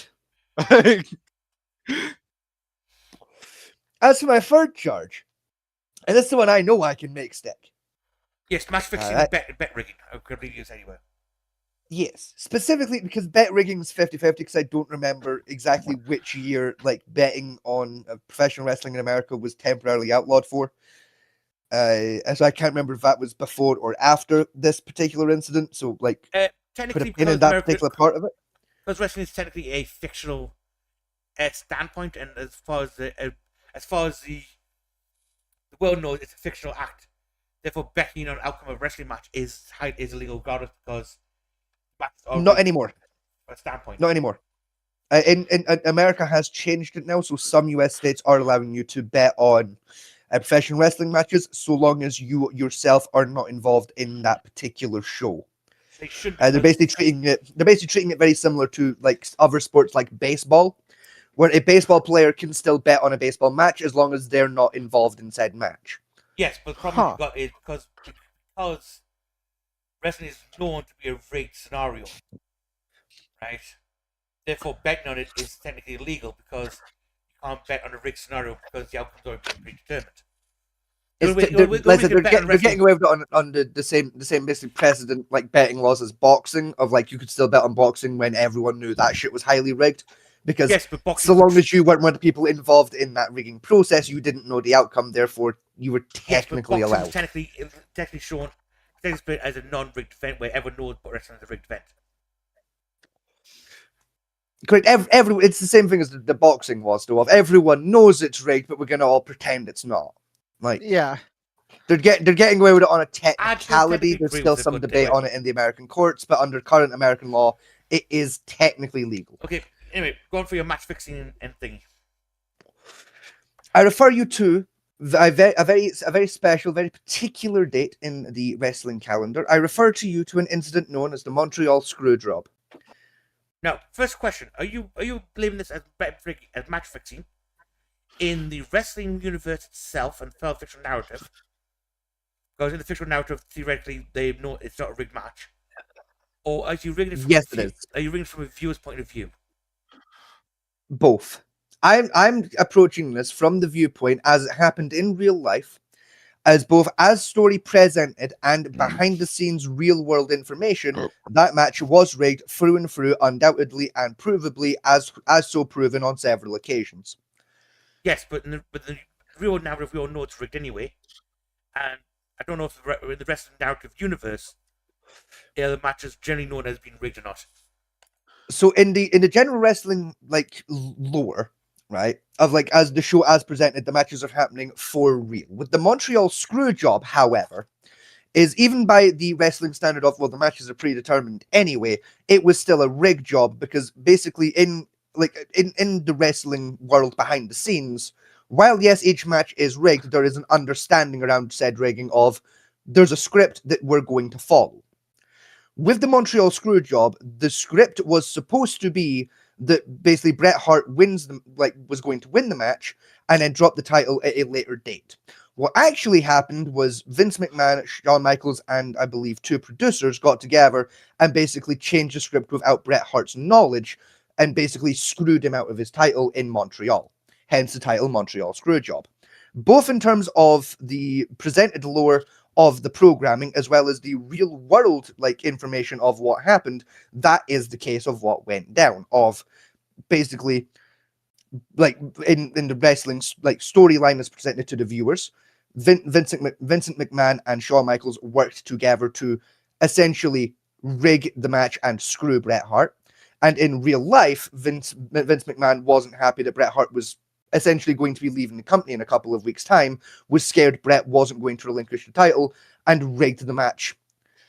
Again, not technically illegally, but in terms of the understanding between workers against those kind of accepted rules around how the rigging is going to be done. Because the technical rigging of wrestling matches isn't illegal, like because it is a known fantasy sport, it is a technical push. However, like as a criminal case, however, it did create both a hostile and an unsafe working environment for Bret Hart, because his understanding of what he was supposed to do was different to everyone else's understanding due to the direct actions of Mr. McMahon. This makes this a technically, this would make this an illegal form of rigging, because one of the people involved, like in the match, didn't know that the match was rigged to go a particular way, and was essentially put into an unsafe environment where, like basically an environment where you have to know what's going to happen to work safely, and was like not told what that environment was going to be, and was in fact purposely given the opposing information. This put his physical and mental well-being at great jeopardy and risk, as well as his own actual mortality. He could have easily been killed in that ring due to a misstep, due to miscommunication from the conflicting script informations. How does that match rigging in case of wrestling engagement?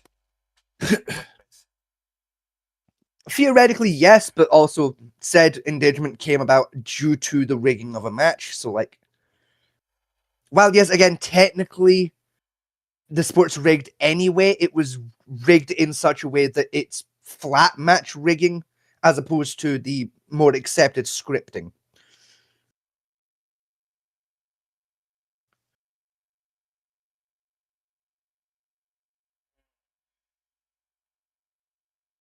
I'll give you one. But I would say they'll say it's less than match rigging, more for reckless engagement. I'll still take that. And that, because his actions, although generally known in the universe of happening, his actions led to a more dangerous scenario than was originally planned. Yes. I would say it's more reckless rather than match rigging. That's it. So, storyline presentation wise, it's rigging, but like in terms of like the real world behind the scenes story, it's like, yeah, that was reckless endangerment. That's why I was pushing for the rigging, because storylines as presented, the matches are legit happening as part of like the fantasy of the world. However, that particular match, like canon lore wise, that match was officially rigged in terms of the presented story. So like technically fantasy canon, yeah, no, that was absolutely rigged. However, real world behind the scenes wise, it was just reckless endangerment. So theoretically, could I push for a 1.5?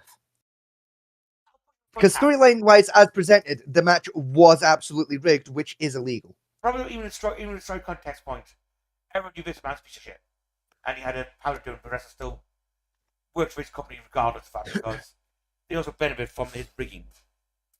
Correct, but that's behind the scenes real life information. Storyline as presented, however, Vincent McMahon's character in the programming was like basically described as a harsh but fair boss who suddenly screwed an employee via illegal rigging.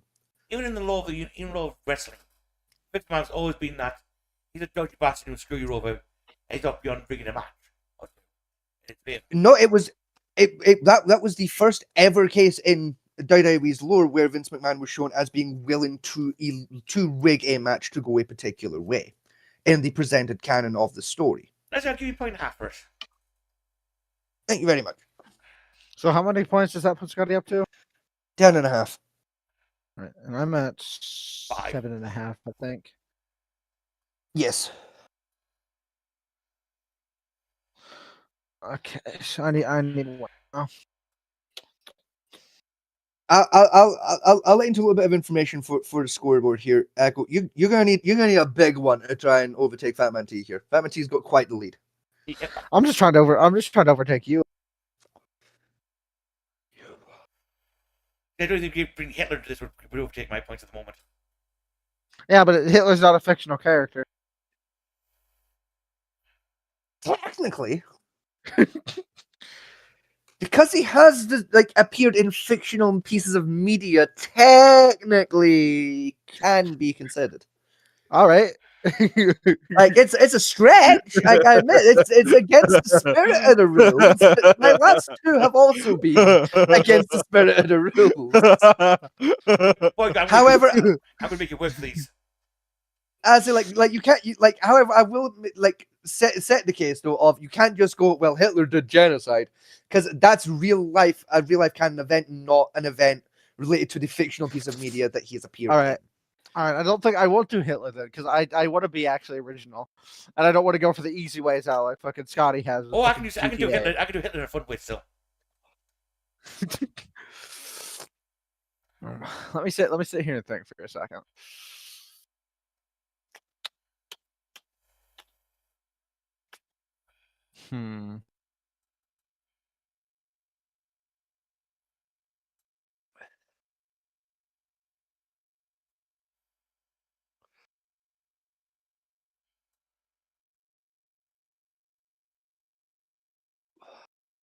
See, I'm not going to waste thing. I'm going to tell you which one I would really go to Hitler. It's Hitler from Army of the Dead. Oh, you mean from Yeah, like zombie Hitler. Yeah, I would count that actually. Yeah, because And the crime technically the zombies are his fault, so that's technically is use of black magic, which is still legal, right? Use of bioweaponry. Technically, zombies are bioweapons. Yep. Right. Experimentation of POWs. Mm-hmm. And last but not least, using the communion with the devil in order to gain advantage, which, it's odd enough, is on the law rule books in America and Britain. Yes. I'm not giving you the points for these examples because you're moving out of turn. However, yes, I do agree that yes, this example is correct. There's an example of using Hitler as a productive one in media. Yeah. You're not getting the fucking points for those examples, but yes. No.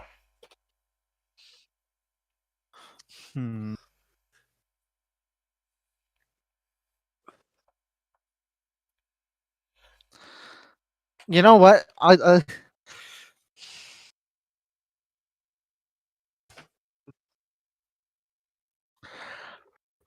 Father Phoenix.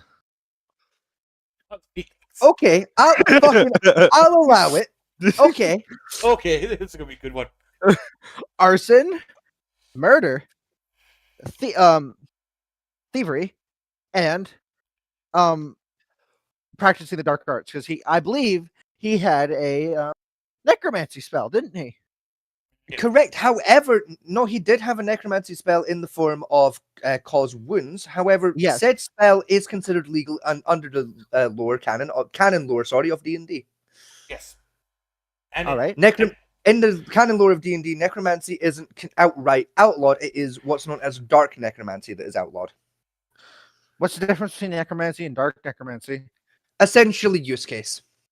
So Necromancy. things like, say, raising the dead without like proper consent, dark necromancy. Liches, dark necromancy.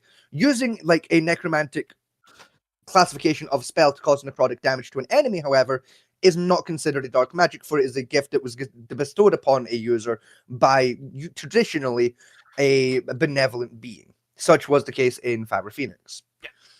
And theoretically, the school necromancy is not illegal outright. It was just it depends on the ethical use. So you can raise zombies and stuff and corpses. Yes, under the right circumstances. As long as they're ethically sourced. So sourced from a battlefield, or bought said corpse before a person died, and they give you right to use their corpse. Yes. All right. Those other three, I feel like are gonna stick because. Oh yeah, no, 100%. Like the arson and the murder. Yeah, no, he did that one. Like No, murder. No, I'm not giving you murder. Manslaughter then, because I'll say okay. Manslaughter, I'll give, because he didn't know they were in the building. Again, Yeah, so even manslaughter would be stretched. Reckless and dangerous leading to death. Yes, because you know they're a building, right? It can be a case of the fact that manslaughter still requires you to know the person that was around, and you actually can do something. As far as he was concerned, it was an empty building and completely empty and derelict. All right, I'll take that. I'll take that then. But would I get a point for thievery as well? Because he had been a thief, right, before he burned down the building. yes, but you can't prove he was a successful thief. Also, Thieves Guild is a legal guild in D&D law. All right. But even then, you can't prove he was a successful thief, nor an active thief. Because believe it or not, stealing is legal in modern law as well, if the said theft was done to recover an already stolen article. Yes. Which has been a case of when people Like stolen certain paintings because they originally belonged to Jews who were stolen from Nazis and Nazis profited from it. Yes. Because you don't know the circumstances of the thefts and what items were stolen, nor like the reasons behind why, technically you can't prove that they were illegal thefts. You also don't know if a theft actually went down. All you know that in terms of a job description, Faber Phoenix at one point was known as a thief in terms of his profession.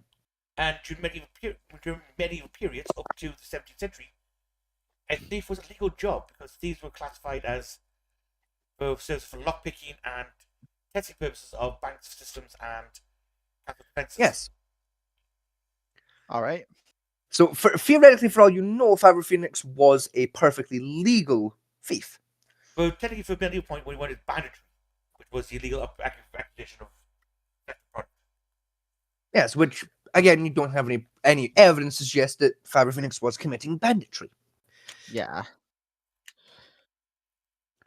I mean, he absolutely fucking was, but you can't prove it. So get fucked. And then all you have to have is hazy evidence, which is not admissible court. Yes. Yeah. I mean, this thing is like Soda could have proven it, but like all y'all decided to rush the fucking journal part of the fucking spectacle. So like, you know,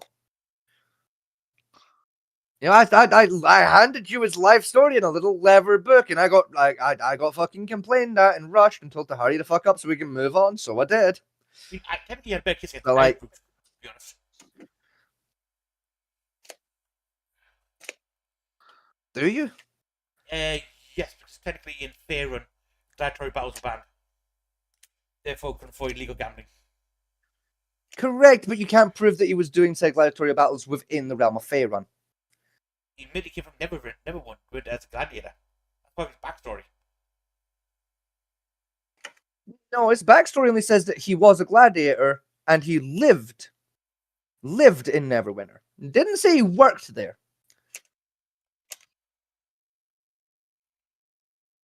For all you know, in his backstory, he could have moved there after he'd long retired from gladiatorial art.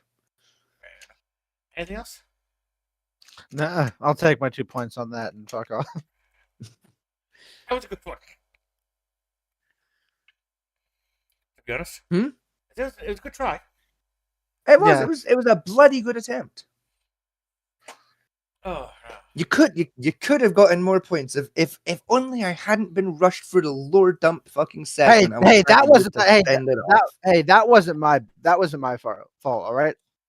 Correct. I'm more suggesting that, like, you can blame those two for you not getting extra points.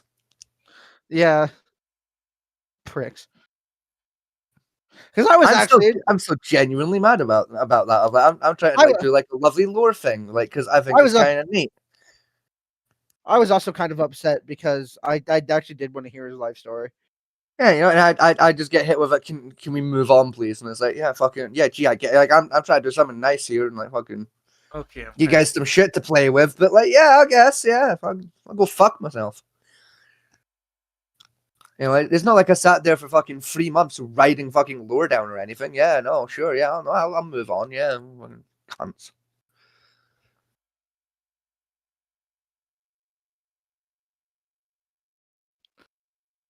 Right, you're up for it, Menchie? I know. I'm thinking now. I'm trying to think of something. I'm trying to think of what's going to be some legal stretches. My side of it.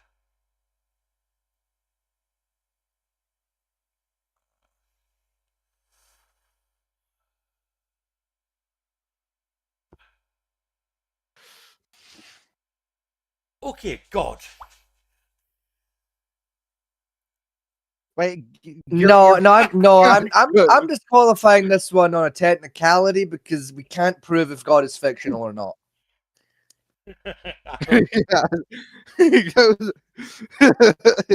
Like while it's unlikely that the Bible is true, I grant you, we can't prove outright that it's bollocks. That's a good one for that one. There's a lot of good ones, but like technically the Bible could be canon to to real life. We don't know. We can't prove that God isn't real. So I do have to disqualify that. Child trafficking, rape, mass murder. Yeah, like technically that particular case would have to be brought before the religious entities court, not the fantasy victims unit, I'm afraid.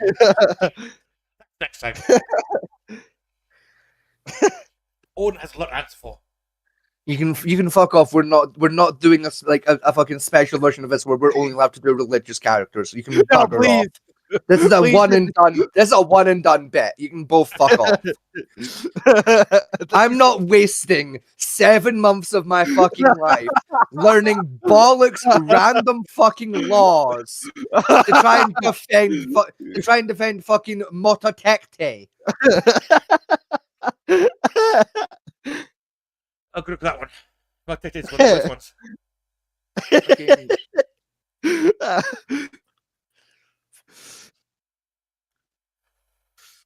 Okay. Now, I can make sure this one, but you should be able to do this one next one. Right? Because in my head, I think I've got a strong case against him. Oh boy. Okay. The king, right? From how realistic hero rebuilds a kingdom. Okay. Right. Now, for him, I'm charging, which is still technically in the book, is royal incompetence leading to damage of his own country and people. Reckless endearment of his own people. Kidnapping, theoretically. Right. As well as, which is going to be more of a stretch on this one, human trafficking.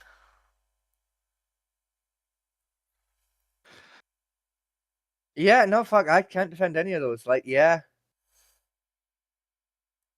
Yeah, no, he did do those. Yeah, you're right. You're right. Walk me through them again so I can fucking tally these. Representative of indigenous people. Reckless endangerment of indigenous people. Yeah. Incompetency of the crown. Incompetency of the crown. Yeah. Kidnapping. Did you kidnap the hero who brought back using the spells? Yeah. Yeah, he did. Yeah. And human trafficking because he's going to traffic said human to the Empire for his own gain. Technically, that's just transportation of a political prisoner, but he was imprisoned illegally due to magic kidnapping. So yeah, I'll give you it.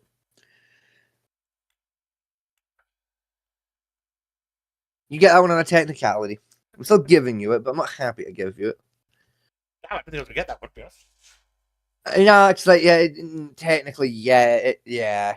Like it's technically transportation of a prisoner, but again, said prisoner was gained illegally, so it becomes trafficking. So yeah. I've got a good one, and y'all are gonna hate me for it. Okay. Crown guns. I thought you would argue that one a little bit. No. You're right. Oh, then Echo, what's your one? No, I'm getting no. It's your turn. Your go. No. You fucking spoke up. Like, present your case. All right. Queen Scarlet from the Wings of Fire series.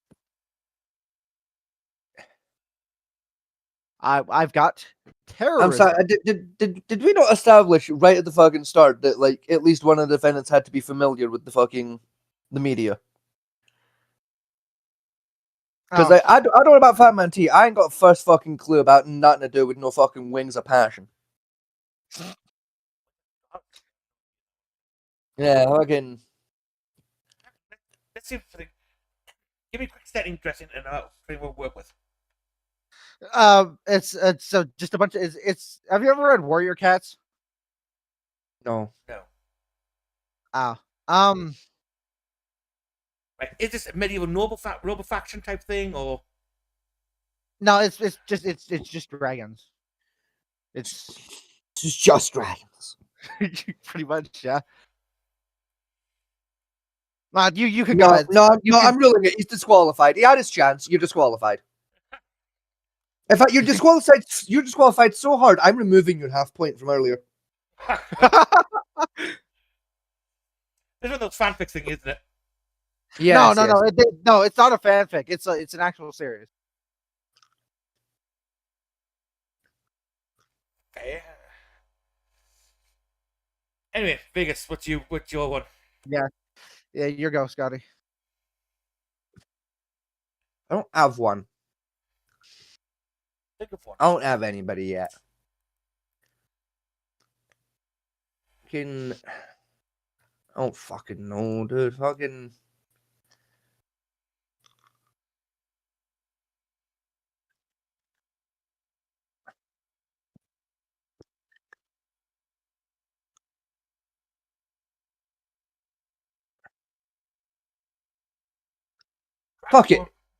Fuck it. Agent 47 from the Hitman games on many, many, many counts of assassination. I win.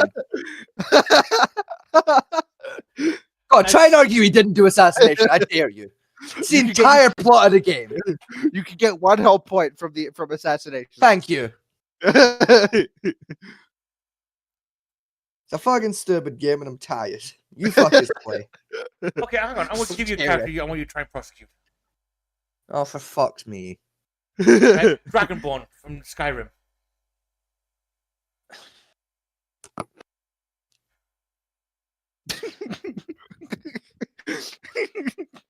Oh no.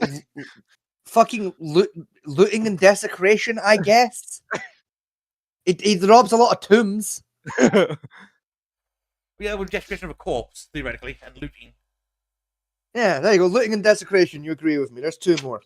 He now wants to treason himself. No, because it's not technically like confirmed canon, like who he sides with in the Civil War. So like, yeah. We can go for general theft. That's part of the thing. True, but again, it's never like been confirmed as canon, like what actions the Dragonborn takes outside of the like preset canon events of the main story, which still involves like robbing at least 4 fucking tombs. I know you're too tired to continue now, are you? I'm too tired to try and think of fucking random ass bum fucks that did crimes. I'm happy to defend people, but like I'm not playing the prosecution game anymore. I don't give a shit. Okay, that's down to me then, is it? It's down to you and Echo. Like for all intents and purposes, I'm just a judge and points taker. Okay. Like my gamer and Chris, we've been doing this shit for like 5 hours. 4.5. Okay, my last one. Commander Riker. Right, from Star Trek. On charge of mutiny, insubordination, and conduct unbecoming. Uh-huh. Are my 3 charges for him? Because we've already had this argument before, like off air, I'm gonna give you the points. But I'd like you to know that you're a cunt. Because you know how I feel about those particular charges, because we've had this argument before. And I continue to argue that you're wrong. But my entire argument is based purely on moral and happenstance, not legal precedent. So fuck you, have your fucking blood money points. All right, all right. I've got one. The Emperor himself. You want to narrow that down to a specific emperor? 40K Emperor. Okay. Genetic manipulation. Genocide. Weapons. Using bioweapons. Weapons. Fuck. Blah, blah, blah, blah. You're looking for the words mass destruction? Yes. Like There you go. deploying a fucking exterminatus against civilian planets. Oh, hang on. Are you referring to the Emperor himself and the crimes he's committed? I'm just kind of doing the Imperium as a whole because the Emperor. No, you're disqualified and you're losing another point because that is an attempt at trying a faction instead of a people or group. Oh fuck you! I could say for the Emperor as a whole, he's not owed any exterminatus. That was technically the Stories who ordered in the Emperor's name ordered exterminatuses. Right. As for genetic manipulation, again, it wasn't something he did as a thing. And again, in the times that he did it, the law around was more a case of genetic manipulation in order to survive space travel itself, which is a non-invasive genetic manipulation rather than genetic manipulation for communal benefit. So the same case of, like, say, manipulating someone's genes in order to cure cancer type thing, which is technically a legal act to do. I just forfeit. There's no way I'm catching up to you points wise. You win, Fat Menti. Yay. You're a coward. Let's have a tally up of the points. In dead last place, we have Echo with 5, 6, and 9 points. In second, I don't know why I've decided I'm going to do this points roundup like it's an end of the episode of Countdown, but fuck it, I'm doing it. In second place, we got me with 10, 11, 12, 13.5 points. Now we have Fat Man T in the lead with 5, 10, 15, 24 points. Yeah, Fat Man T can go fuck himself. What? Like, yay! I think actually the crimes of certain fictional characters better than anyone else can.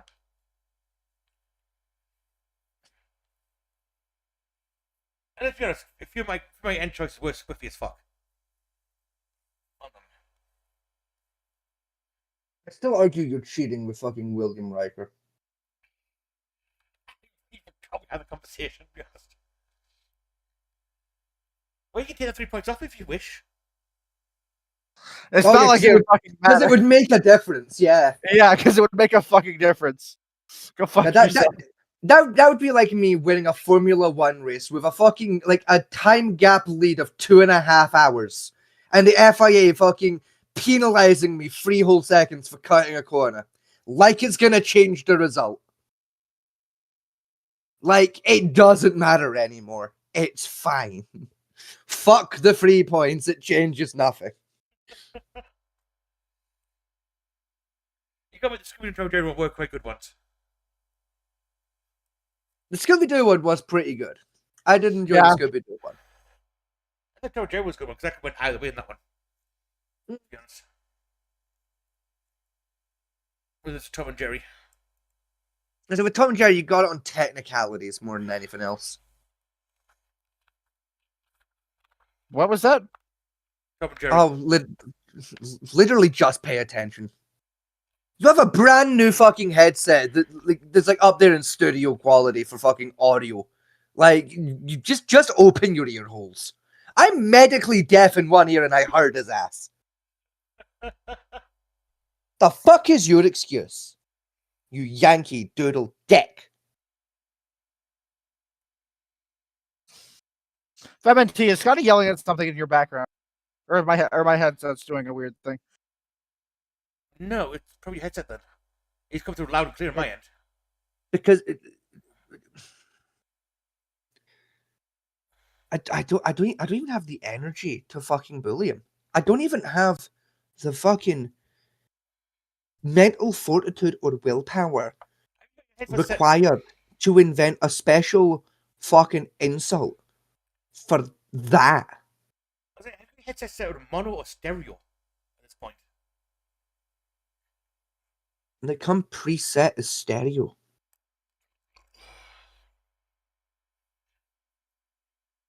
Are you even there? Me? No, the fucking ghost. Yes, I'm here. My fucking.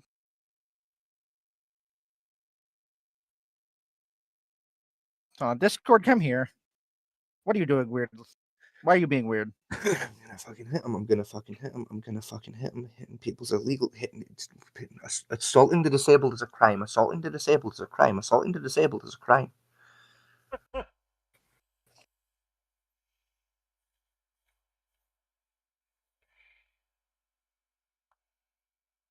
What is this done?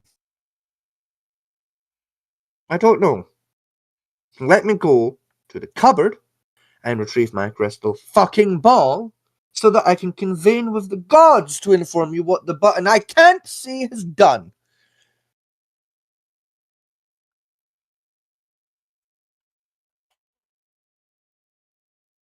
You fucking dingleborp. Oh, this is special. How do you fucking break a plug and play headset? You plug it in, you turn it on, and it works. No, like, because for some reason it's like on mine it sounds like you guys are like across the room. Like it's switching from you guys being like at your thing to across the room. I don't know what's going on.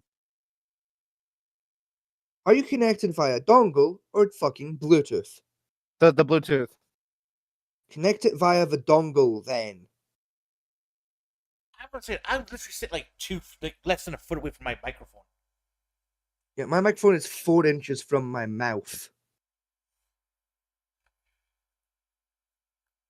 My gamer plug in the USB dongle and press the button at the top of the fucking headset to knock it to dongle mode.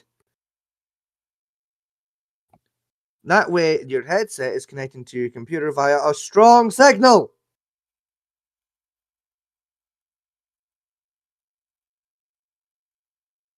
Anyway, it is currently 1:15 in the morning. And all is not well in the world. Well, yeah, because you're damn right it's not well in the world. Because I'm sat here 1 in the morning trying to explain to a furry how to use a fucking plug and play head. Clues in it, plug. Clues in the name of plug. You plug it in, and then you play. But no, we'll just skip the plug step. No, I've been connected via the dongle. I fucking for some reason like I didn't register that's what this is. Then when called. I asked, why did you say you were connected by Bluetooth? Because I'm fucking stupid.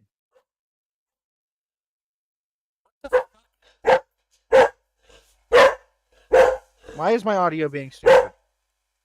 Why does it sound like you guys are across the room? I don't know. I'm not your psychics. We're not psychic.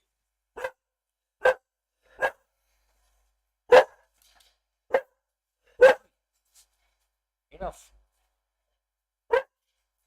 Fucking. You farted. You just farted. That scared you.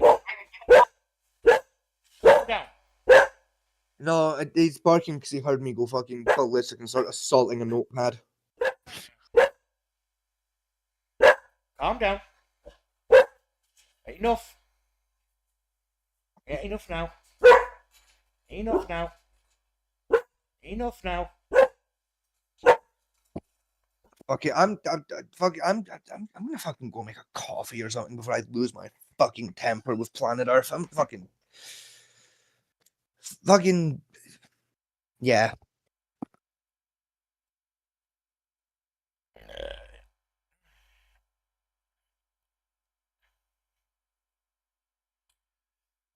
Put in the show here anyway. Yeah. Because We should probably wait for Scott to get back to do his outro. he can walk past and do his outro. I'm just sitting in front of the front door with a mic, so he can do it. So our next episode will be on Sunday, which is episode 15 of Flossman's Findelva. Yep.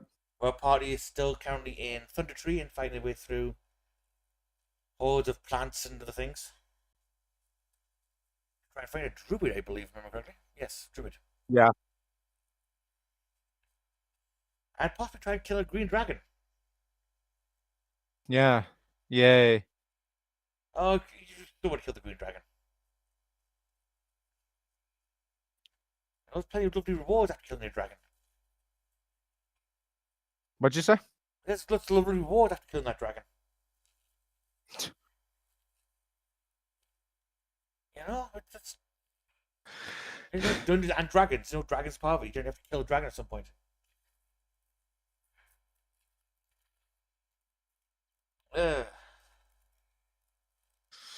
So, I'm going to say good night, good luck.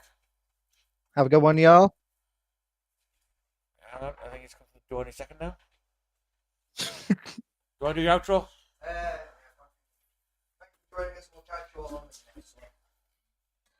There we go.